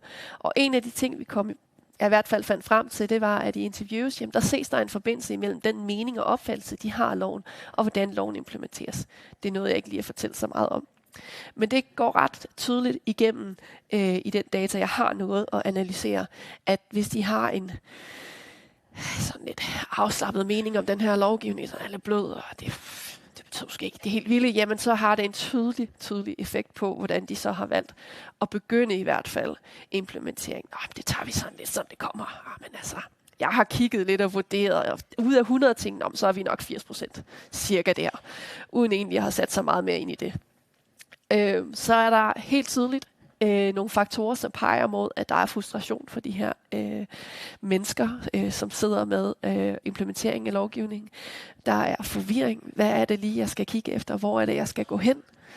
Og så er der en potentiel økonomisk eller ressourcebyrde, som gør, at det er svært for dem at finde ud af, hvordan de skal gøre det her. En af svarene, jeg fik fra min spørgeskema, var blandt andet, det er lidt svært og frustrerende, når man har 10.000 billeder, som man skal tilføje alt tekster på. Og det tager altså lang tid. Og så ser vi en tendens, som viser, at virksomheder ikke prioriterer lovgivningen. Det er jo sat lidt på skrå, fordi selvfølgelig er der virksomheder, der gør det. Men der er altså også umiddelbart rigtig mange virksomheder, som ikke gør. Og det kommer sandsynligvis både til tale, fordi at, som der blev nævnt i starten af i dag, at så har den her lovgivning virkelig ikke rigtig fået lov til at have noget som helst fæste i nyhedsmedierne. Så den er ikke kommet ud. Og det har så også haft en effekt på, at virksomhederne de ikke ser vigtigheden i at gøre det. Samtidig med den økonomiske element, som der også blev talt ind i med, at jamen, man kan jo godt tjene penge. Hvis der var det også dig, Carsten, der sagde om 15%, jamen det skal vi tale ind i. Realiteten er bare, at så er der nogle af virksomhederne, som vælger at sige, ja, så må de jo finde hinanden. Så der er i hvert fald masser af ting at tale ind til. Men det var, hvad jeg kunne tænke, jeg kunne nå i dag. Og hvis I synes, at det kunne være mere interessant, så har jeg linket min LinkedIn og min mail. Hvis I kunne tænke jer at vide mere, så vil jeg hjertens gerne tale mere ind i det en anden gang. Yes, spørgsmål. Hvis der er tid, det ved jeg ikke, om der er. Jeg tror, vi er nødt til at hoppe videre. Ja, det er så fint. Jeg ved ikke, om jeg talte totalt over min egen tid. Overhovedet ikke. Nå, okay. Super. Jamen, tak for det. Det er en meget specifik ting, men det der med at have brandfarver, der har lav kontrast, det har jeg tit stødt på. Det synes jeg er sådan en sjov ting, at man sidder i det typiske marketingafdeling, der arbejder med synlighed af ens brand, og så vælger man farver, man ikke kan se. Jeg kan kun komme på, hvis man sælger camouflageudstyr, så kan det måske være markedsføring i sig selv. Men ellers så synes jeg, det er lidt fjollet. Vi skal have næste speaker på scenen. Her har vi...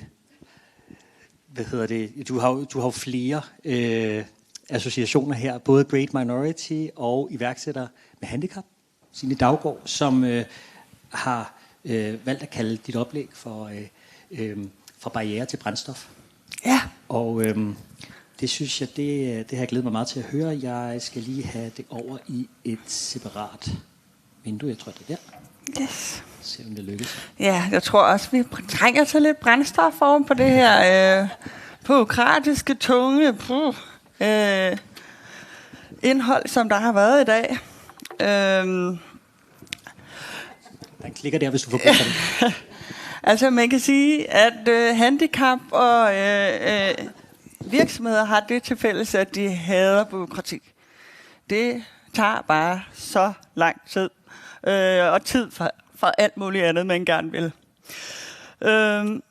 Jeg hedder som sagt Signe Hartvig Daugaard. Jeg er ejer og founder af en lille virksomhed, der hedder Great Minority. Og så er jeg forperson i foreningen iværksættere med handicap.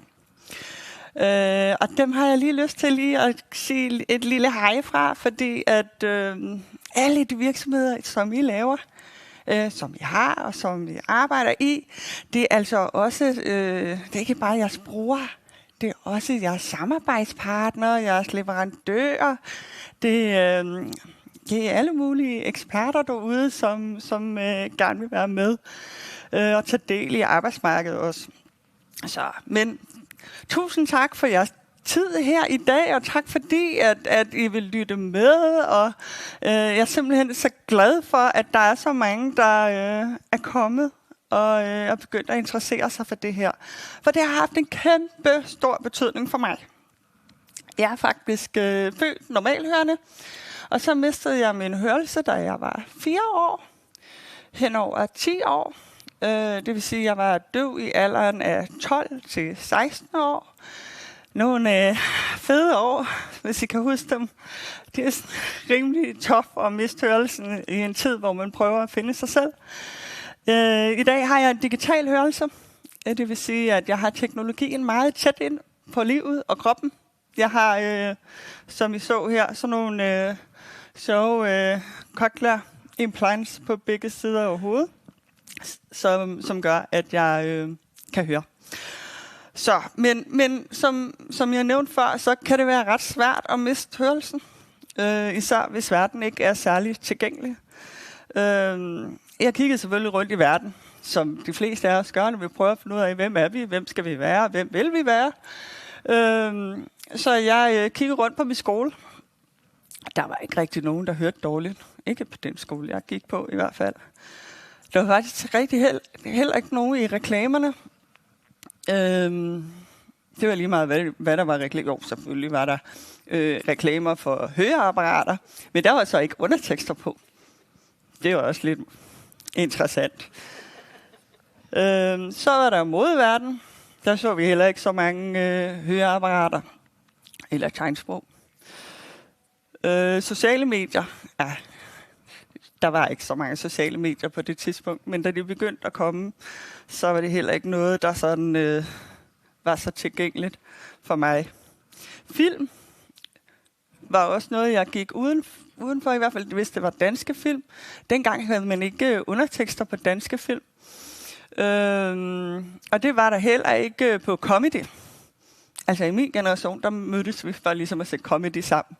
Og folk, de skraldgrinede, mens vi sad der og fik øl.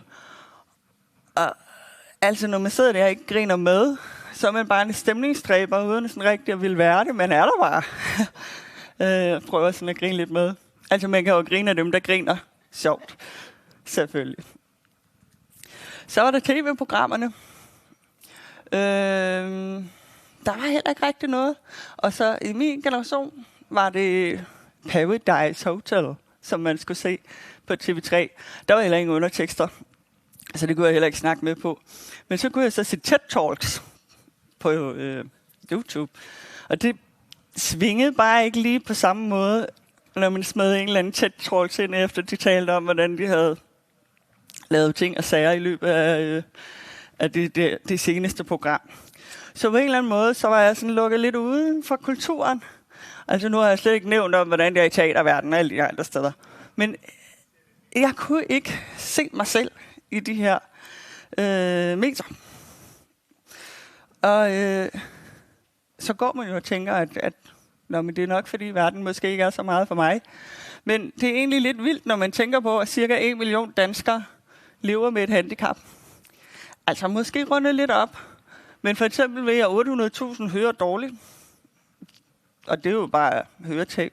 Så på en eller anden måde er der faktisk ret mange derude, som har brug for noget. Altså, og så er der så 3 milliarder personer med handicap globalt. Altså nu ved jeg, at der er mange virksomheder, der lytter med her. Det er måske ikke så dumt at tænke tilgængeligheden ind, når det er så mange mennesker. Altså det er jo helt vildt. Så mange. Hvordan kan man egentlig... Altså, hvis I tænker over det, vi er faktisk verdens største minoritet. Det tænker vi ikke over, fordi når vi snakker omkring de her forskellige minoriteter, så glemmer vi som regel dem med handicap, de ligger ude i enden. Men overvej det lige, verdens største minoritet. Det var helt vildt. Altså, så er det bare vildt, at vi ofte bliver glemt, når vi er så mange. Og det sjove er, eller det er så ikke sjovt, det er faktisk lidt tragisk, at vi glemte også, at vi skulle lave verdensmålene. Nu skal vi lave en god verden for alle. Men så glemte vi lige, de der handicappede. Derfor så lavede man sådan nogle prikker, så man skulle tænke dem ind i alle verdensmål. Men det var sådan et add-on, som det så tit bliver, desværre, når det er handicap. Lige nu er der faktisk, hvis du kigger på alle de reklamer, der er i USA, lige nu, så er der 1% eller mindre, som indeholder personer med handicap. Og det er måske ikke helt retvisende. Eller det er det ikke. Så, jeg stod der. Jeg synes, det var svært. Jeg kunne ikke rigtig spejle mig med nogen her.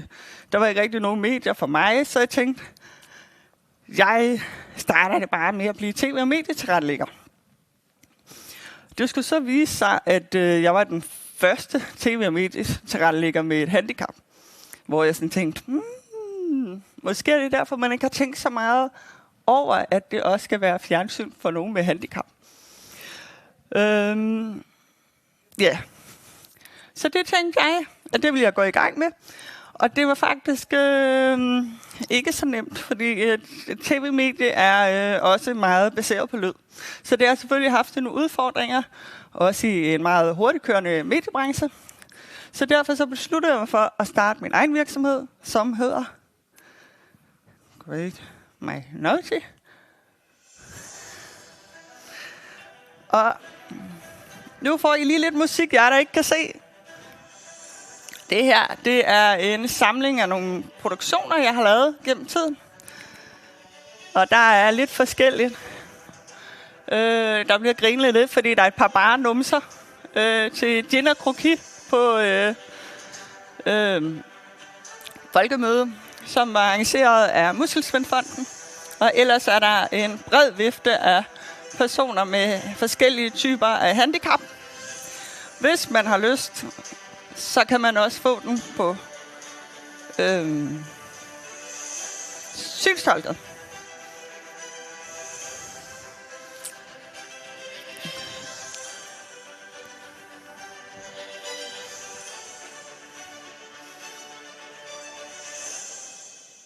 Så fik vi lige lidt musik. Vi trænger til et eller andet energi her.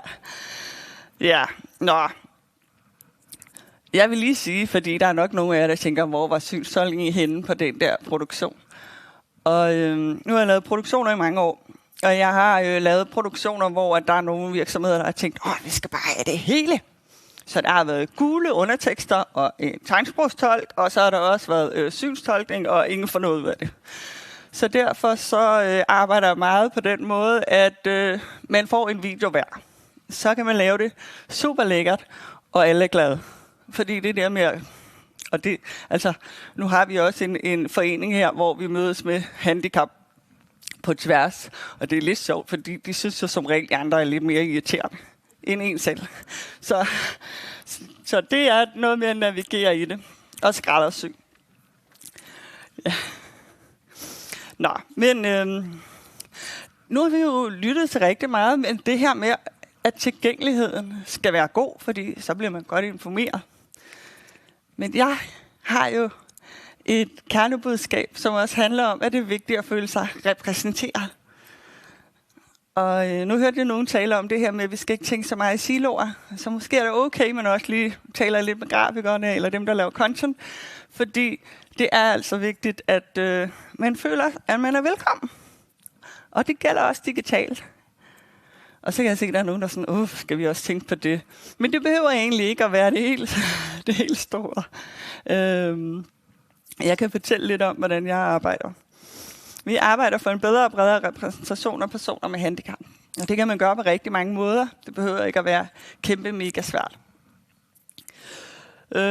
Den måde, vi arbejder på, det er, at vi tager udgangspunkt i vores egne erfaringer med kommunikationsbarrierer, og så omsætter vi det tilgængelig og inkluderende kommunikation. Så vi har også vores eget leveviden, så vi ved også, hvornår det er super bøvlet eller super besværligt, eller hvornår det sådan er, det er fint nok, det er ikke så vigtigt. Det er en kæmpe gave. Så det er også derfor, det er rigtig fedt, hvis I kan få nogen med ombord, som har det handicap, som I laver informationer til.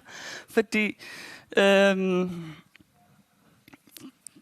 der er også nogle, jeg skal også passe på med at sige, der er også nogle steder i loven, hvor, det er så også lidt ikke bevæge mig ud i. Vi skal lave tilgængelig kommunikation. Men få nogen med ombord, fordi det bliver nemmere. Den måde, vi arbejder med, vi arbejder også selvfølgelig mere med indhold. Vi arbejder også med indhold. Og det gør vi gennem konstruktiv journalistik. Det vil sige, at når vi laver historier, så peger vi også på løsninger. Prøver at få nogle perspektiver på, og prøver at vise noget handlekraft. Og det gør vi, fordi lige så snart, at man har med handicap at gøre, så ser man lidt ud, som I gjorde for 10 minutter siden. Oh my god, det er så kompliceret. Så det vigtigste for os er, at man ikke sidder tilbage med en følelse af afmagt. Og bare tænker, okay, det er super nederen, men hvad skal vi gøre? Men ligesom få peget fremad. Nå, okay, fedt, så gør vi det. Eller næste gang, så gør jeg det her. Eller, det gør sådan her på den her måde i Sverige. Så arbejder vi med inkluderende journalistik. Og det er også det der med at prøve at finde ud af, hvordan er det, vi viser personer med handicap. Rigtig tit, når vi skal se et billede af en person med handicap, så tager vi nogen på stok. Så sidder vi i en kørestol, som sidder foran en trappe og ser rigtig ked af det ud. Altså, nu ved jeg ikke med jer, men det er ikke sådan, det ser ud. Selvfølgelig er det nederen, man kan gå op ad trappen, men man har et ret rigt liv i dag, hvis man har et handicap. Så er vi opmærksomme på ikke at reproducere de narrativer, som der er. Det kunne for eksempel være det med billedet der, at personer med handicap, det er sådan nogen, der bare skal hjælpes. Det skal de selvfølgelig også, men de har også noget. Altså, de har også en personlighed, de har også et liv, de har også beslutningskraft, de har også lyst til livet, lyst til at opleve kulturen. Vi skal se det hele. Og så er det selvfølgelig tilgængelighed. Vi producerer gerne med tegnsprog på, og også gerne med synstolkning på, og også gerne, vi er også opmærksomme på, hvis der er noget kognitiv belastning, altså skal være opmærksom på, hvis der er mange blink, som de unge på TikTok helt vildt godt kan lide. Det er der altså nogen, der får epileptiske anfald af. Og så er der også bare nogen, der kommer over 50, som synes, altså, oh my god, skal det gå så hurtigt? Det er meget det, jeg kan høre. Så det der med at prøve at se, om man kan ramme noget, hvor alle kan være med. Yes. Så tænker vi også inklusion ind i visuelt indhold, fordi, som vi sikkert også sidder sådan, what to do, mand? Altså, hvad skal jeg gøre? Jeg har heller aldrig set det, mand. De er der jo ikke i fjernsynet. Hvordan krammer man ind i kørestolen? Hvordan sidder man og... Altså, der er også alle mulige andre situationer, som man ikke kan se, hvordan man skal invitere til. Fordi jeg tror, at de fleste vil virkelig gerne invitere til fællesskab, eller vil gerne have folk med i fællesskabet. Men hvordan gør man lige, og så bliver det lidt for besværligt, og man er også super travlt og sådan. Så derfor med at få nogle billeder på. Og så siger jeg jo selvfølgelig ikke, at hver gang I skal lave kursus eller en ny hjemmeside, så er der en kæmpe stor kørestol eller en blindestok. Nej, men hvis der sidder en med i kørestolen på et billede med flere, det er måske et meget fedt signal at sende ud. Også fordi over 50% af dem, der har et handicap, de får det senere i livet. Og det er måske også meget rart at vide, at du er stadigvæk velkommen, hvis der sker der noget. Så vil vi gerne have dig, så ryger du ikke ud, fordi at du ikke lige passer ind i de her 25-45, hvor du bare kan køre 110 timer hele tiden. Så prøver vi også at vise dem som aktiv. Så de, som jeg sagde før, ikke bare en, der sidder og er trist. Så, men det er helt kort de erfaringer, vi arbejder ud fra. Og så kommer der bare en mega lang slide. Jeg skal prøve at gøre det kort, men når vi arbejder, uanset om det er video eller det er projekter, så prøver vi at tænke borgerne og brugerne ind fra begyndelsen. Det kan godt være, at der er nogle projekter, hvor at vi skræddersyr det, som jeg nævnte tidligere, at vi lægger særlig vægt på noget i forhold til tilgængelighed, men lidt mindre i nogle andre sammenhænge. Inddrag borgerne, så bliver det meget nemmere. Gør informationen tilgængelig på flere måder. Tekst, visuel støtte og lyd har jeg skrevet her. Altså det her med, kan en video ses uden billede? Så er det fedt. Men kan den også ses uden lyd, så er det også fedt. Og det er også fedt for os, eller for jer, når I sidder i frokostpausen, at så behøver I ikke at have lyd på. Så er der det her med kognitiv belastning, har jeg været lidt inde på. Og så sørg for repræsentationen. Ja, også været inde for. Så helt til sidst, også en lille kærlig hilsen for mig. Når I holder møder med mig, for eksempel. Ha' en tydelig agenda. Hold pauser. Brug visuel støtte. Det vil sige infografik i måde scantegn. Det er super fedt. Og så skriv referater, eller i hvert fald en opsamling.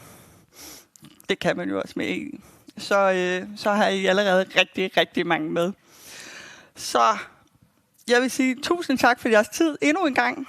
Jeg håber, at jeg har kunnet give jer lidt brændstof med hjem, så I føler jer klar til at byde jeres mange nye besøgende velkommen. Og ellers, så står vi klar til at hjælpe.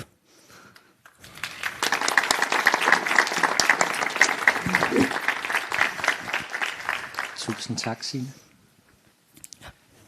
Og vi har allerede, tror jeg, de næste, de kommer der ude bagved. De næste klar. Tak, Signe.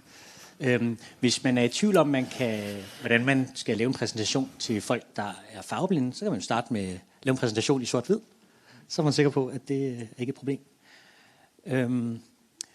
Du nævnte også det der med at det er en stor gruppe, en stor minoritetsgruppe.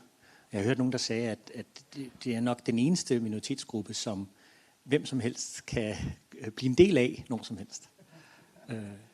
Og så er det jo et marked, globalt i hvert fald, på størrelse med Kina, så der er bestemt også noget til erhvervet der at kigge ind i. Ja. Og vi er ved at blive mic'et op, kan jeg se. Har du fået mikrofon på, Anne? Nej, du skal til. Det er i orden.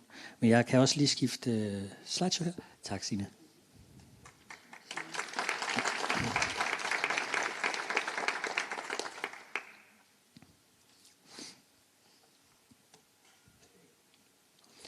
Yes, vi er nået til dagens sidste oplæg.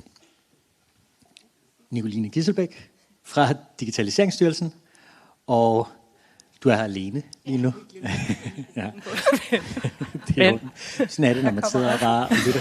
Og der har vi Anne Thyme Nørgaard, som jeg også hørte fra spørgerunden tidligere, og I vil tage os med ind i maskinrummet, også hos Digitaliseringsstyrelsen, og det synes jeg jo er super fed pendant at se, hvad kan man lære af sådan en myndighed, der selv har skulle tage egen medicin på den måde, og hvad kan andre lære det? Så I har en klikker, og ordet er jeres. Du har klikker? Det passer ikke. I skal over i jeres egen præsentation. Det kan være super svært i PowerPoint at få forskellige præsentationer flettet sammen, uden at de så mister al formatering. Jesper har lovet mig nogle fif. Sådan der. Værsgo. Fedt. Jamen, jeg hedder som sagt Nicoline, og tak for at komme. I dag jeg kommer fra Digitaliseringsstyrelsen, som jo er en anden styrelse end Sikkerhedsstyrelsen. Men det er den styrelse, der blandt andet fører tilsyn med webtilgængelighedsloven på, på det offentlige område. Det er en anden lov, men det er meget det samme, hvad jeg forstår på Anne. Det er ikke noget af det, jeg sidder med, så det er heller ikke det, jeg vil fortælle om i dag.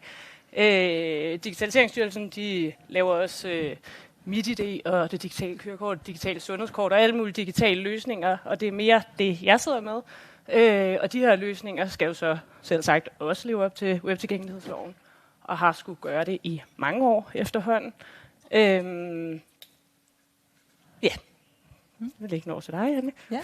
Jeg hedder Anne, og jeg arbejder for et firma, der hedder Deranged. Det er et konsulenthus. Jeg er tilgængelighedskonsulent og har været det i mange år. Jeg har arbejdet som konsulent i 5 år for Digitaliseringsstyrelsen i forskellige konstellationer. Lige nu arbejder jeg som underleverandør til Special Minds, så jeg arbejder blandt andet sammen med Stein Erik, som holdt oplæg før. Og jeg vil sige, at vi har opdraget Digitaliseringsstyrelsen rigtig godt på de sidste 5 år, så dengang, at de stod med et nyt digitalt projekt, en ny app, der skal udvikles, så huskede de, at det er noget, man skal involvere tilgængelighedseksperterne i tidligt. Så derfor så er det her blevet en god case, som vi gerne vil fortælle om. Vi har fortalt om før til offentlige myndigheder, hvor der var næsten 300, der lyttede med, og fået rigtig meget gode spørgsmål og opfølgning efter det. Så derfor så foreslog vi det også som en case til i dag, som et projekt, som er værd at efterfølge. Ja. Yes. Så det skal også være at nævne, at vi har kortet vores oplæg ned fra lidt over en time til 20 minutter. Så det bliver en hurtig indflyvning i alle mulige gode tips og tricks til, hvordan man kan teste allerede i designprocessen, så mens det er billigt at gøre. Men ja, endelig spørg bagefter. Yes. Det vil vi gå igennem nu. Det er tidlig test. Test allerede i skitsefasen, prototypefasen. Vi vil starte med at fortælle lidt om, hvilke projekter det passer til. Hvis I tænker, det er sådan en type projekt, jeg sidder med, så kan det være, at I skal lytte ekstra godt med i resten af oplægget. Så fortæller vi kort om casen, som er den digitale identitetstegnebog. Så snakker vi lidt om, hvorfor vi har valgt at teste tidligt i det her projekt og andre projekter, og hvad I kan få ud af at gøre det samme. Og så kommer vi med nogle rigtig lavpraktiske eksempler. Det er sidst på dagen, så vi håber, at I kan holde jer vågen, indtil vi kommer ned i det praktiske. Og så har vi lige en lille disclaimer. Vi har skærmbilleder med fra appen. Det er fra forskellige faser i designprocessen, så det er ikke de endelige designs. Så det skal I ikke regne med, at I kan gå ud og se i virkeligheden, når den kommer. Yes.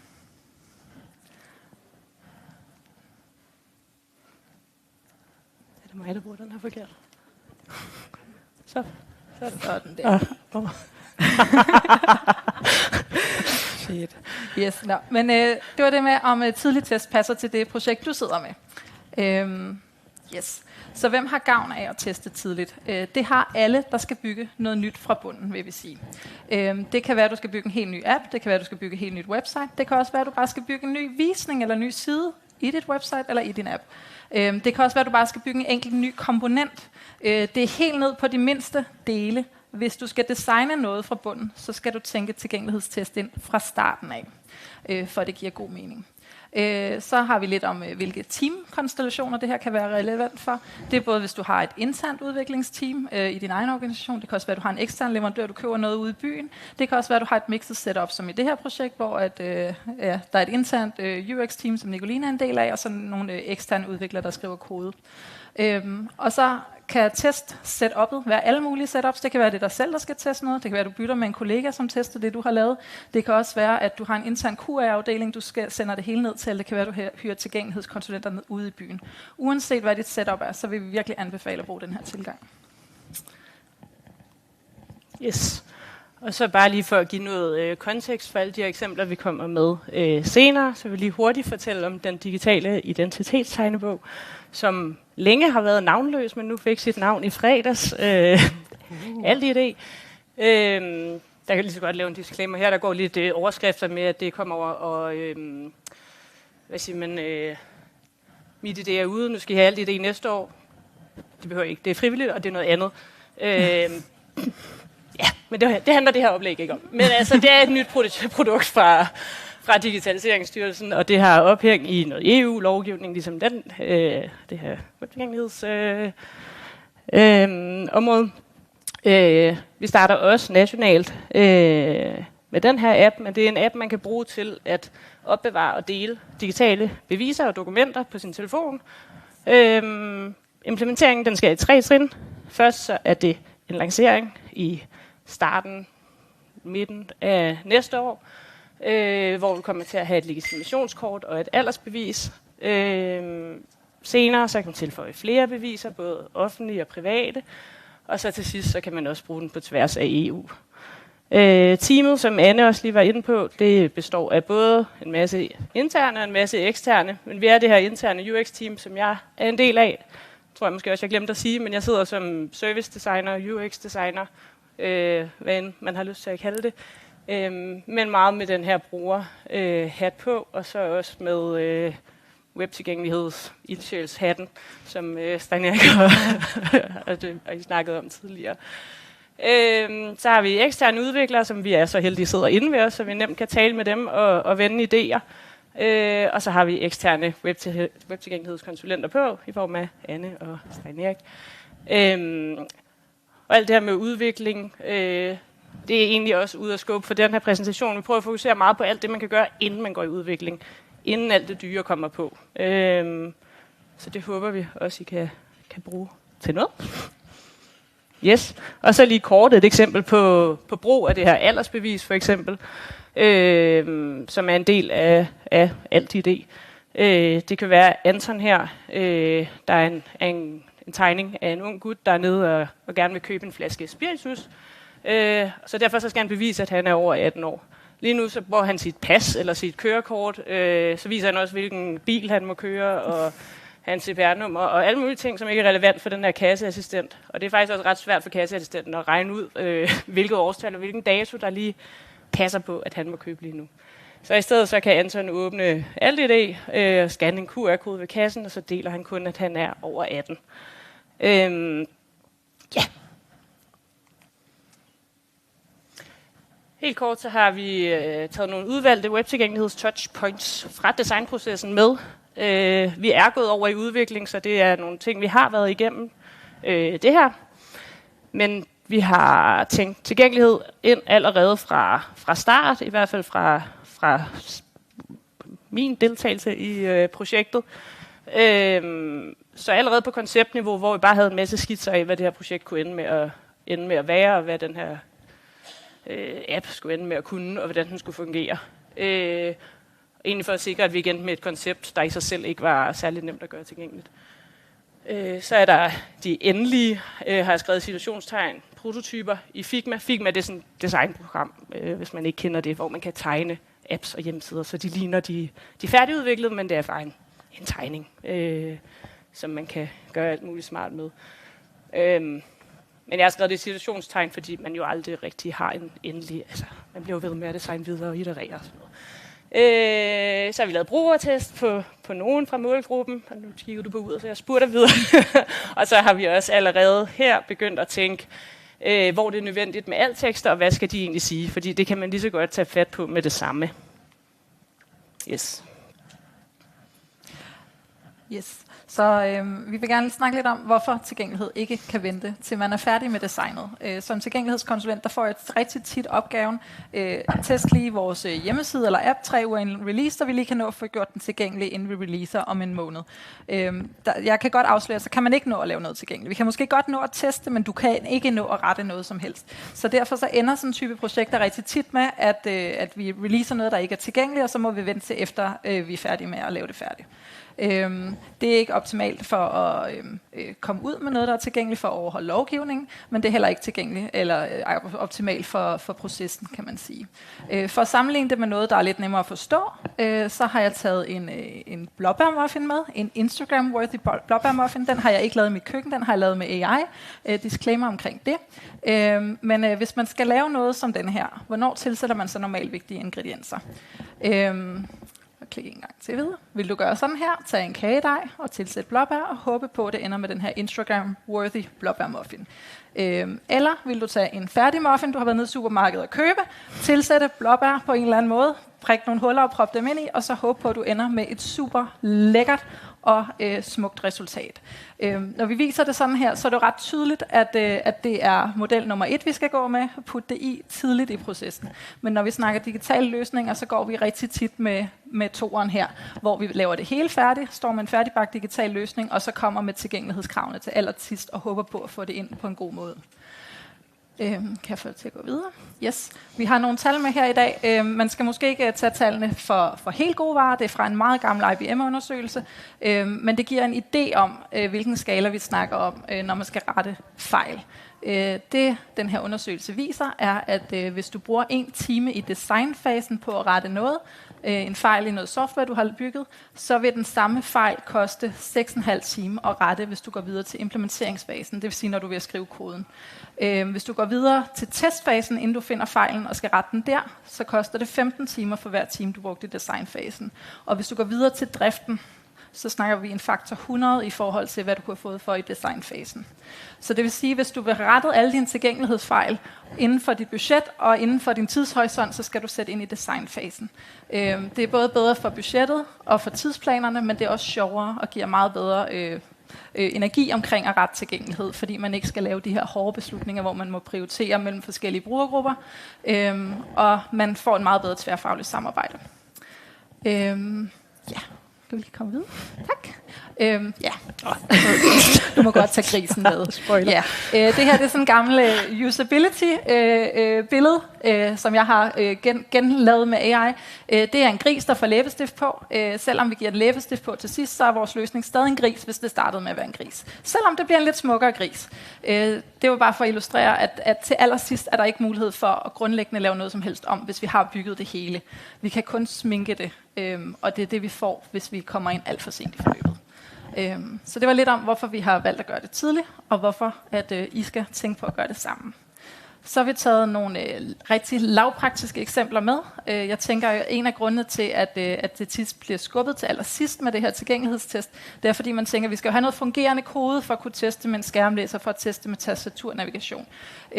Men man kan fange rigtig mange af de her fejl rigtig meget tidligere. Mange fejl kan vi finde allerede i designet, og rigtig mange fejl kan vi forudse og forebygge, hvis vi kigger på det i designet. Og det er ikke en udtømmende liste, vi har taget med her i dag. Det er eksempler, og vi har skåret groft ned i eksemplerne også. De eksempler, vi har med i dag, findes også på de her flyers, som jeg har lagt derude bagved. Hvis vi løber tør, så kom til mig. For jer, der kigger med online, så må I gerne kontakte mig, så skal jeg nok prøve at få sendt noget til jer, når jeg er klar med en tilgængelig digital version af det. Yes. Men eksemplerne her, vi har taget 3 sådan fejlgrupper med, for at vise frem i dag. Den første, det er store tekststørrelser og vandret visning. Og det handler om, om det kan bruges af brugere, der har behov for at få vist større tekst, eller for at få vist tingene på mobile devices i vandret orientering. Så det vil sige, at vi kigger på, virker designet både i portrætvisning og i landskabsvisning.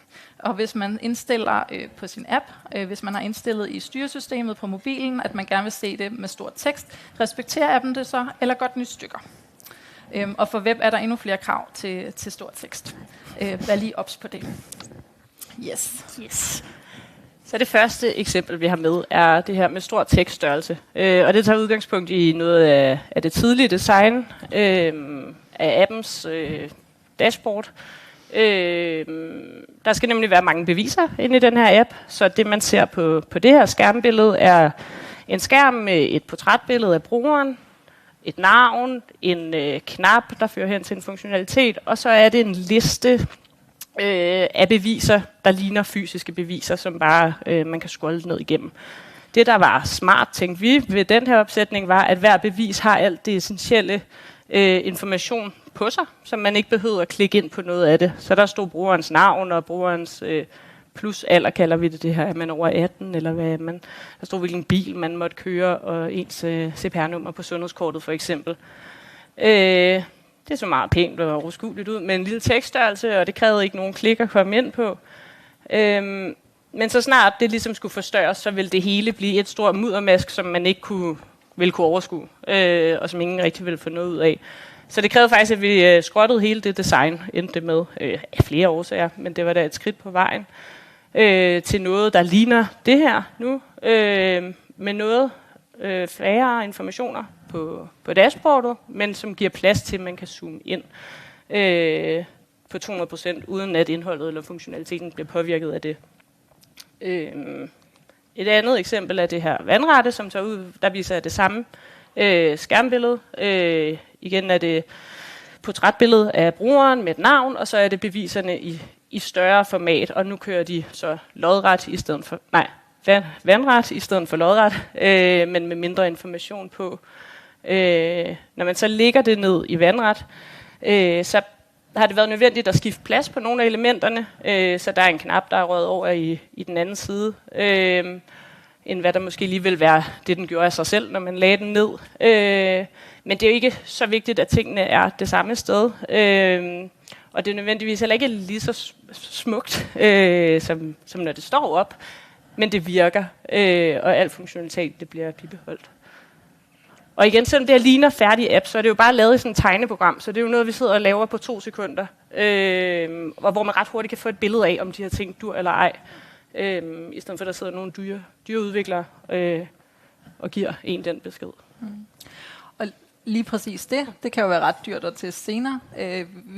Vi har været ude som konsulenter, mig og Stein Erik, hvor vi fik at vide, om det kommer til at koste 2 millioner at lave en ny app, der kan det der. Det er lidt billigere at tegne det om igen, og så tage en rigtig beslutning om, hvilket framework man skal bruge fra start. Ja.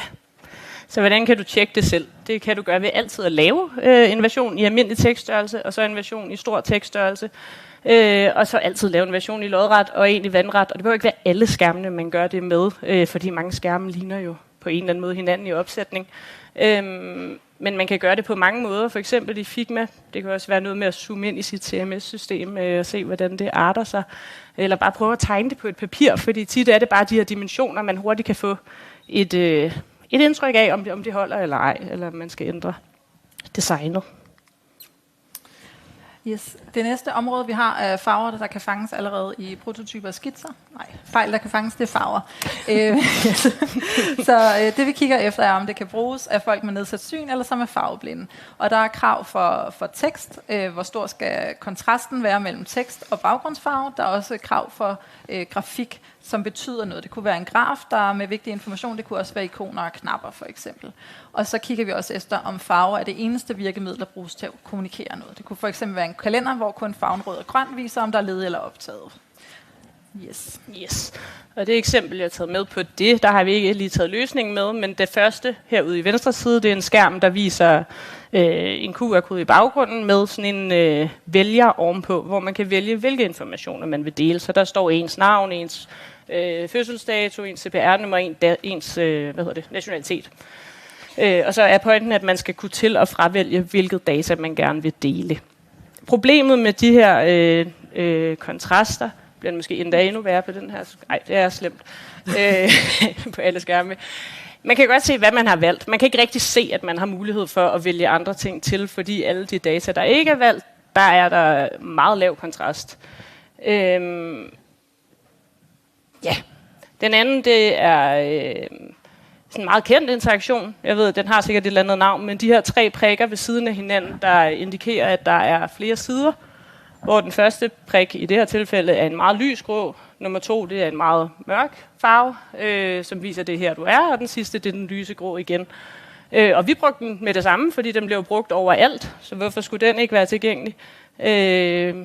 Det sagde Anne med det samme, men det er den ikke, så glem det. Så det har vi, og den interaktionsmulighed har vi også helt skrottet og lavet pile i stedet, så der er en tydelig indikation på, at du kan komme frem og tilbage her. Ja. Hvordan kan du så selv tjekke de her kontrastting? Altså, der er rigtig mange forskellige værktøjer på Google. Så en simpel søgning efter sådan en color contrast checker, eller farvekontrast checker, kan man nok også søge på. På Google giver en masse muligheder, hvor man kan sætte farvekoden ind, og så få et svar. Figma, igen det her. Jeg tænker, der er mange, der bruger det, hvis man arbejder med sådan noget her. Så derfor bliver jeg jeg bruger det selv. Så derfor er mange eksemplerne derfra. Men de har en indbygget funktion til det her, som også er ret fed. Ja, og ellers så helt lavpraktisk kan man jo vise det til sin kollega. Måske en, der endda ikke har sine briller på. Kan de se alt? Hvis de ikke kan det, så er det nok et ret godt tegn på, at der er noget, der i hvert fald lige skal tjekkes. Ja.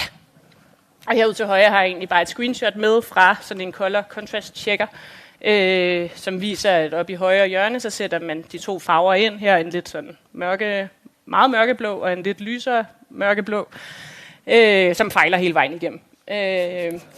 Men det så meget pænt ud i designet og sådan noget, men det holder ikke. Yes. Og det sidste område, vi har med i dag, det er video og animationer. Det er noget, som koster mange penge at lave. Det er rigtig dyrt at gøre tilgængeligt, hvis man ikke har gjort det tilgængeligt fra start ofte. Med videoanimationer, der kigger vi efter, om det kan bruges af brugere uden hørelse. Det skal have undertekster på, for at kunne bruges af brugere, der ikke kan høre lyden. Kan det bruges af brugere uden syn? Til det skal vi bruge tekstalternativer, vi skal bruge synstolkning, som vi har hørt meget om i dag. Så skal det også kunne bruges af brugere med behov for at mindske distraktioner. Det vil sige, at animationer, der var mere end 5 sekunder, skal kunne enten pauses, stoppes eller skjules. Det kunne være brugere med ADHD, der har behov for det. Det kunne også være ældre mennesker, der har svære ved at undertrykke distraktioner fra ting, de kan se i deres perifere synsfelt. Så hvis I har ældre brugere, så er det her også vigtigt. Og så er det også vigtigt at tænke på, om det kan bruges af brugere, der har ekstra behov eller behov for ekstra tid til at bruge løsningen. Det fortæller du nok eksempler om, om ting, hvor man har lidt kort tid til at læse tekster, for eksempel. Det skal man også tænke på. Yes. Fordi vi har også video med i den her app. I introskærmene tænkte vi, det er meget smart med lidt video. Det er meget, der er alligevel ikke nogen, der gider at læse de ting, man skriver, når man prøver at forklare, hvad det er for et produkt, du lige har hentet. Og så står folk bagefter og sådan, jeg forstår ikke, hvad jeg har hentet. Og de læser ikke det, man prøver at lave. Nogen læser ikke det, man prøver at lave. Så vi tænkte, lad os lave noget video lidt a la Instagram. Folk ser mange stories, lad os bare stille det. Så vi lavede det her med nogle videoer, der kører. Jeg tror, vi havde 5 videoer. De skifter af sig selv over i næste video. Man kan ikke stoppe dem, og den eneste måde, man kan navigere i dem, er ved at swipe. Men det er der ikke noget, der ligesom fortæller dig. Surprise, den gik ikke. Så nu har vi gentænkt dem en lille smule. Så videoen den stopper af sig selv, når den slutter. Så får man mulighed for at se den igen. Når den så spiller, så har man også mulighed for at pause den nede på en knap i venstre hjørne og starte den igen. Og så er der de her pile, jeg også snakkede om før. Så hvis man vil navigere gennem videoerne, så er der en tydelig, så bliver du fortalt, hvordan du kan gøre det. Du kan stadig også swipe, fordi det synes vi vil være fedt. Men der er også den her anden mulighed. Ja. Og hvordan kan du tjekke det selv? Det er lidt sværere, fordi nu er det video, og det laver man ikke bare lige hurtigt. Der skal jo tit sådan en produktion til, så det bedste råd, vi lige kunne give, sådan er sådan at huske på det. Altså, er der lave en eller anden huskeliste, og især den her pause, stop, skjul, fordi jeg tror, det er en af dem, man tit glemmer behovet for. Og fordi det kræver nogle ekstra elementer på skærmen, som man måske kan føle lidt ødelægger hele ens tanke med den her meget clean video, man lige havde lavet. Men hvis man tænker det ind fra start, så kan man også tilpasse videoen til, at der pludselig er nogle, eller ikke pludselig, men at der er nogle elementer oven på videoen. Yes. Så det var bare opsummerende. Vores pointe er, når du bygger noget nyt, så husk nu at tænke tilgængelighed ind allerede i designfasen. Og det virker åbenlyst, men det er desværre ikke nok, der gør det, ser vi. Så nu understreger vi lige her igen. Yes. Ja. Og hvornår ekstra pointe. Ja. Hvornår skal det så testes? Det skal det løbende, og især ved ændringer, også i designfasen. Altså det her eksempel, jeg havde med tidligere med den her, hvor man skulle vælge, hvilken data man vil dele. Jeg tror, vi har redesignet den 5 gange, og vi bliver ved med ikke altså der sker et eller andet, så vi igen ikke lever op til kontrastkravene, fordi man glemmer det. Altså, ja, og så får man ikke lige testet det, og så kiggede vi på det så sent som sidste uge, og vi er altså gået i gang med udviklingen nu. Og så stod Anne bag ved mig, og jeg skulle lige fortælle, at vi havde faktisk fikset det nu, og så kunne jeg jo godt se, at det havde vi ikke, fordi nu var der noget andet galt med den. Så det er jo en løbende proces, og man skal huske at teste det hele tiden, fordi når man fikser en kontrast, eller hvad end det er, man har rettet, så er der måske en anden kontrast, der bliver påvirket af det, og så skal man jo også huske at teste den. Og sådan er det jo med alle de her ting. Og tidspunktet for at være i for god tid og last minute, det er jo ofte samme dag. Det tænker jeg også, mange måske kan genkende her, at man er sådan, der er jo, vi sidder bare og brainstormer, der er lang tid til, vi har noget færdigt.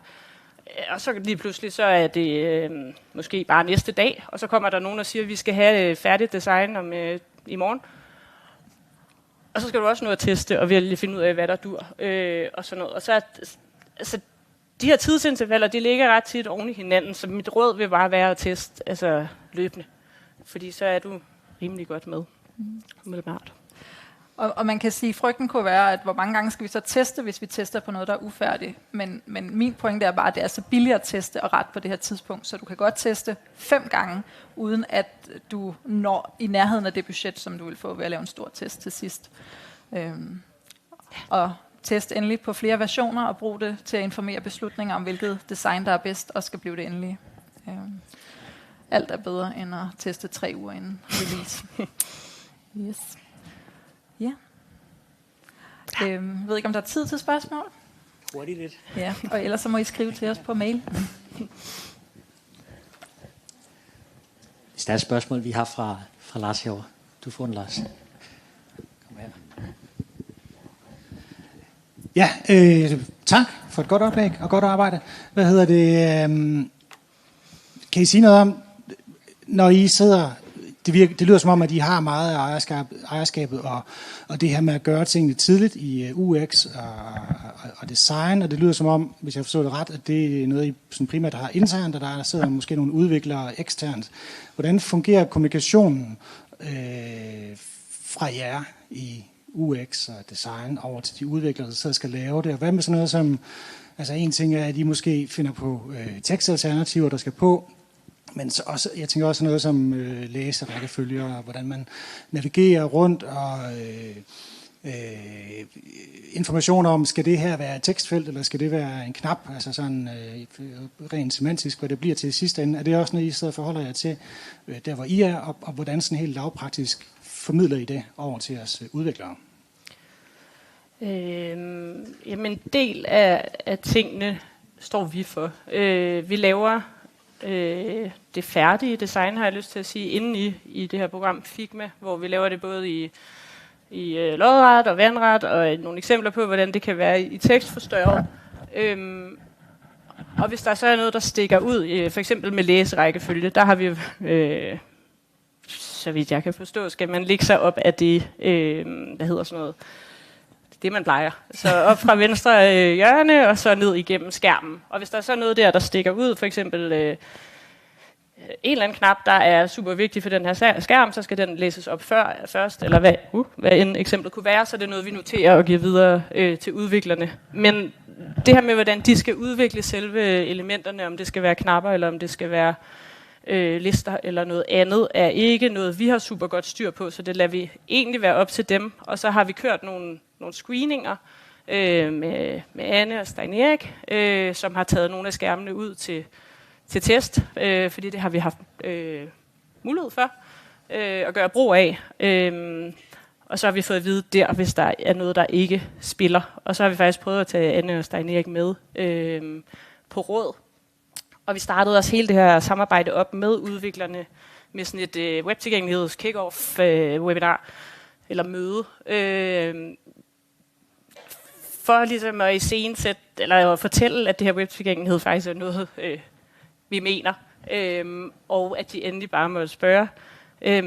Fordi jeg tror, vi har også lært gennem tiden, at selvom udviklere siger, at de ved alt om webtilgængelighed, så er der jo ikke nogen, der ved alt om webtilgængelighed. Så hellere, at man kommer og siger det, og så finder vi ud af, hvordan vi løser problemerne i fællesskab. Ja. Tusind tak.